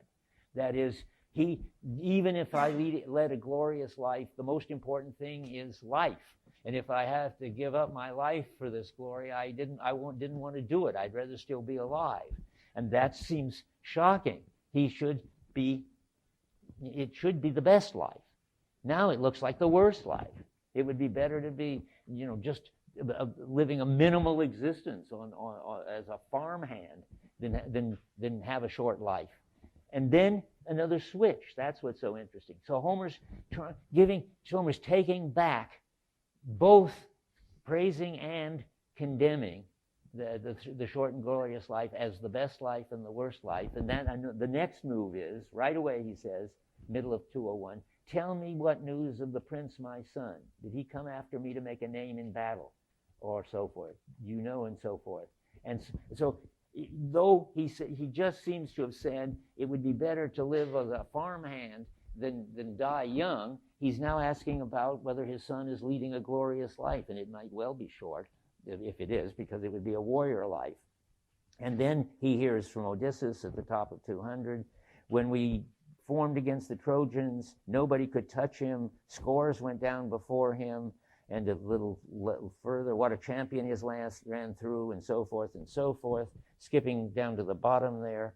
And when we pierced and sacked Priam's tall city, he loaded his choice plunder and embarked with no scar on him, not a spear had grazed him, nor the sword's edge in close work, common wounds one gets in war. Ares in his mad fits knows no favorites, but in fact, in the war, he behaved like Achilles, only he didn't get killed.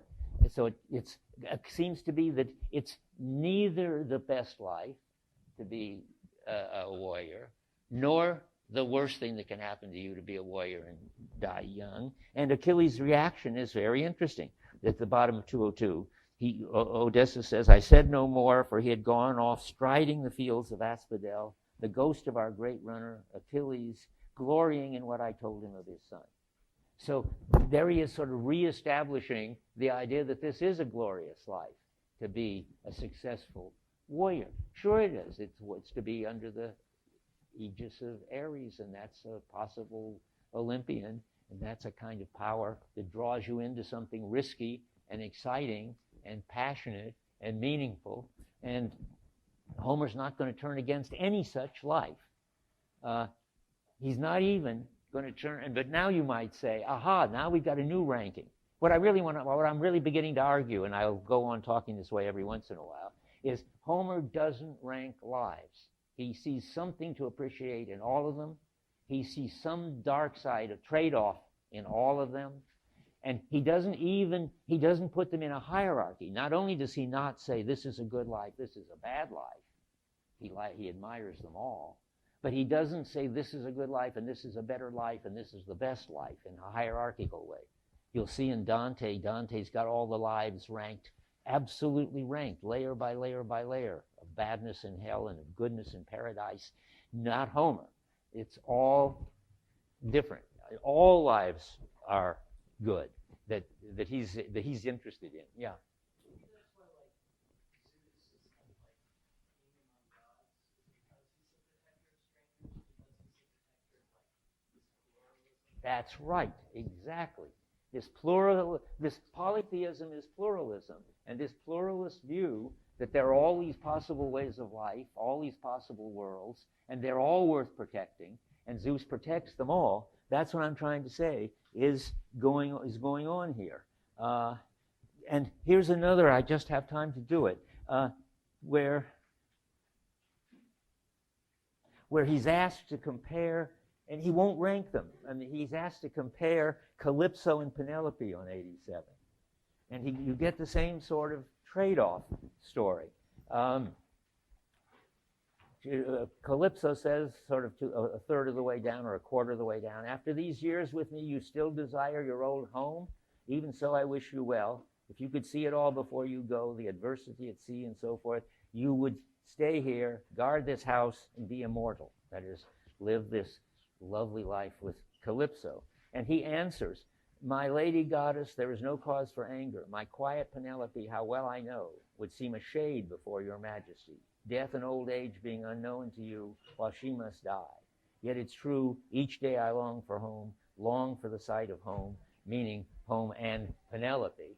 And what does it say? Well, the life of the immortals is fine, but even if you have to die, having a human life is fine too.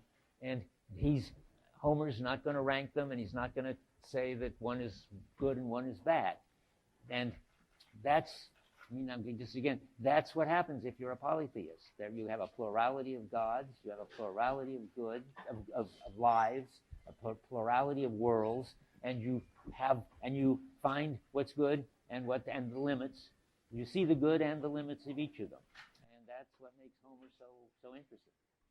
Okay, now wait, I better tell you where I might get to next time by telling you where to read to next time. Let's read to. So we've discussed, we will, when I get it, have discussed the children of Zeus. We've discussed most of them already. And the children of Zeus, of the pantheon, there are all kinds of other gods running around in the book. I mention and I see every once in a while when I'm looking at something. The important thing is that Homer ignores all these other gods as far as making them play any role in the main story, and that it's always the pantheon, that is the Homeric gods, that is the Olympians. It's the gods who live on Olympus, which are the ones that Homer picks out from all the gods that people in their myths talked about in those days and made the central thing in his story. So now we've talked about them already, Ares and Aphrodite, and how they are like moods. They shine on situations, and they dominate people's lives because different people are sensitive to different kinds of situations, which is, in Homer ways of thinking, they've got different gods looking after them. And the gods also do the role of being shining exemplars of, say, erotic love in Aphrodite or ferocious warrior in Ares, and they give people models of possible lives to live, possible moods to be attuned to. Oh boy, thank you. That's great. And now, but I want to go back now. Because I thought there were two loose ends from last time that I wanted to finish. Last time I was talking about the fact that Homer doesn't want to rank lives.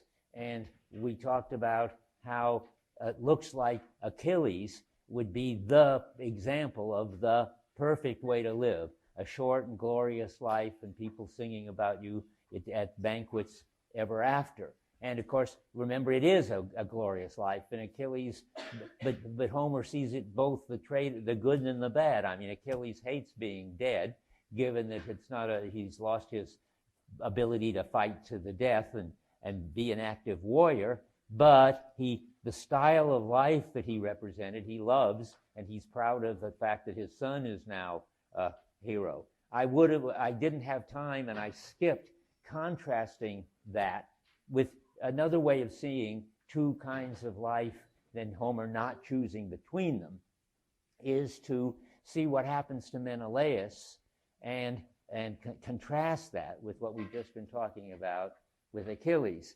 Menelaus seems to lead the absolutely perfect, laid-back, dolce vita life. He doesn't seem to take any important risks. He doesn't fight much, even though it's his wife who started the whole war. He's very laid back. He and Helen are both sort of against people ever being upset or anxious. That's when she puts the drugs in their drinks that makes them, at the bottom of 59, whoever drank this mixture would be incapable of tears, even if he lost his mother and father. And that was the opiate that Zeus's daughter had this power.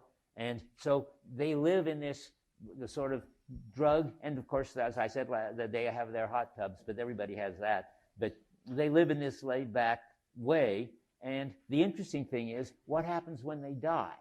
Well, dying in Homer is just a continuation, sometimes, in some cases, is a continuation of the life they lived. Whereas Achilles, when he dies, it's a radical break with the life he lived, and he's terribly upset about it, so that he'd rather be a farm worker than have lost his ability to win and to take risks and so forth.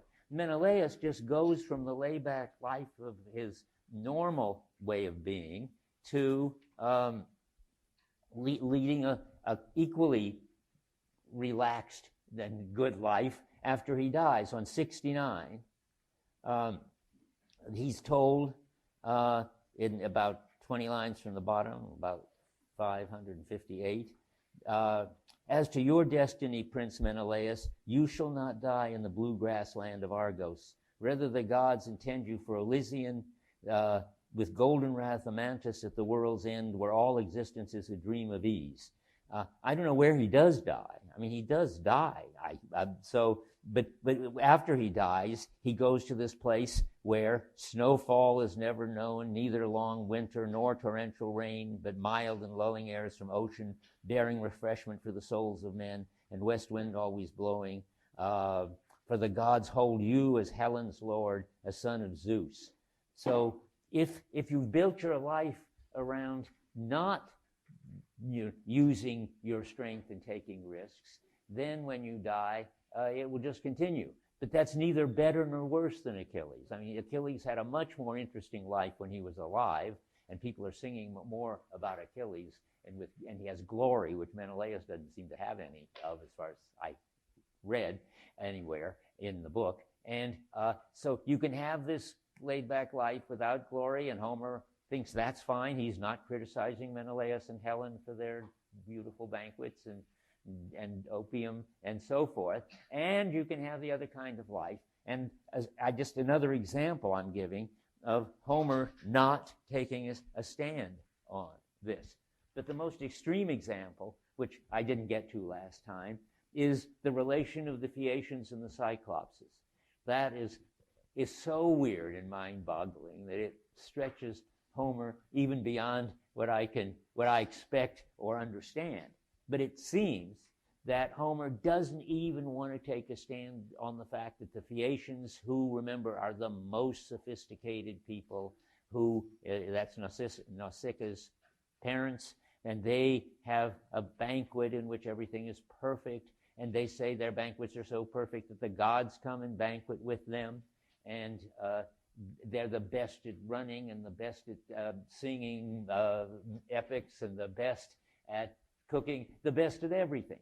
And then there's the absolutely opposite, when they have the best crafts for things too, beautiful things, and their delicate sensibilities and so forth.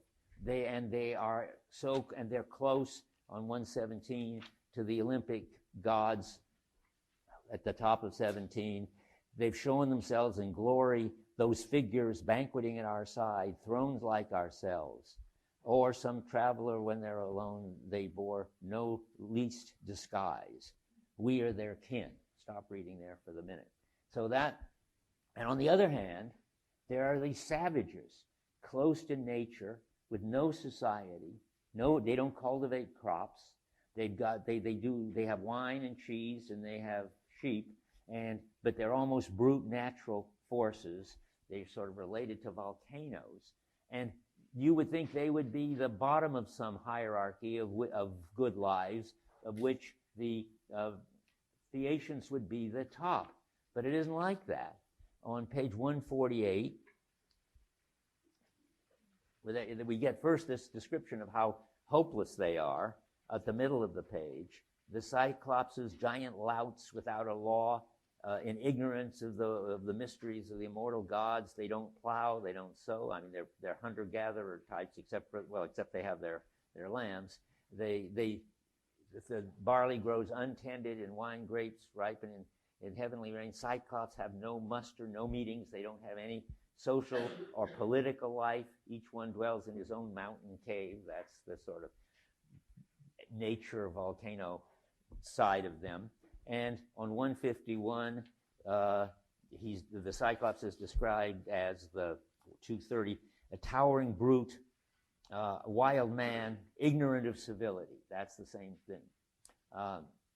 And the most amazing thing is, I mean, the amazing if you think that Homer could possibly like them, is that they have no respect for strangers. The Olympian gods don't like them.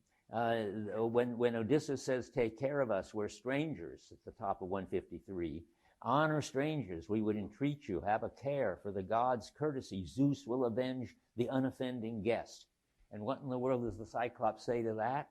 Well, a little further down, he says, "You ninny, or else you come from the other end of nowhere, telling us to mind the gods. We Cyclopses care not a whistle for your thundering Zeus or all the gods in bliss. We have more force by far." That is, we're natural powers, and natural powers don't have to pay any attention to the civilization and worlds. Now, I set that all up just because then the question is, how does Homer rank them? Well, there's this amazingly weird line on 117, which I said stop right before, line 220. It says, "Gigantes," those are the Cyclopses. It says, "Gigantes, Cyclopses, rank no nearer gods than we." That is amazing. I mean, so the Phaeacians are so near the gods that they come to their dinner parties. And the Cyclopses are so far from the gods that they think Zeus, they don't have to pay any attention to the Olympian gods at all. And the Phaeacians themselves say that the Cyclopses are aren't ranked any better, higher, different, or something than they are. And it's just interesting to see that, because that is this extreme kind of multiculturalism I'm going to come back to in Homer, that all worlds, even the stupidest, disgruntled, the mood of the Cyclops seems to be, he only seems to have one mood, if at all, and it's kind of disgruntlement. And that nonetheless, Homer thinks the Cyclops is okay. So that's what I wanted to say. Now I've said it. That was left over from last time. So now I want to go to talking about Zeus, and because I'm still talking about the gods and the chart about the gods. Okay, anybody want to say anything about that? That really was just to fill you in on the basic idea, which is hard for us to believe and get used to, really, that there are all these worlds, and they're all important. They're so important that they've got a god representing them, except the crazy limit of the Cyclops, but even there they've got Poseidon's child representing them. And the Cyclops is almost a god. I told you he was a god in all the other myths. It was just that there's a limit to what Homer can put up to with, and he just took Cyclops out of the pantheon. But in any case, the amazing thing is that Zeus is really, when he's the god of strangers and the god of going cross worlds, Homer really means all worlds, all strangers. And so now we're getting to Zeus. He protects the guests and the strangers. He's you could say, god of tolerance. That's what I'm trying to say. Amazing kind of appreciation of the goods and bads, the trade-offs, tolerance for all the worlds. And I keep wanting to repeat this because it's so important when you get to Dante. Refuses to rank them.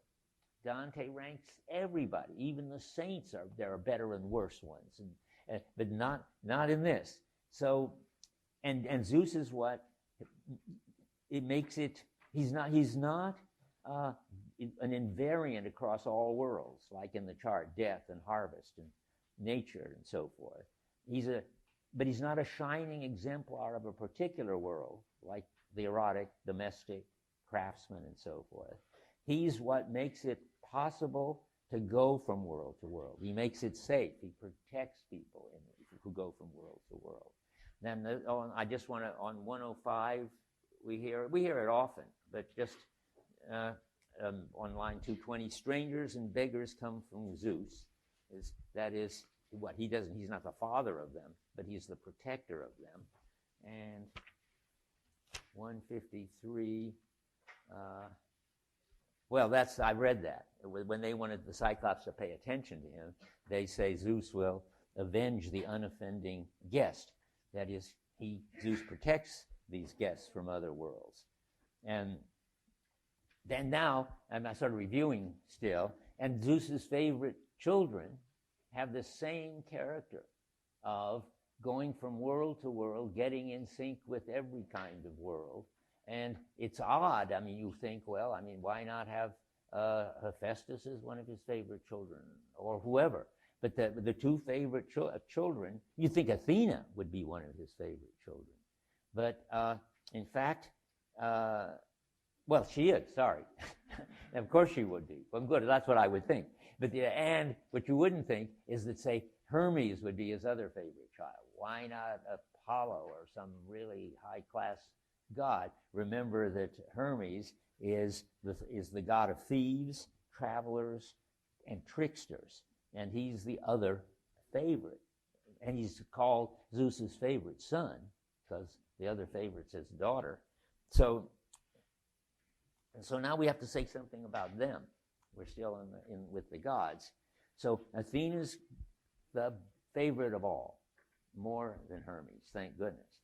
She's able to get in tune with all the worlds, and and she's cool. She doesn't get swept away by any of them, and she appreciates all of them.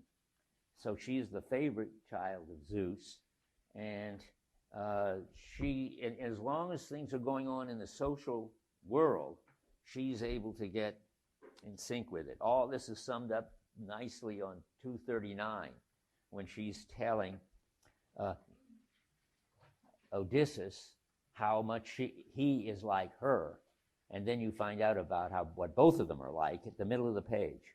She says, whoever gets around you must be sharp and guileful as a snake. Even a god might bow to you in ways of dissimulation. You chameleon. It's wonderful that Homer should call just what? 239, the middle. It's wonderful that he should call Odysseus a chameleon. Do you see why that's...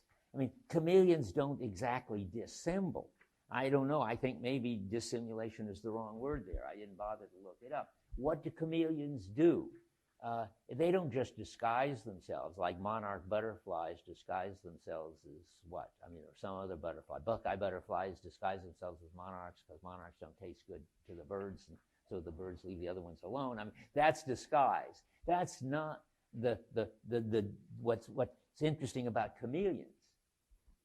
Well, they're the attuned ones. They take on the color of whatever world they're in. It's exactly right to call the Odysseus and Athena chameleons. It's easier to see in Odysseus when he's at a dinner party. He's totally suave. When he's in a fighting situation, he's a brilliant strategist and so forth. He takes on he gets in tune with every situation, and that's what she's telling him here.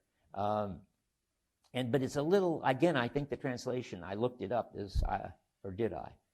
I don't remember, but I wrote in what I think it should be. I think maybe I didn't look it up. But on 379 at the bottom, two of a kind are we. This is Athena still talking. Contrivers both.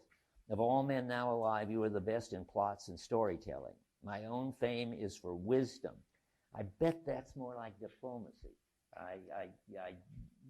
I'm going to have lunch with somebody who's teaching Homer in Greek and ask questions about these things. And my fame is for wisdom and deceptions too. Well, we don't see her deceiving anybody, I think. And I think I did look that up. And in Lattimore, it's crafty ways. That fits Odysseus and fits the Trojan horse, for instance. And she gets in sync with everybody. She gets him in sync with everybody. She gives us an example. It's I who made the Phaeacians befriend you to a man. So she got him in sync with that special, very laid back, very refined form of life. Not laid back, that's Menelaus. No, the Phaeacians are just they have the best of everything.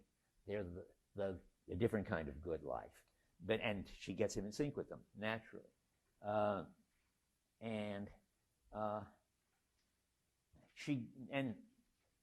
with athletic, I list athletic contexts, dinner parties, piracy. He's a kind of pirate raider. It gets translated here. Lovemaking. He obviously, Calypso finds him so good to have in bed with her that she won't let him go away, and so forth. And that means he gets in tune, in another way to put it, the mood of each world. And now another aspect that Athena does, which is very closely related, but not the same.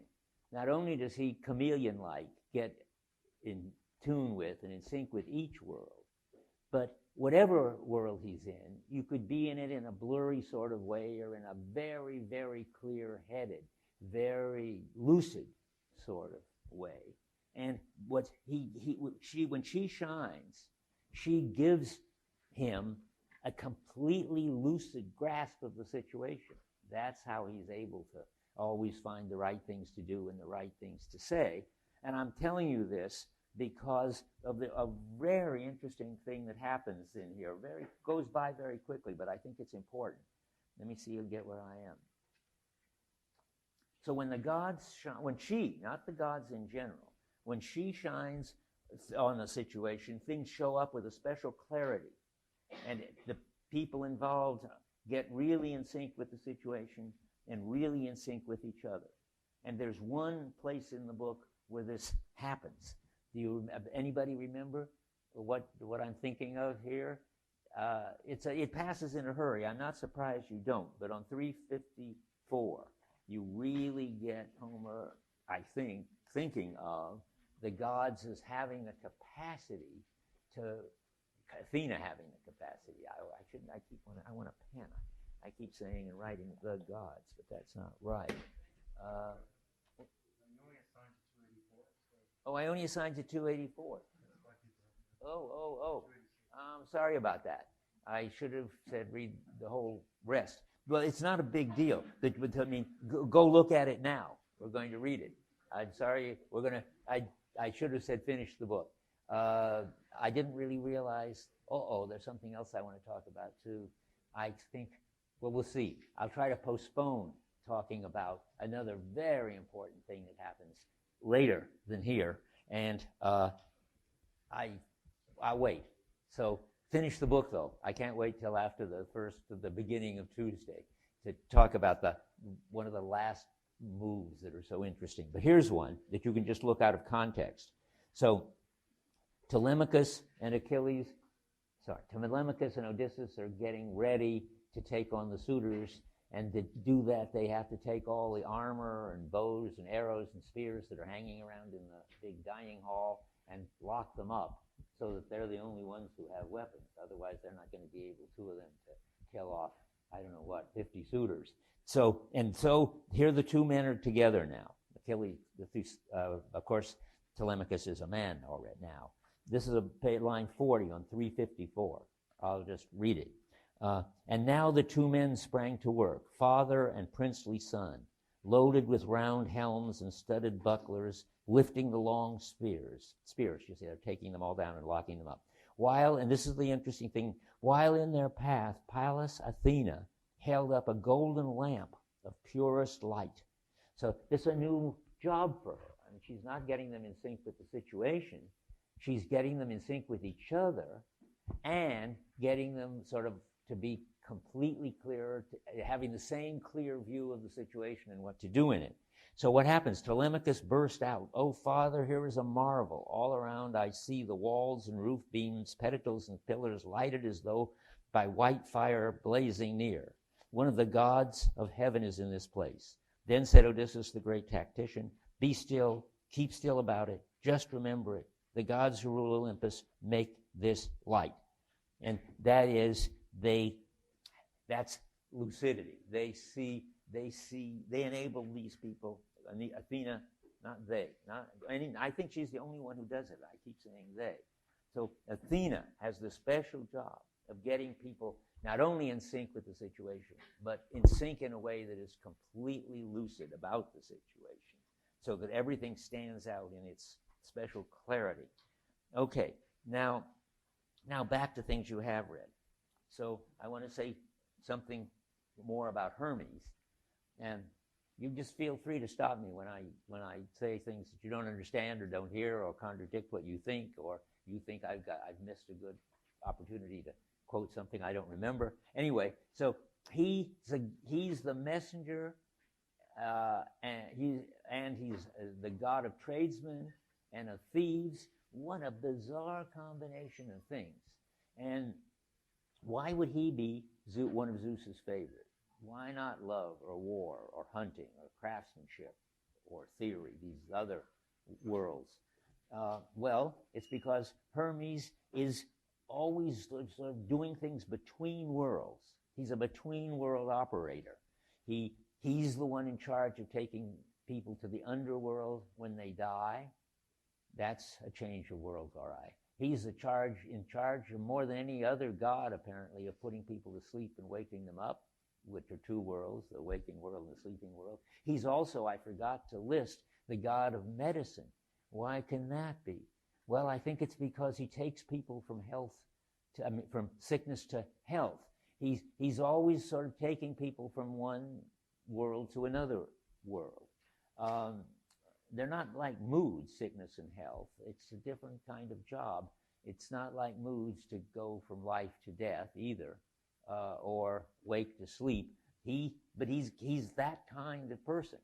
He does this thing, which I think is very interesting, which I'm calling cross-appropriation, of taking some skill, or some skill is a good thing to say, from one situation to another. So he does it several times. So he uses Circe's drugs against her. The drugs that were used to turn the men into animals, he uses to threaten her and to turn the animals back in, to keep them from being bewitched, to put them to 174.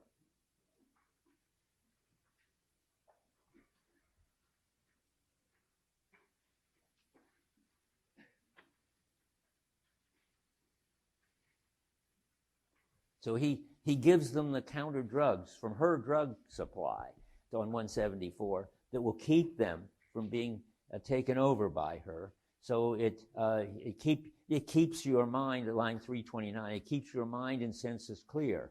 When she turns cruel, coming near with her long stick to whip you out of doors, then let your cutting blade appear. And that's enough of that. But that's there. So he has that drug. But he also, on Calypso Island, Zeus sends Hermes to say to Calypso that she has to let Odysseus go, and he gets out of the mood of either where he was happily seduced and in bed with Calypso. Then he was in the mood of I wish I was home with Penelope. But when Hermes comes, he's told, you've got to go use your shipbuilding skill. And he switches the mood from sitting there feeling sorry for himself and wishing he could go home to he starts to build this raft, which he's going to go home on. And that's what's on 85. And just another place where moods change, I wanted you to notice too, on 85, 159. This is Odysseus sitting there crying. The sweet days of his lifetime were running out in anguish over his exile, for long ago the nymph had ceased to please. That's, again, one of these falling out of some erotic attraction, which, like any mood, it can be very powerful. Made him forget home for 9 years, somebody said, right? I never found the place where it says that, but I'm a little surprised. But it could be, because it took him 10 years to get home. But finally, the attraction wore off. She pleased once on 118, I wrote down. How do we know that? We should know that.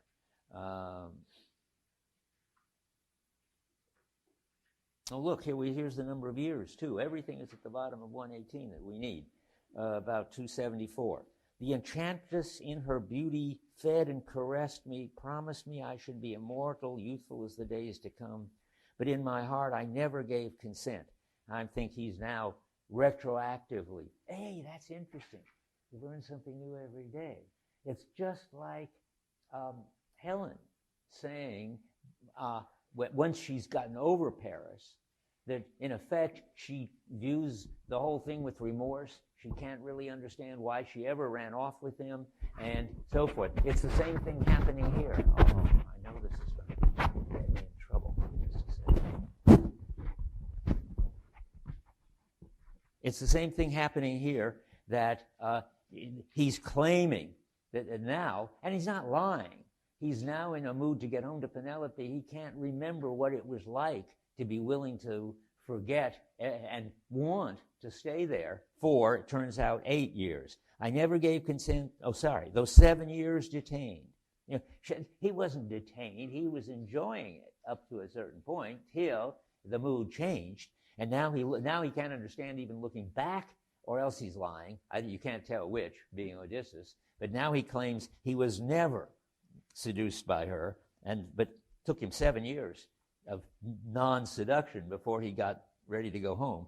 Immortal clothing I had from her and kept it wet with tears. Not all 7 years.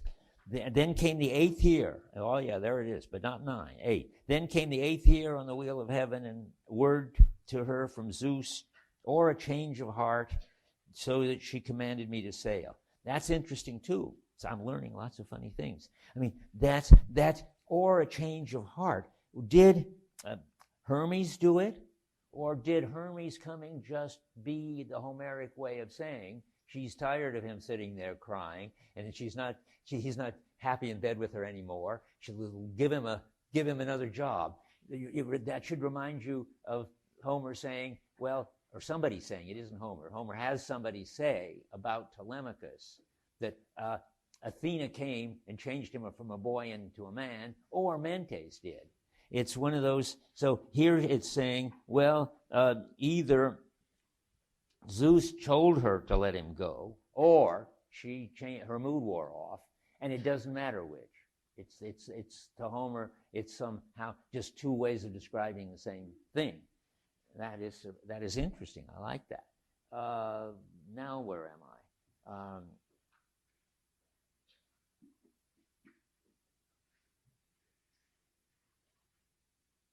And it takes skills from one world to another world. So he's got a skill as a pirate and raider and so forth, sneaking out at night and doing things that are, devious but get him what he wants. And then he can use that in the war to come up with the idea that they can all hide in the horse and then come out and sneak into Troy at night.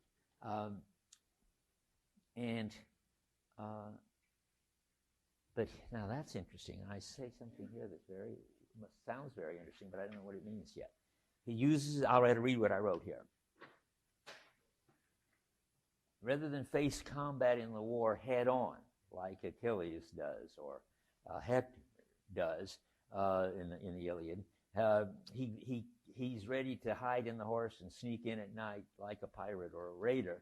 He uses his skill as a strategist in war to fight a new kind of war. Oh yeah, this on the home front, when he gets back and figures out how to beat the suitors. But then I want to say on 354, I don't know, I'm getting past where you are again, but I think it probably doesn't matter. It seems to be past where I am too. Oh, it's what I just read. Now what? Hermes not mentioned here. Why is it that Athena, I've just written, is coming back again, shines this light on these men? Because they're two different jobs, cross-appropriating a skill from one situation to another, like from being a pirate and raider to being a strategist in the Trojan War. That's different than being able to get in the totally lucidness about the situation and total coordination with whoever else you're dealing with. That's not a Hermes job. They're both jobs for people who go from world to world. And that's why they got sent, they're either a Hermes job or an Athena job. But their jobs don't overlap. Though there's one place, I didn't mention it because I don't know why I didn't see it on my notes. One place where they get named together. Let me see if it's significant.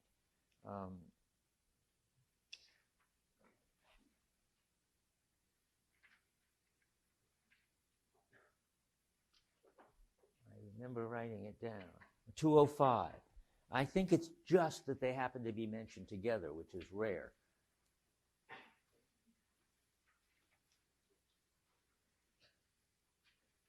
It's at the bottom now. I don't know what's going on here. We have to look. We're in the underworld, and we're hearing about somebody's telling us to Odysseus something that happened. What's going on?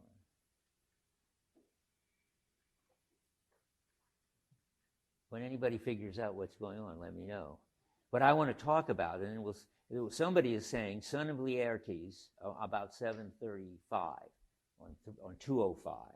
Somebody's saying, son of Laertes and gods of old, Odysseus, master mariner and soldier, and so forth, that then he made me hunt this place one time to get the watchdog. It's Hercules talking. And he's talking about things he had to do in hell. And he says, he made me hunt this place one time to get the watchdog of the dead. No more perilous task, he thought, could be. But I brought back that beast up from the underworld. Hermes and gray-eyed Athena showed me the way. That's the thing. So you could have both. One god gets you in sync, Athena, and gets you lucid about it. And the other god would have to bring in some skill from outside. We're not told what Hermes was doing to help. You see, and Hercules down the vistas of the dead faded from sight. Yeah, that's Hercules talking, and he walks off, and we don't know more about it. But they have their two separate jobs, and on some condition they could both do it. Now, this is the kind of stopping point, because that's what I want. That's the end of my talking about the gods chart. And there's plenty more to say about what Homer's up to, but not now, but no longer talking about specific gods, but talking about polytheism. So if anybody wants to say anything about what I've just been saying about the gods, now's the time to do it. I must admit, it's not something that there's much to say about. Once I've said it's not something we can argue about. So, okay, and then it's my fault, too, that I haven't told you to finish reading the book. But here we go. Why do we care? Why am I telling you this? Remember, the point is always, what can we learn from these people, these great books who focus other worlds? Yeah. Before you go on, I actually do have a question about the Good. gods. You're going to go on the other stuff. Yeah, I'm going to switch, so tell me. I'm sort of confused about the depiction of Athena, because sometimes you say that she has sort of a purely formal role of getting people in tune with the situation, whatever that situation might be, and that seems rather generic. That seems like the exact same thing you said about the function of the gods with regard to moods in general. Is to get you in tune with whatever the situation might be. And yet the characterization of some of the gods is much more determinate and substantive, like the characterization of Ares is to get you in tune with the ferociousness or whatever needs to be conquered in the situation. And the more determinate function for Aphrodite is to get you in tune with the erotic mood of the situation. So it seems like in order for the picture to sort of be consistent, then Athena can't just be the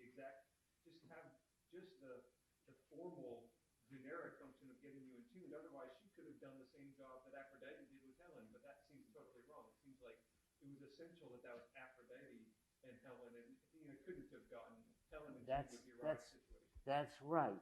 Now, and I once wrote notes about it, but I guess I didn't talk about that part, and I'm glad you're asking me. Yeah. Hi. What's that? The way we were dealing with this yesterday after lecture was we're describing both Athena and Odysseus as having an attunement which is not a mood. Right?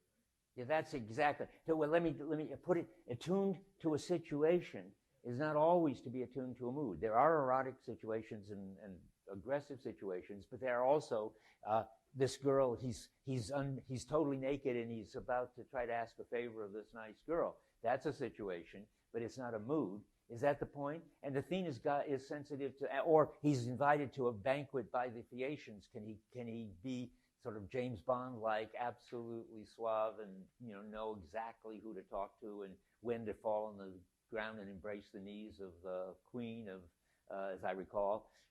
Anyway, yes, there seems to be a difference between being attuned to, and again, the bright light, the situation of hiding everything and cooperating with Telemachus isn't a mood, I don't think, or at least it may have a mood, but that's not what's important about it.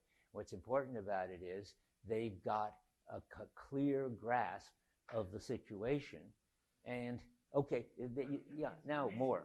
We're no longer saying what we originally said about Odysseus. So Odysseus doesn't get put into a mood by Doesn't. Right. Did I say, if so, I'm contradicting myself.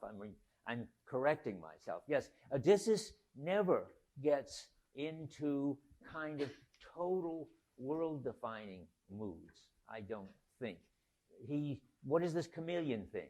He's a chameleon in that he fits perfectly into every situation. That's what I mean. Again, James Bond, think of that. I mean, he's a chameleon because in a dinner party, he's best. When it comes to seducing beautiful women, he's best. When it comes to fighting, he's best, and so forth. That's not a question of getting in sync with moods, which define whole worlds. And so you're asking me, and I think it's very good. We've got to distinguish situations from worlds. I think, just say one more thing, worlds are kind of subsets of situations.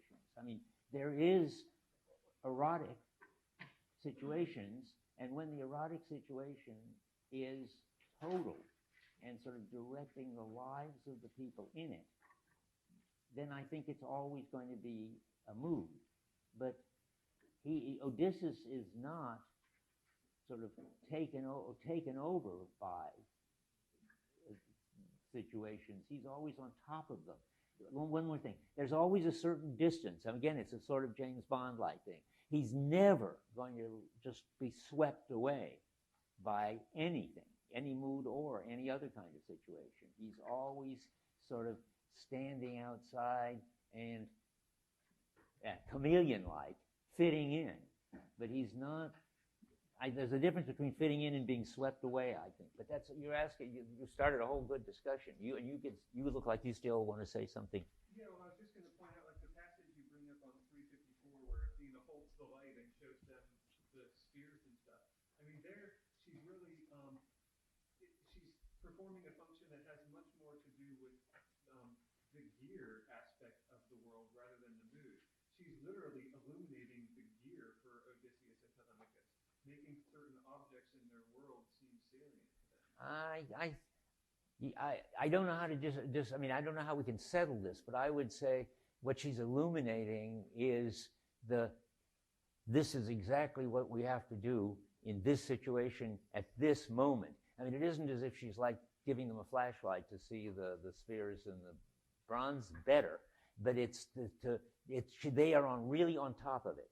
In an amazingly bad situation, they know exactly when and what to do. That's okay. That's her job. Now, lots of people want to get in on this. Yes? I was just going to bring up when Odysseus is kind of put into a trance at Circe's island, and it takes the sailors after an entire year to push him out of that. That seems sort of like a mood.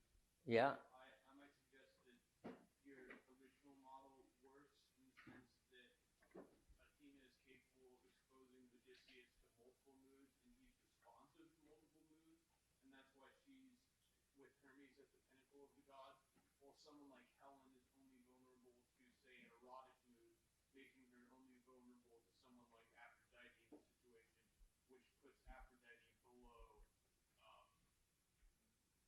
Yes, I see. There are people who are defined by the fact that there's only one kind of situation that they're sensitive to: aggressive in Aries, erotic in Helen, and they have, I mix gods and people. Aggressive in Aries, who is the god of Achilles, presumably, or there are people like Helen who are sensitive only to erotic situations. They just don't notice anything else, and that's because they are that kind of person. And then she gets associated with a particular god, namely Aphrodite.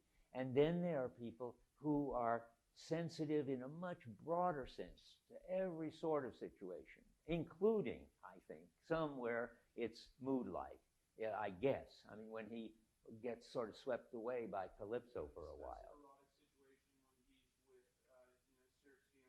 Yes, that's right. He can, among other things, I think we're getting it better, the clearer. I mean, he isn't associated with any particular god or goddess because there's no one kind of situation that he gets carried away into the mood of. But he's able to get in sync with all sorts of situations, including moods, like the mood with Calypso and Circe. Is it ever anything but sex and beautiful women? And is there any other mood he gets into in a way that sort of distracts him from what he says he's up to? Of course, we could believe him saying, I never gave consent to Calypso, but boy, that doesn't ring true, I don't think. I mean, it's clear if you're going to stay there 8 years that he gave consent for a while. Yeah. I think at some point he talks about his experience with Troy and says that somehow he was like in a versa. I don't know what words he uses, but something like that he was in a battle mood and that he was completely swept away by the fighting and all that. Oh, really? I don't remember that, but I wouldn't be surprised that he could be taken up completely in an Aries mood. Keep this clear, though. He's not an Aries person. It's not as if he's sort of unsensitive to anything but aggressive and fighting and warrior moods. He's sensitive to all sorts of situations, which include also aggressive moods and erotic moods, and that's fine. I think that's what we've got him up to now. Well, yeah, first him and then Tyler, you want to say something, right? But first he wants to say something. Go ahead. One other situation where he's into like a warlike mood is when he's not revealing his identity to the Phoenicians, and like a young boxer or fighter challenges him, and then he just like beats the life out of him. Yes, and I was thinking of that when I said he also fights, but I didn't go. Yes, when it comes to fighting, that's again the sort of James Bond side of him. He's good at everything. He's not only sort of sensitive to every situation as to what it requires, but he's able to do it. And Athena can't give him that, I don't think. I don't know where he gets that. She doesn't claim that she makes him skilled at all these things. She claims that she makes him attuned to all these things. It seems like it's kind of like a mood that he feels though, because initially he was like, he was trying to avoid having a fight. Yes, he's not, yeah, exactly, he's not. But Aries doesn't show up and put him in a belligerent mood. It's just that having seen that this is the kind of situation where he's going to have to box this guy, he just happens to be a very strong man with very big, strong hands and really tough and able to stand being underwater for hours and so forth. That's just his physical character, I think. It doesn't ever nobody in Olympus takes credit for that, I don't think. That's just a fact about the way Homer sees the world. I mean, your physical endowments and your skills are really yours, I think. Yeah, Tyler. I guess I still think that there's a relevant difference between Athena and the other gods that Ian pointed to. That when she intervenes precisely to distance heroes from the moods. That's right. She's the cool one. I could, if I could find it. I mean, he keeps his cool whenever there's anything. I think I could open maybe to the place where he's worrying about being dashed on the rocks. Did you read that yet? He's near the shore. Have I signed that? I don't remember where it is in there. And he has to figure out what to do.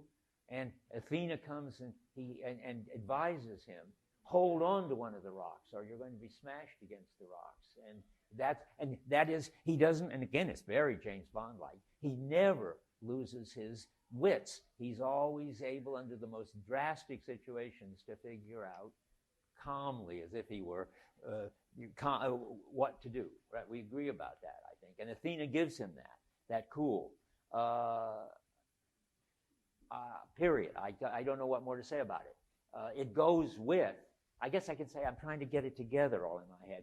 That kind of cool goes with being open to all these different situations and, in general, not being swept away by any of them. I mean, I think Calypso's a complicated special case. But generally, the way to be open to all these situations is not to be head over heels involved in any of them. Somebody back there has a hand up?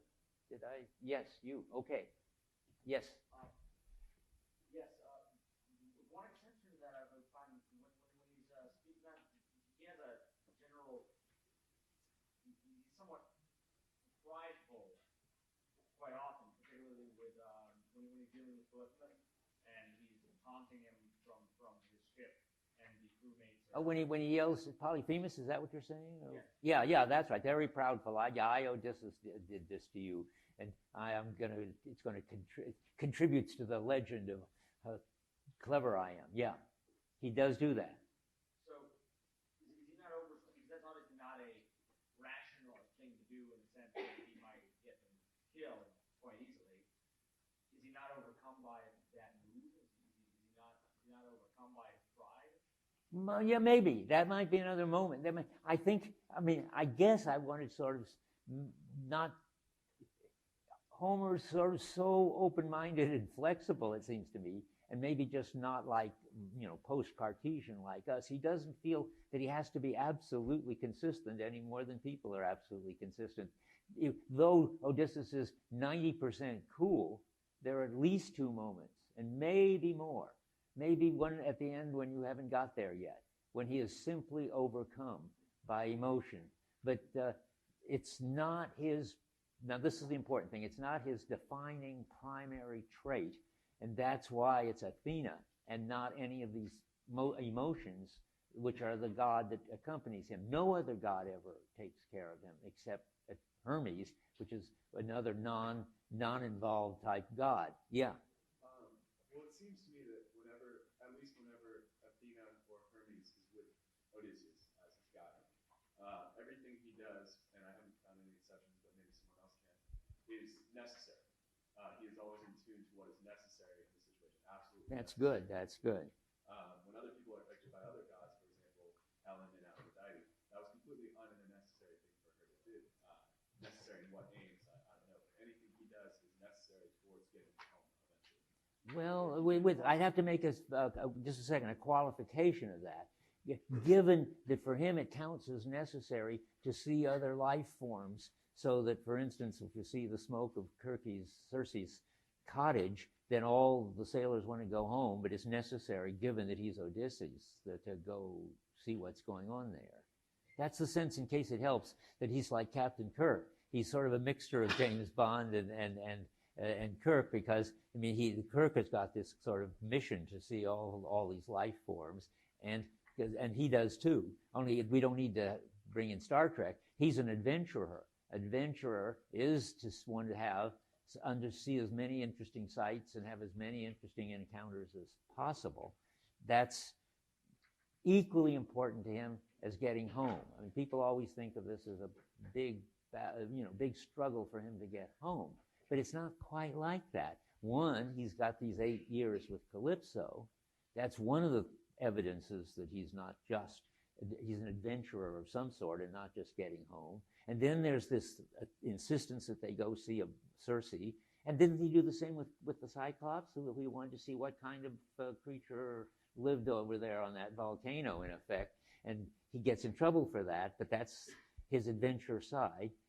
You want to say something? Go ahead. Well, I was just going to say, I don't know if you could say everything that is necessary, because when he taunts the Cyclops, I don't really think that's aimed towards him getting home at all. No, I don't either. Well, he doesn't have Athena with him at the time either. And that's right, and he complains that Athena wasn't with him at the time. So you could try to make a case, it's a possible paper, try to figure out whether, whenever he does what the situation requires, then Athena is with him. But then he's able to go off and do things even when the situation doesn't require it. And he complains that Athena didn't help him out when he was with the Cyclops. My answer to that, by the way, I was going to talk about that, maybe even in my notes coming up. But in any case, the Cyclops being so close to nature doesn't really have a world. It isn't really something that you can hardly get in tune with, the Cyclops in his just plain grumpy mood and eating people And I think Athena just doesn't know how to deal with that. Isn't her job description. And she says, I wasn't going to get involved with that. That was a Poseidon issue. And that means it was a question of nature, not culture. And then I don't think any of the Olympian gods deals with Poseidon if they can help it, because they don't know how to deal with brute, violent nature, which is him. Yeah. And then you. Okay, go ahead. The majority of the tricky situations he gets into, those are the result of him wanting to explore it. Right? I think so. The Lycopodians, the Lotus Eaters, Lotus Eaters, nothing really bad happened, but That's right. I think in general, his adventurer side is motivating him more than his getting home side. But it's totally, I mean, when he finally does get home, boy, is he glad. In fact, he seems to switch over. I don't think this is deep. I think this is just a plot point. That if you try to figure out where does he stop getting attracted to everything and just get determined to go home, is after the underworld's part, where he realizes he's only got one life, and where he also realizes that Agamemnon got killed because his wife and lover ganged up on him. He realizes that you can't just count on Penelope at home being there forever, and then he gets mono-directed on going home. But that's not. He's really, and I'm going to talk about this next time. This is because it's in the part that I assigned to you, and I didn't assign to you. He seems to be exactly half and half, a home person and an adventure person, and I could sort of show you how that actually shows. Homer really shows you that. Now, somebody here, yeah. I was just going to say, on 239, Athena says it herself, my own fame is for wisdom among the gods.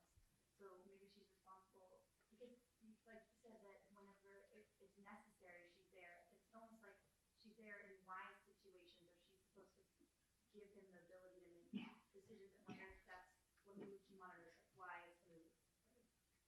She's, well, and I think better than wisdom is diplomacy. Whenever there's any situation in which you've got to be able to understand how it looks to all sides, and when she tries to get Zeus to do things, she's the one who can explain things in such a way that Zeus can see them from that point of view and do them, like get him go home. And that, by the way, when you read the Oresteia, when you read the Agamemnon, you're going to find Athena again playing a big part, and diplomacy is going to turn out to be very important for her. And there, Apollo is going to play a big part, which is fun because you haven't really seen what Apollo's up to yet. But you have to remember too, I just say this, when you read the Agamemnon, that's the gods are not the same as they were. I mean, it's 1,000 years later, almost, or at least 500. Yeah, but 500 years later, and the gods have sort of somewhat changed their roles, but not they're not unrecognizable. Apollo is still the god of distance, and Athena is still the goddess of diplomacy and wisdom of a sort. And anybody else want to say anything? Did I? Thanks. Yeah, that turned out to be very important to bring up. Okay, I'm going back to where I was. The moral I was saying when I was happily interrupted was always to ask, what does Homer show us that we could learn from him that we've lost?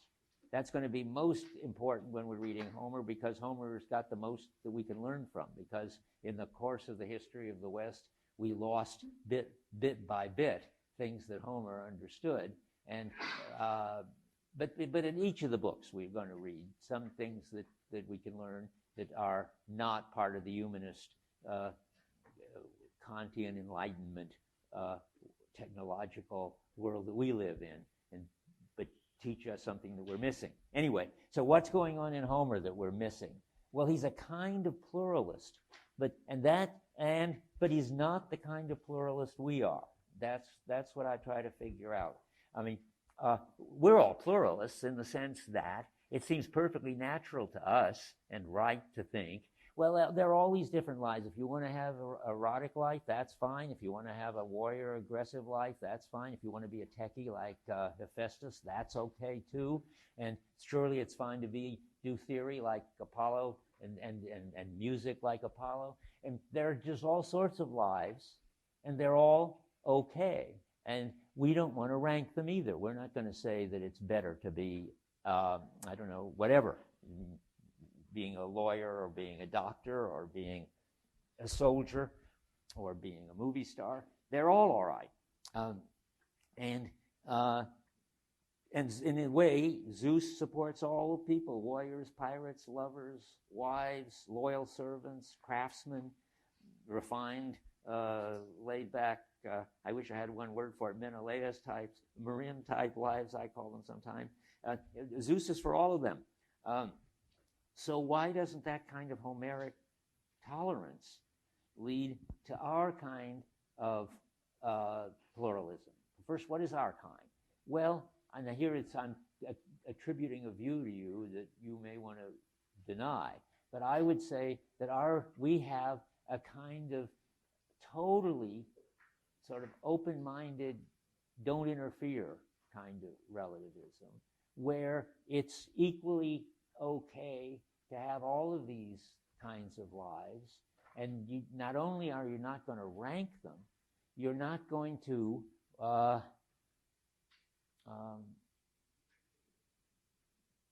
fight for them. Let's put it that way.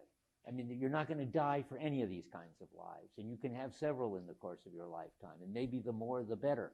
If you can start out as a lover and then become a scientist and finally, I don't know, whatever you can do after being a scientist, a movie actor and then a president. I mean, all that would be nice. But, and it's not as if you're committed to any of these lives. That's what it's a kind of nihilistic or something relativism.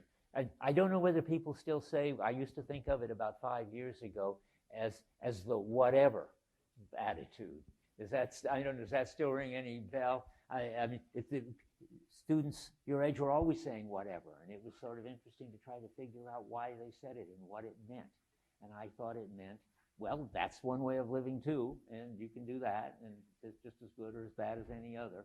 But nobody would die for it. In fact, you can see that and again, all this stuff happens at different times in the history of the world, and maybe this is too old. I mean, maybe this is over. But there was the period in which if you were committed in a life or death way to any particular kind of life, it was considered an addiction. So that you had workaholics. I mean, you couldn't just work 12 hours a day at something you really liked without being told to be a workaholic. You couldn't be a Helen-like person who was ready to go off with anybody who was really attractive enough, because then you would become a woman who loved too much. Is that kind of thing still in the bookstores? I think maybe. There was a great cartoon in the New Yorker which summed it up, which was a woman in a chair reading a book, and the title of the book was Women Who Read Too Much. And the point is that it looked like the kind of pluralism and relativism that was around made sort of a life or death commitment to any particular life look like an addiction. And that's what Homer's got some kind of answer to, some kind of suggestion about how that could be different. But I saw a hand up. Yes? What about the point of view that what's best for you isn't necessarily best for me, and it's kind of relative? That's good. Like believing that, well, maybe it's best for him to be a workaholic, and it's best for me to only show up for it, and it's best for him to have a balance. It depends on your personality and what you like. That's how it is. That's what I think our pluralism is, except that I think that our kind of pluralism has this funny other side, which is, yes, it's all right for anybody to be anything, but if they're sort of totally committed to it night and day, then there's something wrong with them. Then they've got an addiction. So it's a pluralism which denies that you should die for any of these lives or really commit yourself to any of these lives. They're all fine, and this one's fine for him, and this one's fine for her, and that one's fine for me. That's the pluralist part. And then comes the, what I don't know how to call it, something like nihilist part, where the whatever part, let's call it, where you shouldn't be totally committed to any of them. And now I want to say that anybody, I think that's fine. Let's go on. I mean, Homer's got a view that there are these plurality of lives, and you can be maybe in more than one of them. I'm not sure about that. I mean, there's the Odysseus way of never being really fully absorbed in any of them. And when he is, he regrets it, I think, later, or denies it. But the idea that it would be a good thing to have one God, your God. Helen's the test case, because we feel something's wrong with Helen. She's not taken responsibility. She's not autonomous. She's lost her free will. There's something that has a higher authority in her life than her own reason and her own will. And that governs the kind of situation she can respond to and the kind of person she can be. And she's willing to practically die for it, run off and leave her husband and her new baby with Paris. And she's willing to do it so wholeheartedly that she's willing to make lots of sacrifices for it. And Homer admires it. Remember that Helen is admired as peerless among women. She's the shining lady. She's the daughter of Zeus. So you've got to think, what culture is going to admire that? Well, it's a culture that is not going to claim that you shouldn't have that kind of commitment.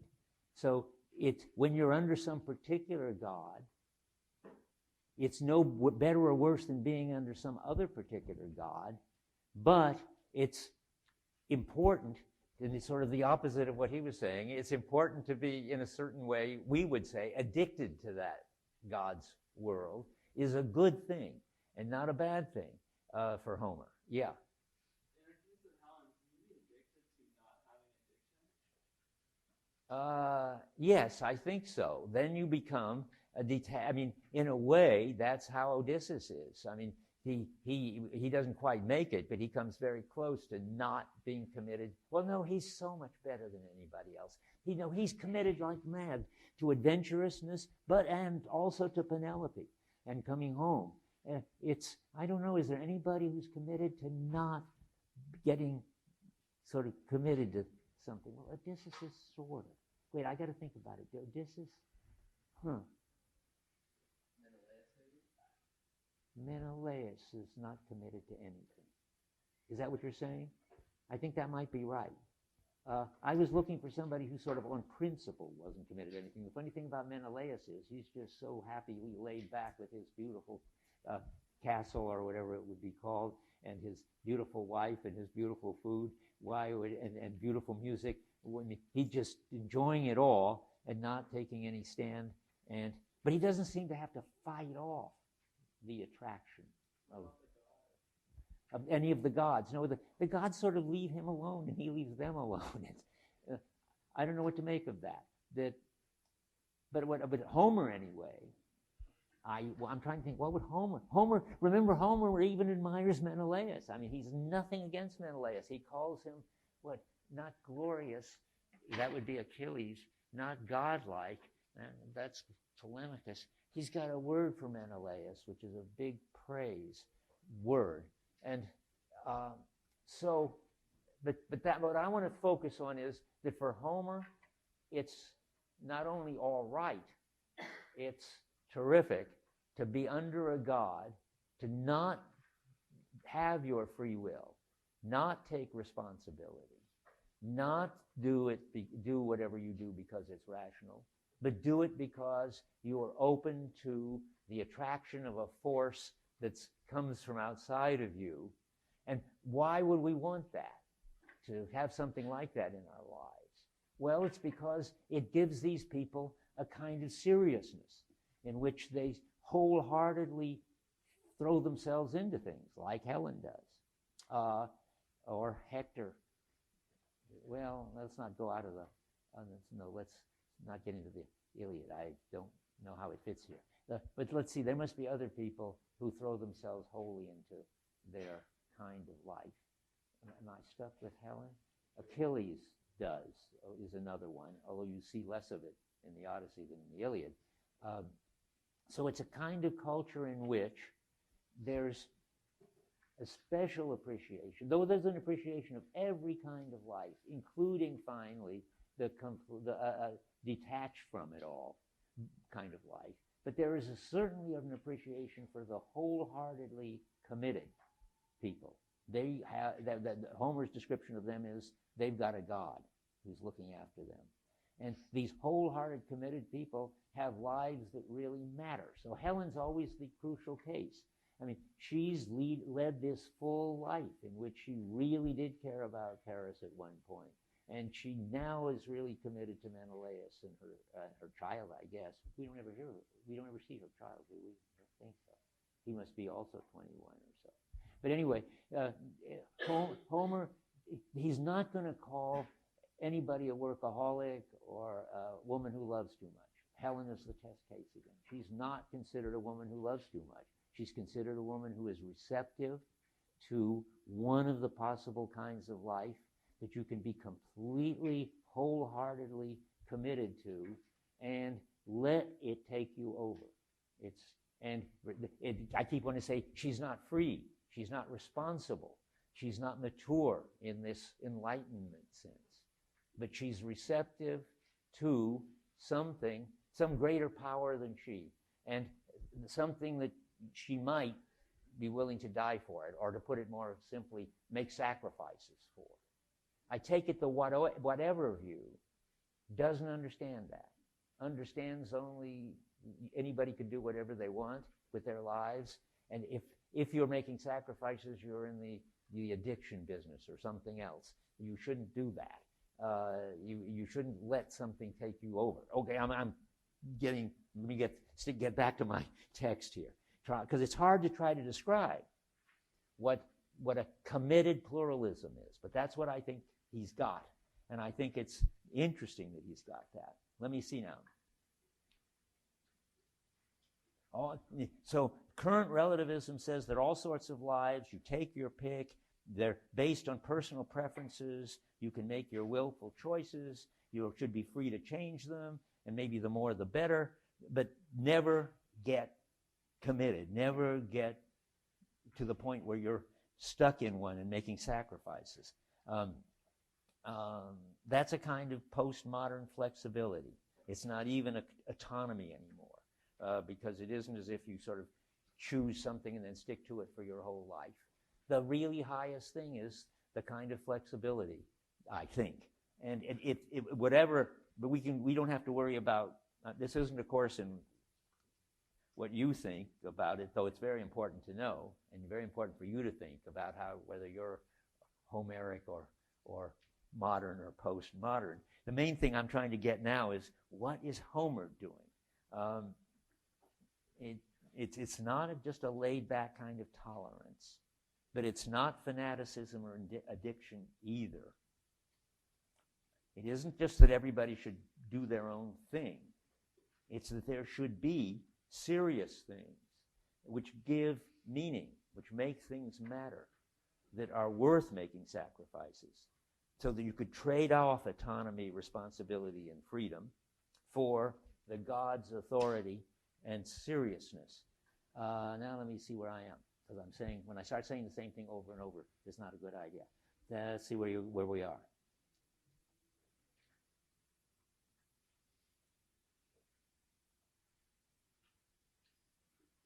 So this doing something wholeheartedly is very important in this.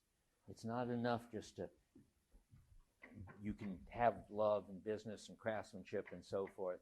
You can have them, and you could have several of them as your way of life. The important thing is that you should do it wholeheartedly. That's what Homer's got when he says you should do it sort of led by a god, and you should be willing to follow a god. And now I'm saying it again, so let me go on. That's not being fanatic.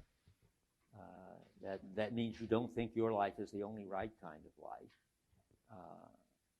It's not.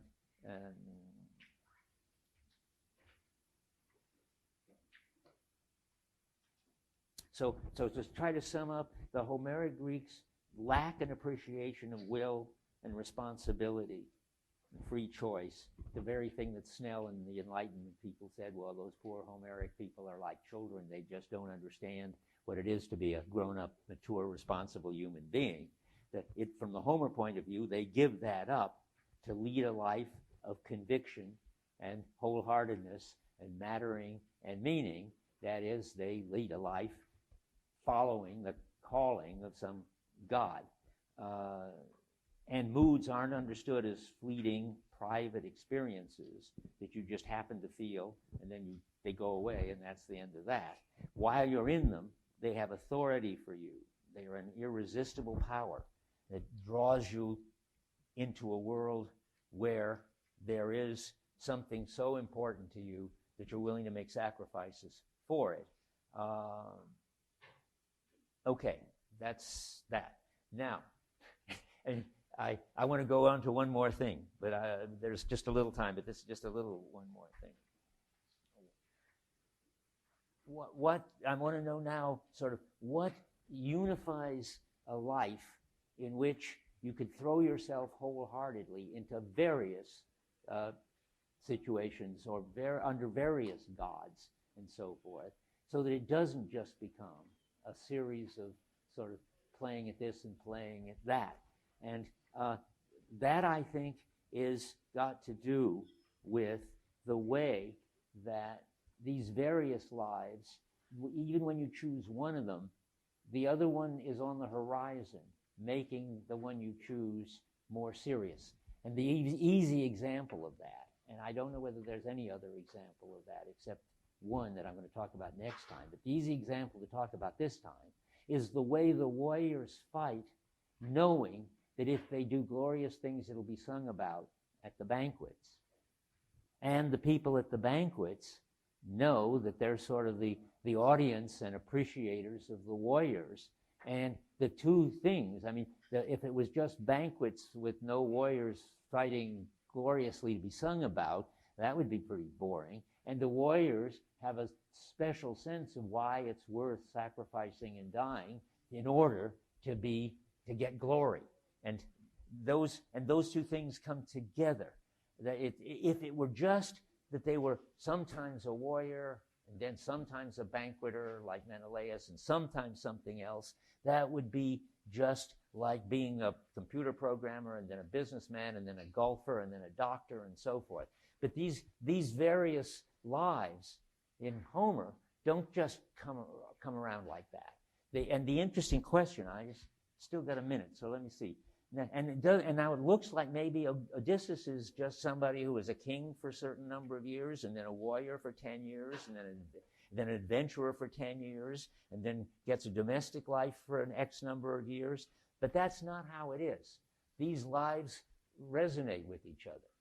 I can't, because happily I haven't. You have to keep that in mind when you read the rest of the book, which I'm glad I haven't, because I'm sort of setting you up for that.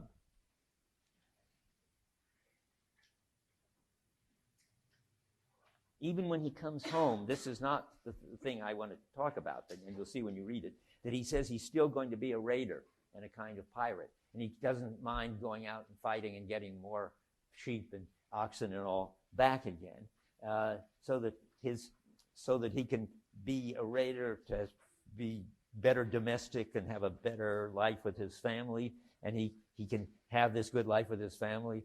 And that makes it seem serious and important to go out and be a raider. That's another example of it. The way so in this polyculture, I think, the various worlds and moods that people can be in reinforce each other. And now I think I can stop, and I can talk just at one thing that's left to talk about next time, and that is how in Odysseus, how Homer gives you the sense that in Odysseus, the adventure life and the domestic life are so to speak, on the horizon of each other. And when you're in one of them, the other one is always there. Okay, that's it. I'll stop with that.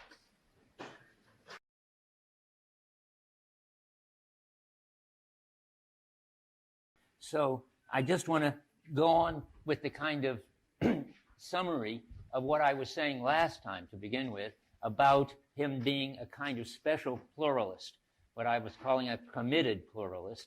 That is, Homer believes in the validity of all sorts of worlds. He doesn't want to rank them as better or worse.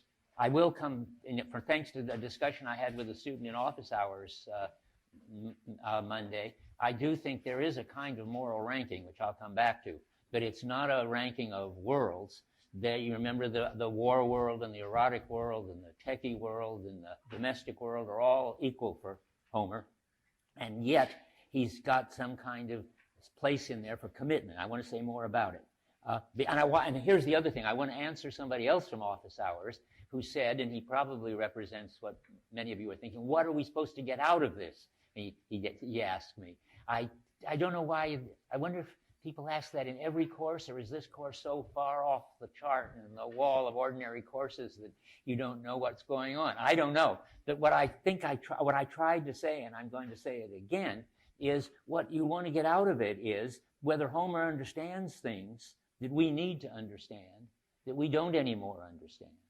And this whole thing about committed pluralism is part of it.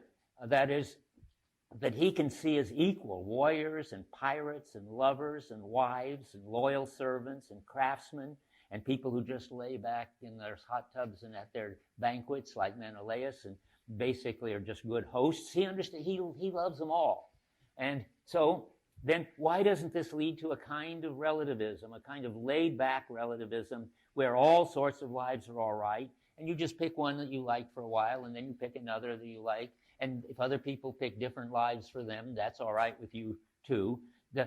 A kind of relativism that I think we've got, in which it's based on personal preferences. You pick whatever life you like, and it's based on willful choice. That is, you freely choose what kind of life you're going to lead, and you can freely choose another way of life tomorrow. That's kind of postmodern flexibility, and it's tied in with autonomy. Remember, you freely choose. You're responsible. You can make up whatever reason you choose for choosing the life you choose. In fact, there won't be any reasons outside of it. Any particular life has its own particular reasons. So you really kind of choose arbitrarily and freely. And in that world, I mean, sorry, world is a technical term by now. In that way of looking at things, commitment, real commitment, lifetime commitment, like, say, romantic love or committed to something like Martin Luther King, as I said last time, that begins to look like addiction and fanaticism. Why would anybody just arbitrarily and freely choose to sort of bind themselves to a cause or to another person? That means that all we've got is a kind of tolerance that everybody is allowed to do their own thing. As a guy named Alan Bloom wrote at one point, everybody's become so open-minded their brains fall out. That's the trouble with this kind of total tolerance. You get no serious life, no meaningful differences between what's holy and unholy, worthy and not worthy, and so forth. The differences that make for you to choose what you're doing in some sensible way. Nothing matters. Nothing is worth dying for, and so forth. So what that means is there's a kind of trade-off between what we've got and admire, which is autonomy, that is giving the law to ourselves. That's this Kantian technical term. And it means we take responsibility to choose our own lives. We're free to do it, and then we're free to, and then we have to, or if we're rational and good, we then can to sort of defend our choice, but it's always by reasons, as I said, from sort of within your choice. So you've got autonomy, responsibility, and freedom, and that's nice. But we lost serious meaning. We're in a kind of void. I was just talking, all the incoming class are looking at the ice storm. How many of you are in the ice storm business? Remember the talk in the ice storm? How many have seen the ice storm? Oh, good. Well, anyway, in the ice storm, what's really going on, sort of too much in the background, the movie's lost, I think, something from the book, but there is the comic book that he's reading on the train, which talks about the vacuum, which is expanding and taking over everything. The freshman I talked to about the ice storm sort of translated the vacuum as the void and said, yes, there is a void, and yes, you have to fill the void with something, and they were filling it with sex and sort of experimentation and how far they could push their freedom in the ice storm. But now maybe what's more fills the void is the World of Warcraft or Facebook and whatever. You've got to have something if there's no serious life for you, and those are the diversions, and that's what the movie's about, and that's what you lack, maybe. I mean, you will know better than I how much of a void you're in, but it could be that our total freedom has got us into a kind of void. So what's the way out of it? Well, Homer's got some interesting combination. A God, that is some power that you don't freely choose. It chooses you, something like a calling, a vocation, who comes and takes you over. Or, if you don't want to say a God, say a mood. Remember, it's all like Helen, and a mood, namely erotic attraction, takes Helen over. She doesn't freely choose it. She sort of feels responsible for it. She's sorry it ever happened because it caused the Trojan War when she ran off with Paris. But it's something like you suddenly see everything in the light of erotic love or war or craftsmanship. But you see it not because you freely chose it, but because it, in some sense, chose you. And because of that, you're more, I think Homer thinks anyway, and I think so too, you're wholeheartedly in the situation. I mean, Helen, when she was in her love of Paris, she was so wholeheartedly in the love of Paris that she left her husband. She had just been married, I realized, a new bride, maybe of a year or two, with a baby still at her breast, the chorus says in Aeschylus. So she was ready to leave all that. How much more committed can you get? And she's therefore not sort of in this laid-back, free choice kind of tolerance. But she's not saying either that everybody should run off with whoever they find erotically attractive. That's just the calling that she's got. And that people, importantly, remember, we talked about this, don't blame her. They admire her, the Homerics. They see that she's getting these kind of commands from moods or from gods, in this case, Aphrodite, who is giving her a serious commitment. That's already something, to be a kind of receiver of callings. And secondly, she's courageous enough, willing to take the risk and the responsibility of doing what that calling demands. If you put that together with the fact that people can get their callings to be that whole list I gave of warriors, musicians, doctors, lovers, whatever, you can have, and you have your serious calling, and they have their serious calling. That's what I'm calling committed pluralism. And what is it not? What you have everything at stake in doing it while you're in your world, and the gods can call you and then drop you. Helen gets dropped halfway through the war. Aphrodite stops caring about her, and she stops caring about Paris. So that means the same thing. She took that risk too, and then it was pretty boring because she still had to. She now was married to Paris, and she couldn't go back to Menelaus for 10 years in all.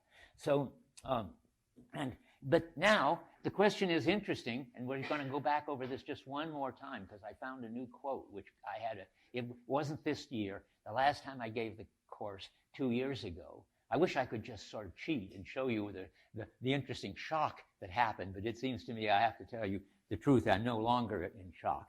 But what happened was I had said how everybody admired Helen, and then I reached book 23, page 220. 2:24, and I was amazed. Oh, wrong. Wait a minute. Let's try that again. 2:24? No, it isn't 2:24. That's a problem. I don't know probably 2:42 or something else. Help me find Penelope's. Oh, it's got to be near the end because it's Penelope talking. So I know where it is now. Here it is on 4:36. That's a big difference from 2:24, isn't it? Even dyslexia can hardly explain that. 4:36, line 245, roughly. Here, Odysseus and Helen and Penelope are finally together at last. He's telling her the whole story of his life. And then all of a sudden, I should have realized that was important. All of a sudden, Penelope breaks in and says, Helen of Argos, daughter of Zeus and Leda, would she have joined the stranger, lain with him, if she had known her destiny, known the Achaeans in arms would bring her back to her own country? Surely a goddess moved her to adultery, her blood unchilled by war and evil coming, the years of desolation, and so forth and so forth. A big rant against Helen, which doesn't say at all, wow, is she amazing to be open to these God commands and to be brave enough to take the risk of following them. Nothing short of she's just an adulteress. She is an evil person. She did this immoral thing, and she caused this war, and all these people died. And it looks like either Homer has lost his mind, or I lost my whole story. That Homer really ought to be appreciating Helen. And at the dinner party, when Helen tells her story, they all admire her. And Homer says that she's peerless among women. What's happened? Well, I went to the Greek, and the Greek says, yes, that it's adultery, and she's a bad person. And then I was really unhappy. And then I just looked across the page. I was looking at the Greek-English en face. And in the Loeb edition, where you go to look for that, because that's the most literal translation. It doesn't even try to be poetry. And at the Greek side, there was a footnote that said Aristocharis, whatever. That is somebody we don't know, never heard of before or after. But the footnote says was the main authority of interpreting the Odyssey once it was written down, as to what was legitimate and what was not. It says Aristocharis rejected these lines as interpolated. That's wonderful. It goes immediately from being just what I hated and what would have been a disaster for my interpretation to something I told you that people in later years, remember it was 500 years or maybe 300 years after it was oral tradition that it was written down, and maybe another 200 years before this guy took over being the world authority. Anyway, things have so changed that people don't understand Helen anymore. Don't understand how she could have run off because it was adultery. Why wasn't it a bad thing to do? The fact that, I looked at translations of her behavior in various places. The best I can find is something together, translated as unrestrained. And you can see how being unrestrained can be everything, if you dislike it, from being sort of out of control and dangerous and self-indulgent. And it could mean ready to go anywhere that Aphrodite tells her to go, which is, I think, what Homer means. So stick with Menelaus. He doesn't criticize her. He admires her. She was responsive to the highest authority, one of the high authorities. She wasn't just free. She had a calling, and she was willing to risk her life for it. And what she got in return was a meaningful life, serious at every point. She was ready to put everything on the line. She had a happy time with Paris. She had a miserable time with Paris. Now she's back having a wonderful time as the great hostess for this very rich king and his wife, and so too. And so her life is like a series of very gripping short stories. And that's, I think, what Homer admires. Or that's one of the things Homer admires. But anybody want to say anything about that? That's the last time we're going to go over Helen. And it's too bad you missed the time I was in shock and ready to have to give up my whole interpretation. It was some student, of course, who did this to me, who quoted this. I never saw this little quote. You're blind to the things that don't fit into your picture. And when I saw it, I was horrified. But now we know that it's okay. And everybody's happy with it. Okay, then we can go on. It's different in the life of Odysseus. That is, it's different in the sense that he doesn't have, his life is not a series of totally gripping short stories in which he becomes completely involved and takes the risk of putting everything on the line. He hasn't got one of the gods who is a god of a particular mood, like Aphrodite, remember. What's it like to have a life when Athena's your god? Meaning that he's an adventurer who goes from world to world. His big interest is not in letting him having a calling, which makes him totally committed to one world at a time. He's never totally committed to any world. Not even totally committed to when he's back home with Penelope, as I'll show you in a minute. So what is Odysseus? Well, he's another possibility. He throws himself into various worlds experimentally and then sort of forgets them one after the other, I think, although he doesn't really literally forget them because he tells the whole story in bed to Penelope when he gets back. But he sort of, loses interest in them. They're just some incidents in the past. And he doesn't throw himself completely into one world in which he something like forgets, or at least forgets the importance of all the others. So Helen, when she's in the erotic world, forgets the importance of Menelaus and her baby that she was nursing and has a different world. And when she gets tired of Paris, then she's going to not even be able to understand why she ever found him interesting, because that's what happens with this kind of commitment and this kind of mood. But Odysseus isn't like that. It looks like he's just trying out things. He's going to be king for X number of years and a warrior for X number of years, an adventurer, a warrior for 10 years, an adventurer for 10 years, and then domestic again for the rest of his life. But that's not quite right. I mean, he is a cross-world person, and there is a place in this committed pluralism for something else, namely what he's doing, which is actually going from world to world and being committed to doing that, which Homer thinks is fine too. And he doesn't even, he's never completely committed even to Penelope and going home. He forgets for, 9 years that he should be going home and is happy to be the lover of Calypso. And when he gets home, I was just going to mention this, he isn't going to stay home. He says he's going to go off and do one of his other things, namely be a raider on 440. That is, he goes off and steals other people's cows and sheep and stuff to replace his. He says this at the bottom of 440, 400, in line 400. He says to Penelope, "Take care of what is left me in our house. As to the flocks that pack of wolves laid waste," those are the suitors, "they'll be replenished. Scores I'll get on raids, and other scores our island friends will give me," and so forth. So he's going off on lots of raids. He's a kind of pirate raider. That's one of his the fun, one way he has fun. And even that he's going to go on one strange, and I tell you this, but I can't really understand it, one strange long trip on page 188. I mean, it's just worth noticing how strange it is. It probably is important when you see something strange and you can't understand it.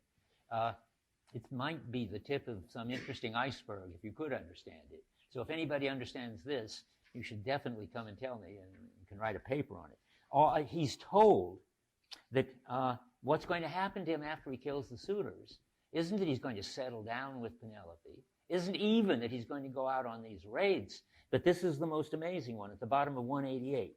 But after you have dealt out death in open combat or by stealth to all the suitors, go overland on foot. See, he's never been a land, he's been a sea raider and a warrior. But to go inland where there isn't any sea, that is a new adventure. So he's going on this new adventure. Go overland on foot and take an oar, that's the sea, until one day you come where men have lived with meat unsalted, never known the sea. So that's a real adventure for him, to go into a place that doesn't even know that there's a sea and ocean out there. They don't know seagoing ships with crimson bows and oars and so forth and so forth. The spot will soon be plain to you, and I can tell you how. Some passerby will say, what winnowing fan is that upon your shoulder? They don't even know what an oar is. Halt, implant your smooth oar in the turf, and make sacrifice to Lord Poseidon. That is to make peace with the sea and the storms and everything, and so forth. Turn back and carry out so and so and so and so. And then at the bottom, bottom of that top paragraph on 189, then a seaborne death, soft as this hand of mist, will come upon you when you are wearied out with rich old age, your country folk and blessed peace around you, and all this shall be so as I say. I don't know what's going on there, but he's leaving home on one more very special, interesting adventure, and then he finally comes home, and it's important, he goes back to his domestic anchor, which is his bed, which is, as you know if you've got that far, I hope, now, that his bed is made out of one pole of his bed is an olive tree with roots actually in the ground. So his life sort of looks like this, that he's got a center where his bed is, and then around it his bedroom, and around it his castle, and then around it the ocean, and he goes out on these raids and finally goes way inland and comes back to this all the time. That's just the structure of his adventure life, and I want to say more about it in a minute, because it turns out to be an interesting structure that his life has got. Let's see.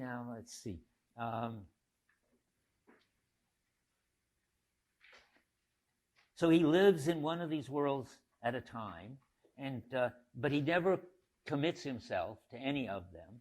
The nearest would certainly be his commitment to finally going back to his bed and his olive tree and Penelope, where he's going to die. But it's certainly, that's not something that limits all the other places he can go and all the other things he can see. That's why that trip inland is important. Yeah. It seems that that's kind of a contradiction, though.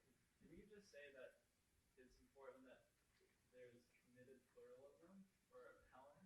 Yes, for Helen. But doesn't that carry over to the rest of the characters? Is that like elucidates the Homeric idea about being able to do what you want when you want?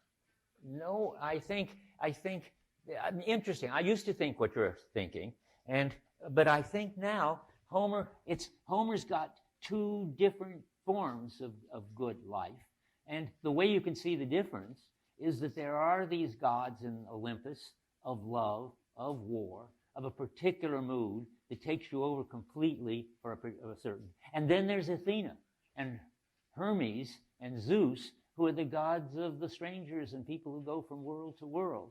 So there's something very different about being under Athena than being under Aphrodite, I'm saying now. And the Aphrodite one is a certain kind of committed pluralism where you're totally committed to one thing at a time.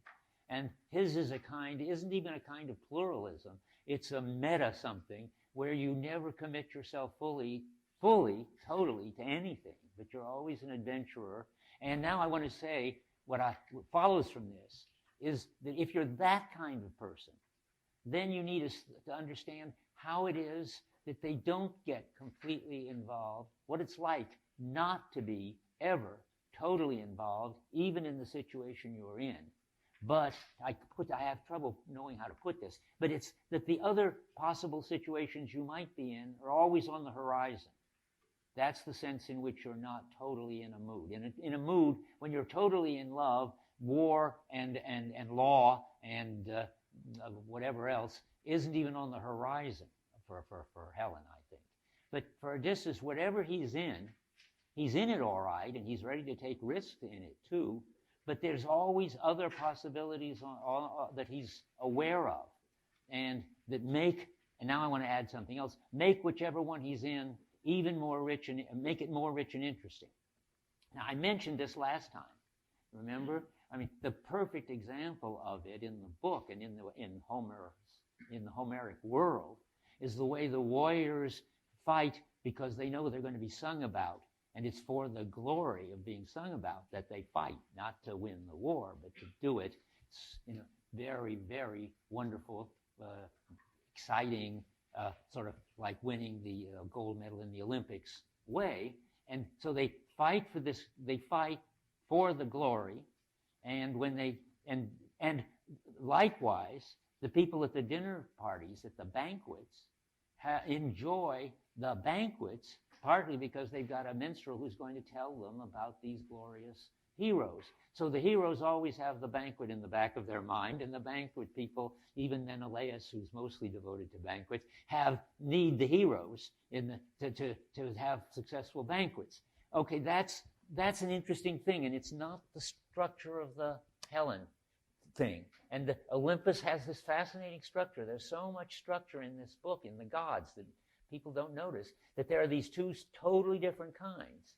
And I guess I have to say, though I just thought of it, and I've never said it before, and it makes me nervous, but I'll say it. It looks like Homer prefers the Odysseus going from world to world to being able to throw yourself completely into a world. That makes me nervous because that sounds like it's hierarchically ranking things, and I don't think Homer likes to do that. And he does think that Helen is awfully terrific, but and Ares too, that is Achilles too.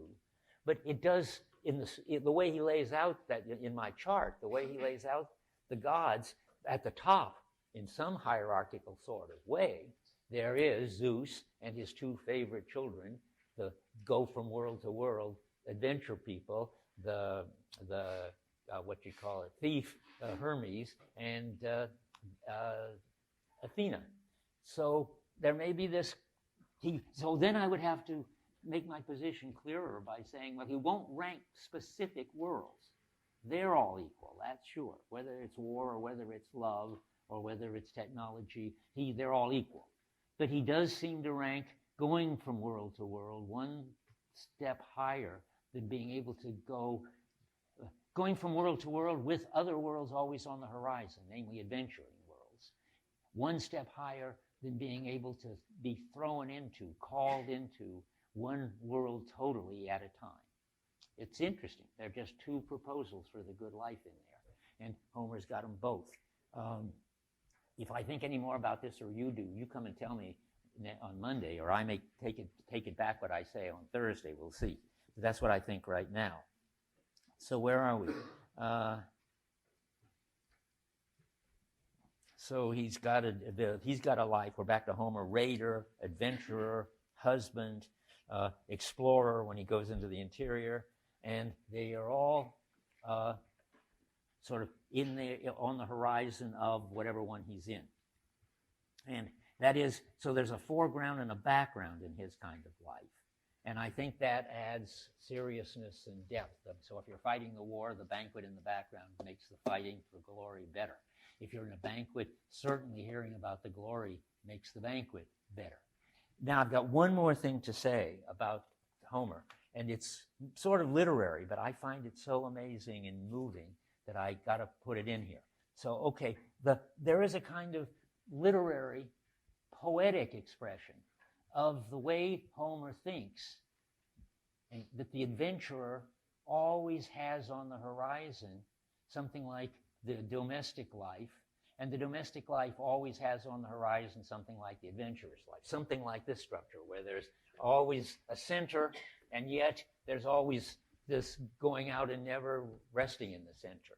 How would you express that? Well, Homer's got the most sophisticated and amazing way to explain, or to give you a sense of what it's like to have these two different kinds of life. Well, that's the wrong way to put it. These two different aspects of your life, adventure and settled domestic, to each one on the horizon of the other. So I'm going to tell you about it.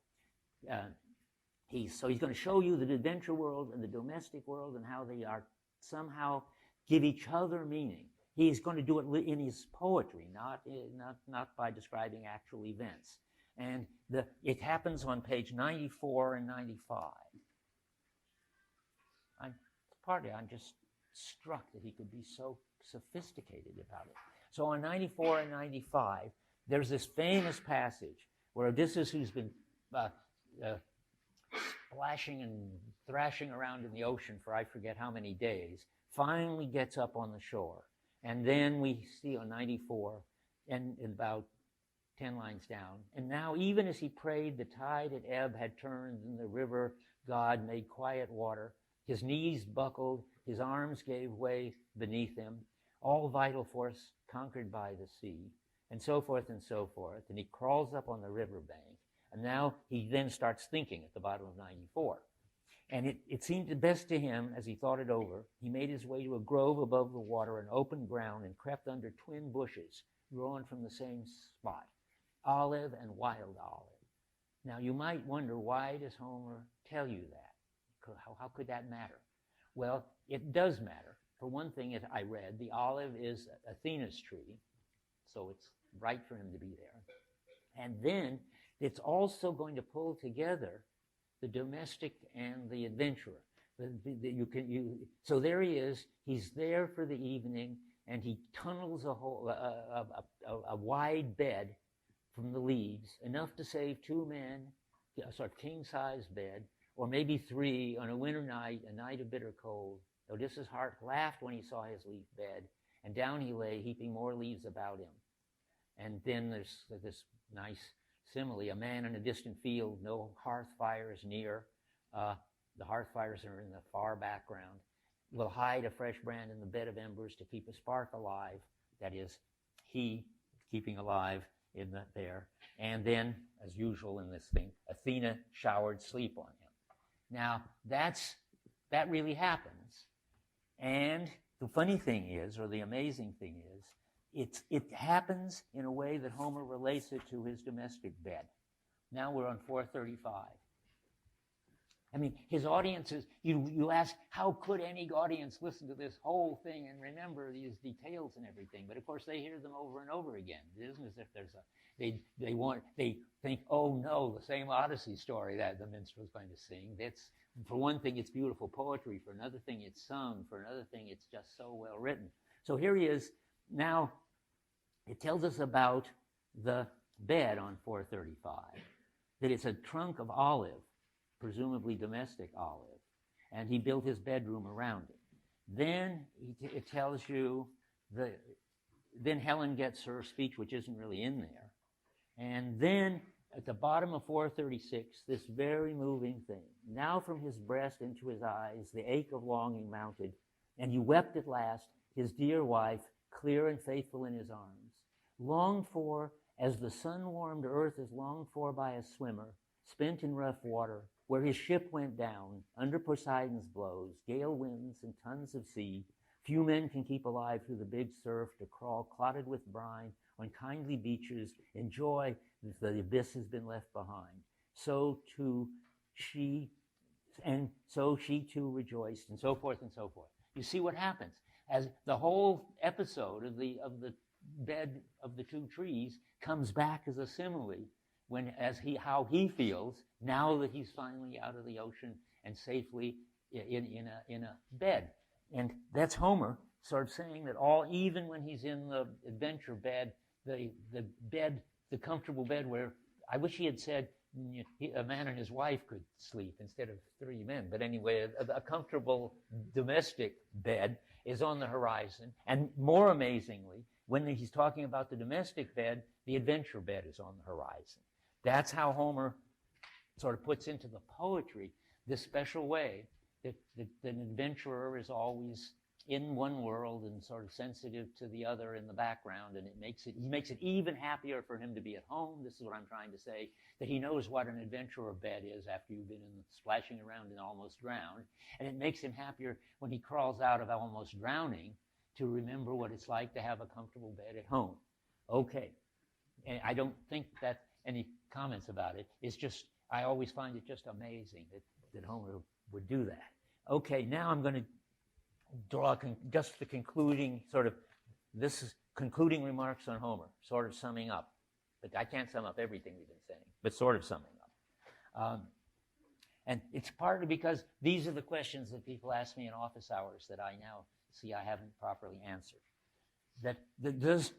Does Homer think people have free will and that they're responsible for what they do, even the bad things they do?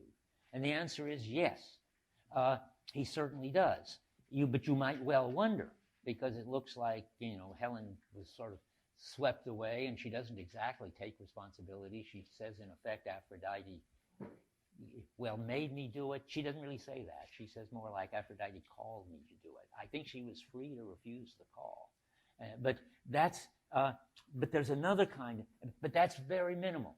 Homer's not really interested in Helen's freedom not to be called. There's nobody in the book that I know of, if you find one, let me know, where somebody's called by a god who then just refuses to do and see the world in that. It's like refusing a mood. I don't think you can refuse a mood. I'm not sure you're free to refuse a mood. And so I think these people have only the most minimal freedom when they are called by a god. But there are people who have a lot of freedom. And the interesting thing is, the people who have a lot of freedom, as far as I know, and again, if you find exceptions, you come and tell me. As far as I know, people who have a lot of freedom always do bad things, which is a funny reversal. I think I mentioned this once, but I find it so fascinating. A reversal of the Enlightenment view that freedom and responsibility are the highest thing. The people turn out to be, let's think of them. I know two examples. The suitors have this, they are told by the prophet that this is a bad thing to do. They're out of touch with the customs. They're out of touch with what the gods want. And they are freely, nonetheless, sort of thumbing their nose at the gods. Oh, I know three. I just remembered the other one. Polyphemus, of course, says, I don't care about what the gods do and that you should be kind to strangers. I'm, in effect, free, and I just choose to eat you for breakfast.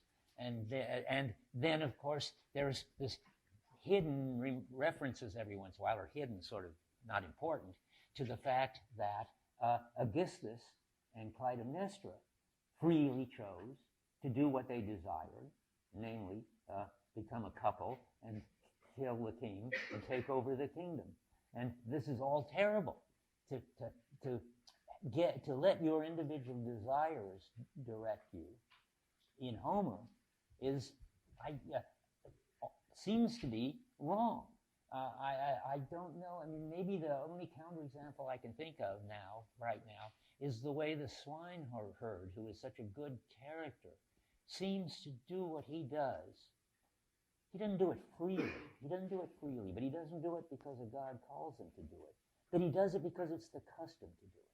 And that's a godlike function. The way the custom sort of guides people, governs their behavior, is something that is definitely sacred and makes things serious and meaningful. So what's wrong with the tutors is, why do I always call them tutors? Suitors is, what's wrong with the suitors is that they do not let the prophet who tells them what the custom is and what's appropriate guide their behavior. And if you do, then you don't go around freely trying to satisfy your desires.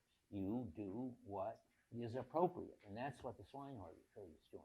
He's being true to the sort of sacred role of taking care of this property. I guess. I'm just making that up. I may change my mind. But, okay. But I do remember one of the suitors was trying to Odysseus as a beggar. Yeah, that's right. There was one. Odysseus gave him a warning, and he was like, I think he kind of had some sense.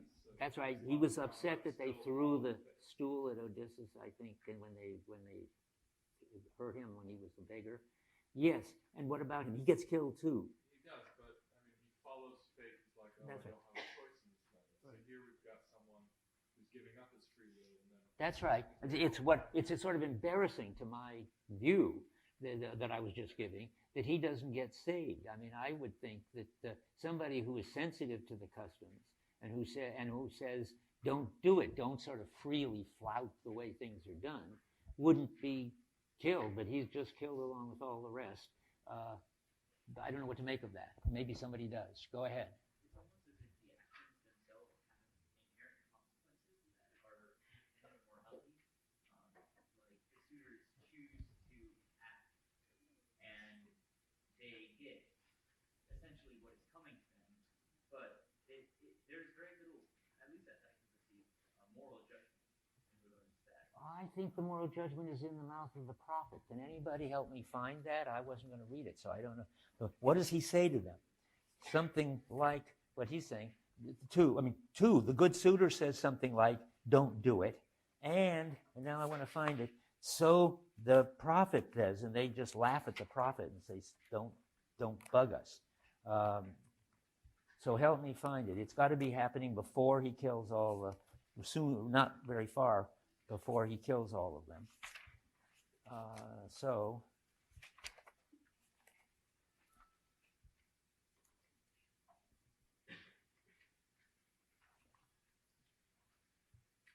It's around 386 where Athena makes them laugh and behave crazily and not pay attention to the guy who's telling them that they shouldn't be doing what they're doing. Somebody find it.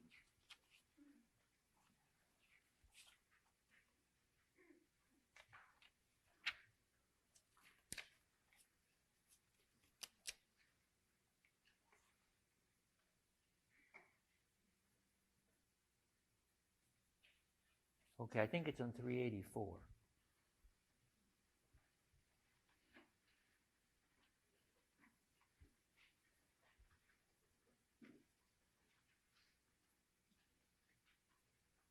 So here's the guy I've got the guy who threw the basket at him on 384. He's a bad guy. But where is the... That's the good guy. What? Sort of. I have something about the good guy. Where? It's on 340 at the bottom. Way back there. How interesting. It says, now his heart foreknew the wrath to come, but he could not take flight, being by Athena bound there. Okay. Yes, that's interesting. I wonder, I was hoping to find the prophet who, it's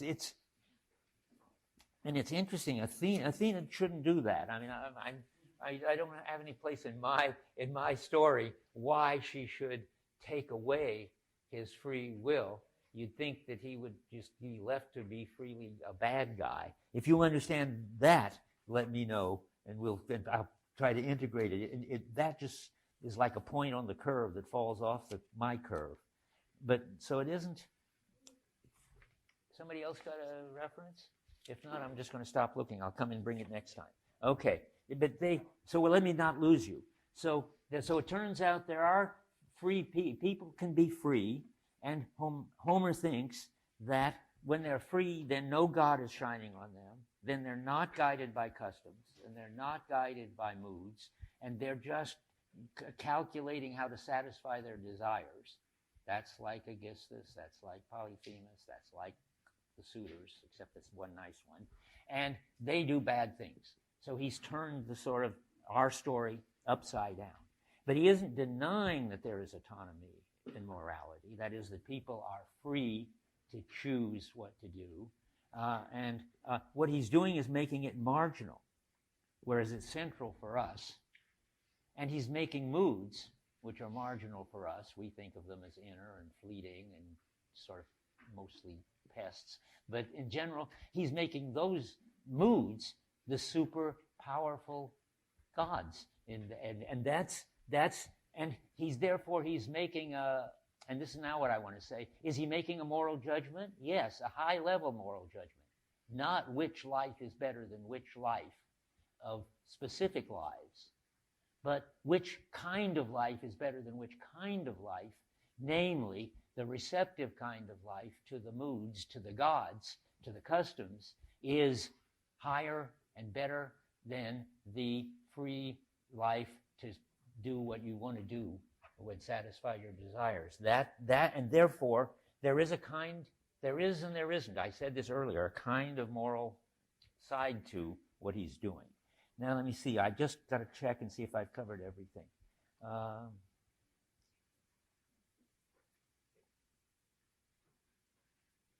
I'll just sum this up. So Homer's pantheon, the Olympian gods, are all shining examples of good moods that can color a whole life, give you a whole world for all your life or for some period in your life, and you should let yourself be swept away by them and be responsible for what happens.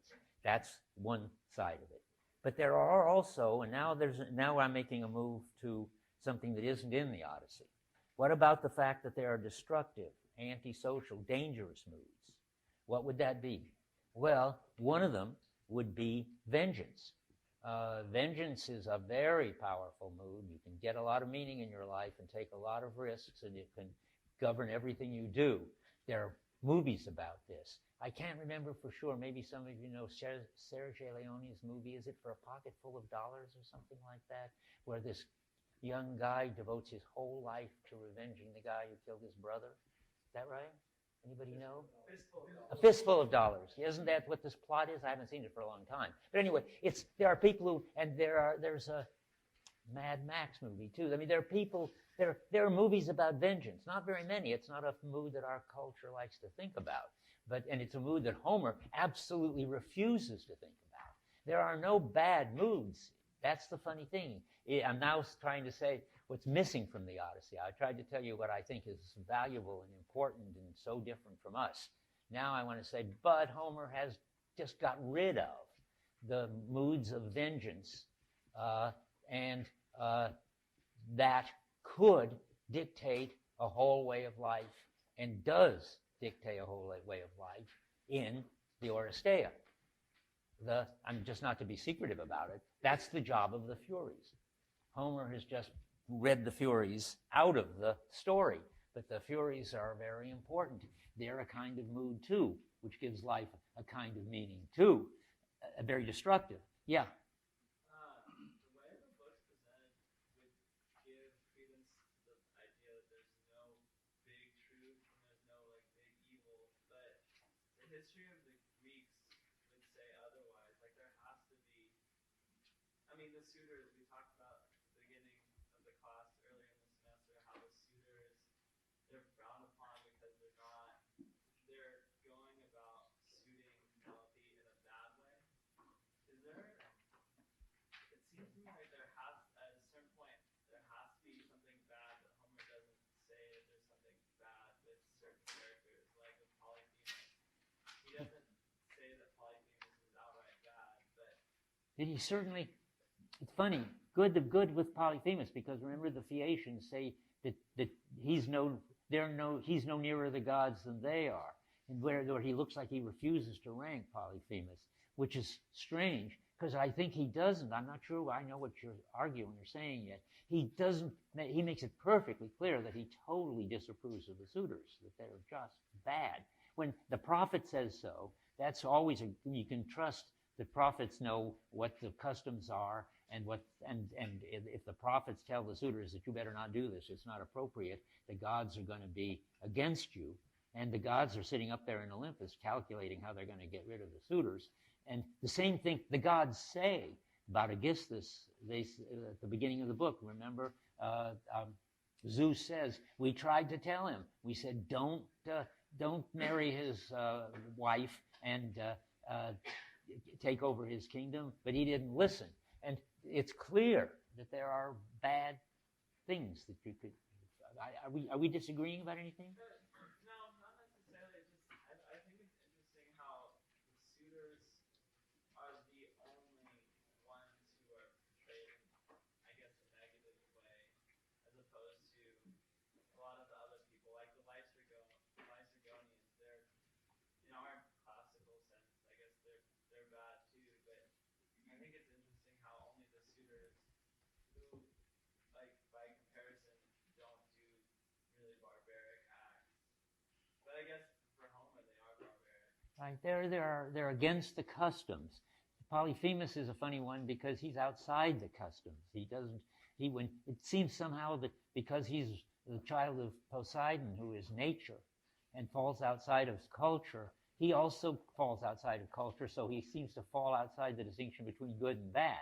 But certainly, Aegisthus and there's two. There's the suitors at the end, and there's the talk in the beginning about Aegisthus and Clytemnestra. They're really bad, and Homer just says they're bad, and the way you can tell they're bad is that the gods say they're bad, and you can trust them. Okay, now let's see. I'm very near the end. There's good moods, there's bad moods. They open the world. Okay, we're going to switch to Aeschylus, but then say something. To bring you back to the mood of vengeance, Yeah. you said that Homer tries to avoid it completely, but isn't the whole plot of the Odyssey centered around vengeance and getting back at the suitors? And even when Odysseus, when he finally goes back home and some of the suitors beg for mercy, he does kill them. I think the whole plot of the play is centered around vengeance. How do you mean that? Interesting. That's you hear him? That was a good question. Wait, you want to say something about his comment? Just like in addition to, I guess, but Poseidon is just trying to get vengeance on Odysseus. Like that's part of the reason why it takes Odysseus. For blinding Polyphemus, right. So what am I saying then? There's something interesting going on there. You want to say something? I need help. Yeah. Are you saying that there is no god in Homer's pantheon that personifies vengeance? I thought I was. Yes, I'll go out on a limb. That's what I was saying. Is that a bad thing? Is that wrong? No, I think that's right. There isn't. Okay, I see you are helping me out. Yes, somehow, yes, there is people. There are people seeking vengeance. All right, I think I'm not convinced yet. But let's suppose there are people seeking vengeance, but there isn't any God sort of sanctioning it or calling for it or telling them that if they don't do it, they are in trouble. If you haven't gone far enough into the Odyssey, if you've only read what I told you to read, to see that the Furies are not only for vengeance, they are against people who don't go in for vengeance. But I don't know yet how to describe what Homer thinks about vengeance very well, except that it doesn't. No God is pushing people into it. That's sure. So it must be and yet it's right for Odysseus to kill all the suitors. And it's right for Orestes to kill Aegisthus and Clytemnestra. And that looks like vengeance. I see a hand over here. Yeah. Well, would you maybe say it's more just Homer's interpretation of justice being served? So it's not so much vengeance, it's just... That's good. Yes, that thought crossed my mind, and then I lost it. But now you got it back. That's good. Yes, that it's not exactly vengeance. That's right. It's something like they are doing what, if there were a legal system, would be the just punishment. The suitors have done what everybody agrees is so bad that they deserve to be killed for. Deserve to be, and it's just that they are. And where else do we get it through? And maybe Poseidon's vengeance is just too. I mean, they blinded Polyphemus. That wasn't a very nice thing to do. Of course, his eating all the men at various meals is not a very good thing to do either. This is all an interesting area you guys are in. Yeah. When Poseidon sinks the nation ship, even though they're helping Odysseus, would that be the wrong kind of vengeance? Because technically the nations would be doing the right thing, like in hospital. Oh boy, you're wait, you're going to talk about that, the Phaeacians? If not, wait a minute. Yeah, he's got an interesting case. The Phaeacians are these very, very civilized, nice people who always are pouring out libations to the gods, and the gods have dinner with them. But when he helps Odysseus, Poseidon gets, when the Phaeacians help Odysseus and bring him home, Poseidon, who's trying to keep him from getting home because he blinded Polyphemus the Cyclops, then remember the Phaeacians take away the port. Sorry, Poseidon causes this big storm and makes this big rock that ruins the port of the Phaeacians, who are a sailing culture. Now, what about that? That's vengeance, all right. It seems that I don't think Homer approves of the kind of vengeance that Poseidon goes in for. But as somebody else said, it looks like it's a funny counterexample to us because there is one member of the pantheon of the Olympians who is sort of into vengeance as a pretty serious, a lot of his life is devoted to it. It isn't a god of vengeance, that's sure. Poseidon is the god of nature and storms, but not vengeance. But he seems to sort of sanction it. Yeah. Well, I think that with Poseidon, it's less a question of vengeance. You might as well say, that nature is avenging itself. It doesn't make much sense. It's just a natural process. I think that, I don't know if you can attribute what Poseidon does to behavior, to intention, or any of that. Well, that's good. That's good. Of course, they do say that Poseidon is venging, but that would be a way to. More of a metaphor. Yeah, good. I think it might be more of a metaphor. In respect to Odysseus, I don't think that it's so much vengeance isn't his final aim. When he comes home and kills all the suitors, I think it's what he does isn't so much vengeance as a part of reclaiming his house. Good. Kind of cleaning Good. I like that better than the justice interpretation because I'll tell you why. Because as you read the Oresteia, you will discover that the vengeance people always describe what they're doing too in terms of justice. So, but Odysseus is really quite pragmatic. I mean, they're eating his property and they're sitting around and they've corrupted his servants and so forth. And now he's taking it back, and he's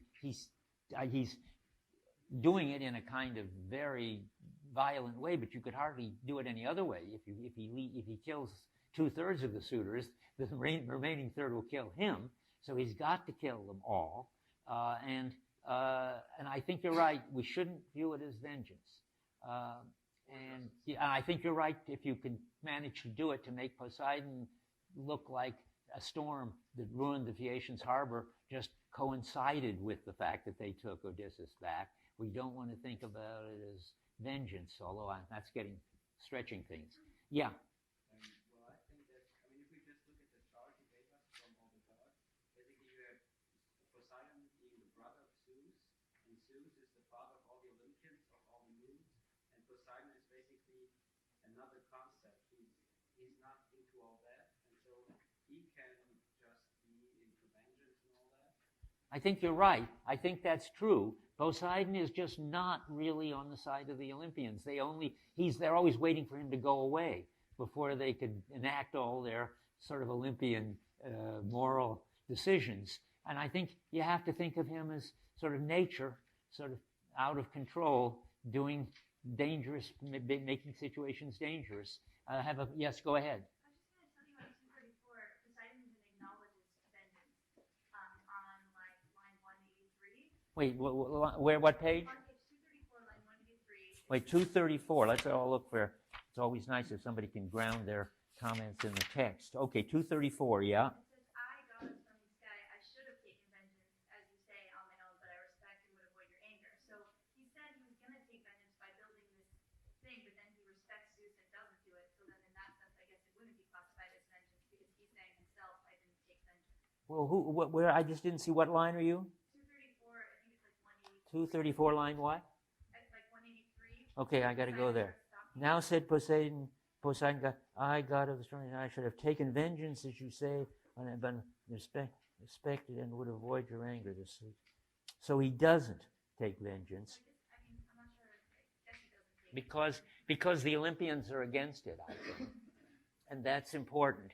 So it's all you need to know to keep the score straight is that it looks like for Homer, he's not taking vengeance very seriously, and he's certainly not seeing that maybe it could be a way of life. And you'll see in Aeschylus that vengeance can certainly be taken very seriously and be a way of life. And the Furies only get mentioned about 3 times in Homer. But I see a hand up here, and then I'll go show you the 3 times. Where did I see? Yes.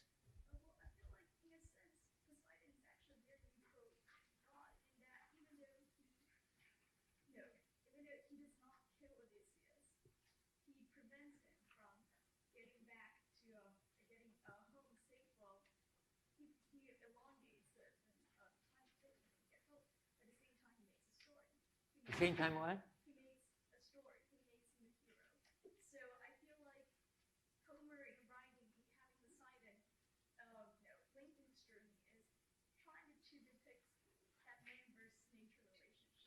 I see. Okay. Yes, I think Homer's. Let me say what she, because I doubt if you could. Could you hear her? Not very well, I imagine. But so Homer's using. She says Homer's using Poseidon as the sort of force of adversity to make the story work, and that it's not really sort of Homer's interest, or I'm now going on from what she said, but I mean it does play an important role in the plot. And it is, but he is so outside the Olympians, as you say, and the force of nature that Homer can just use it as what prevents Odysseus from getting home and gives us a whole book. He's not interested in vengeance and whether it's justified or not. He's just not interested in vengeance. He needs it to just in the background to keep the plot going. I think that sounds right. Yeah. I don't know if you were going to talk about that, but I found on page 226, they talk about the Furies, Odysseus himself. The Furies. Oh, let's look. I collected my list of Furies, but I don't have 226. So, what? 326. I don't have that either. So tell me where the Furies are on 326. Oh, yeah, there are the Furies at the bottom of 326. And what he says is that if there are Furies that exist, then the guy should die, and he does die. So that's a pretty bad thing to do. Wait, what does that do? I mean, if he says if there are Furies sent in the dark to avenge a poor man's wrong, then may Antonius meet his death before his wedding day, and Antonius does die before his wedding day. I see. So he says that. So he admits there are Furies, you're saying, Homer. Yeah. Yeah, I agree. He just represses them totally in the sense that given all the... I mean, you don't see how minimal the Furies are in the Odyssey till you see what it is when the Furies are in full blast as they are in the Oresteia. But let me just read this for my own information. So if beggars interest the gods, if there are Furies pant in the dark to avenge a poor man's wrong, then man... Antiochus meet his death before his wedding day. A funny job for the Furies, but it's got avenge, but it's a kind of avenge which is so confused with justice, which is what came up over there. But we don't have to sort that out. I just want to add it to my list here of the few times the Furies get talked about. Yes. Okay. Yeah. It also seems a little. I'm just not sure you can say that vengeance is only like a motivation for him to get home, because then once he gets home, instead of just saying that Odysseus killed all the Suitors, you go into such like gruesome detail about one guy begging for mercy, then he kills them, and then every single death just outlined and showing how each one of these guys is transgressed and so forth. Well, that may be just the epic style. I mean, you know the Iliad? I mean, all these people, just who you've never even heard of before, you hear exactly where their anatomy was broken and how they fell over and where the blood splattered and so forth.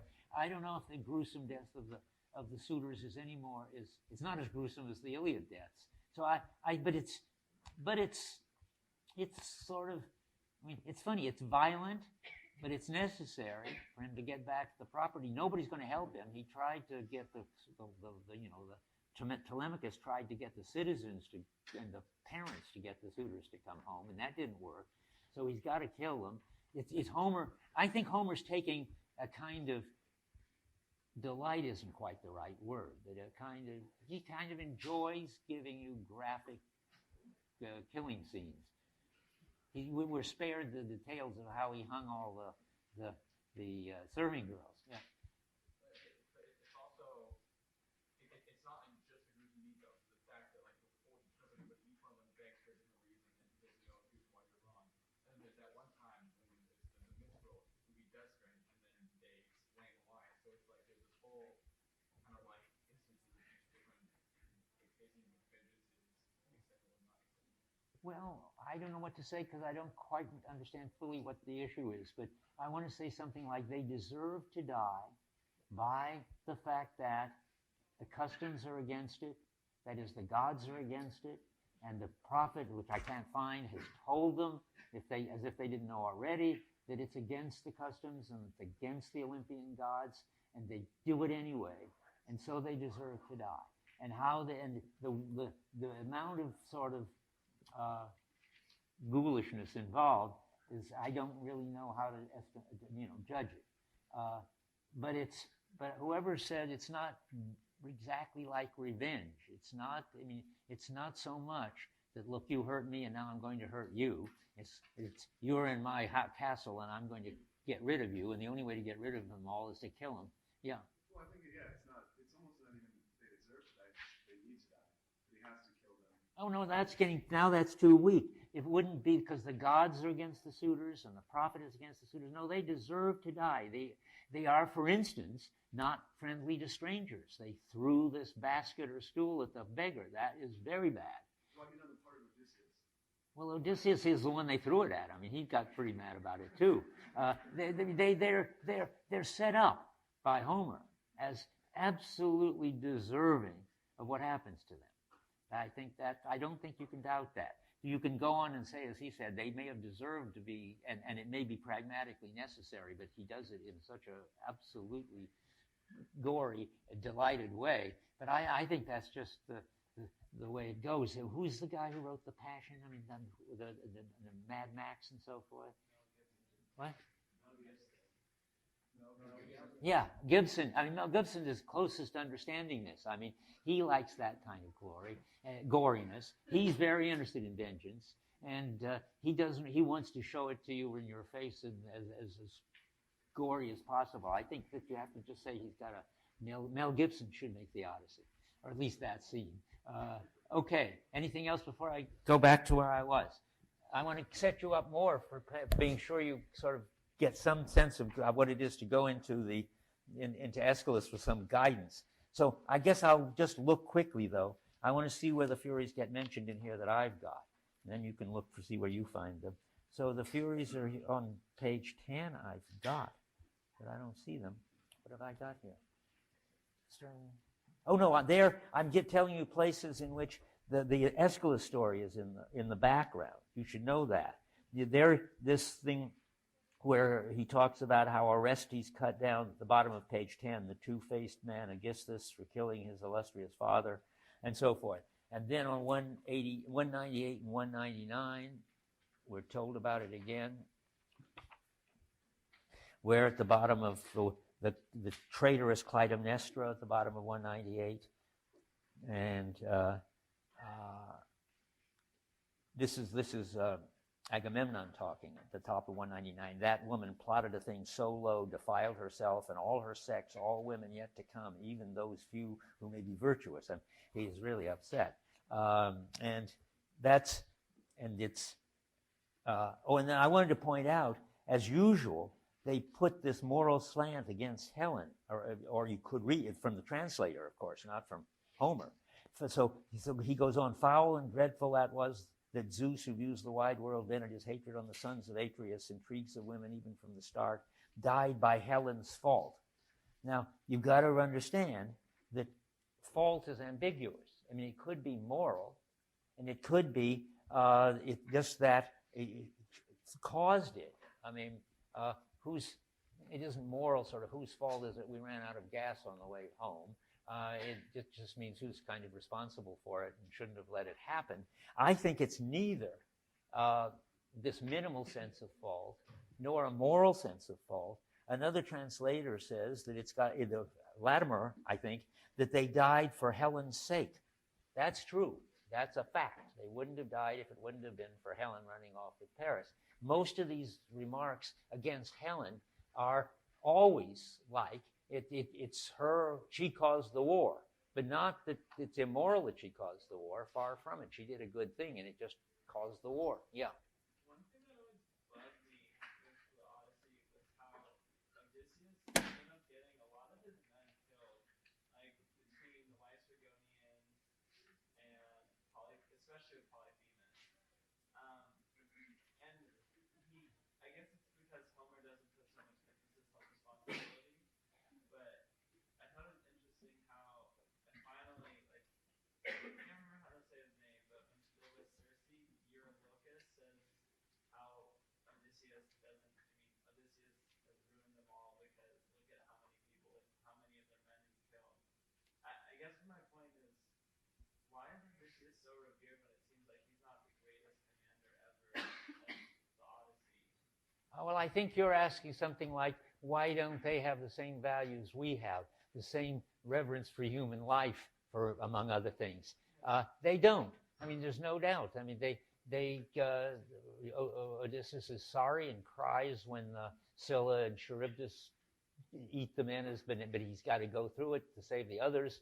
And then finally, it's not his fault that they kill the cattle of the sun, and then a whole bunch of them get killed. But in general, the human life is infinitely valuable. Each life is a Judeo-Christian thing. It isn't a Homeric Greek thing. I mean, Homer wouldn't call out helicopters and ships and everything just to rescue one stupid person who fell off a boat in the bay. But we think that every human life is valuable, and you've got to do that. So it's just a different ethical sense of human life. Let me go back again to this. So now we've got that, and I've corrected this thing about fall. So Agamemnon clearly doesn't have Odysseus' skill and Athena's help in getting in sync with the situation. I'm just going to, you know what happens. He just walks in and says in a way, hooray, dear, I'm home. Isn't that great? And they kill him before he even figures out what's going on. And it's so different than Odysseus, who's so cunning and who approaches his home disguised, and has to get a sense of the situation before he goes into it. And it's interesting that no gods help Agamemnon. Homer doesn't have any sense that they do, and certainly not, and neither does Aeschylus. But now comes the important thing that I would need to say before you go.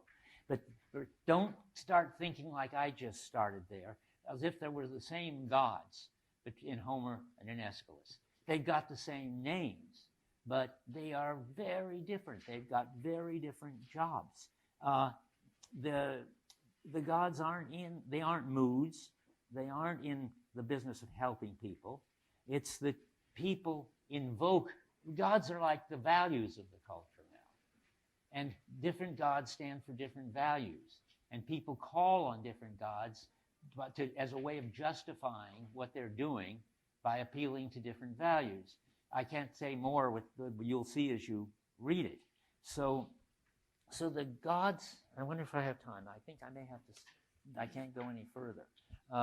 Okay, so I think I should stop there. I'm going to try to explain more what the gods are for Aeschylus, and then I'm going to read and help you understand a very, very complicated chorus speech next time.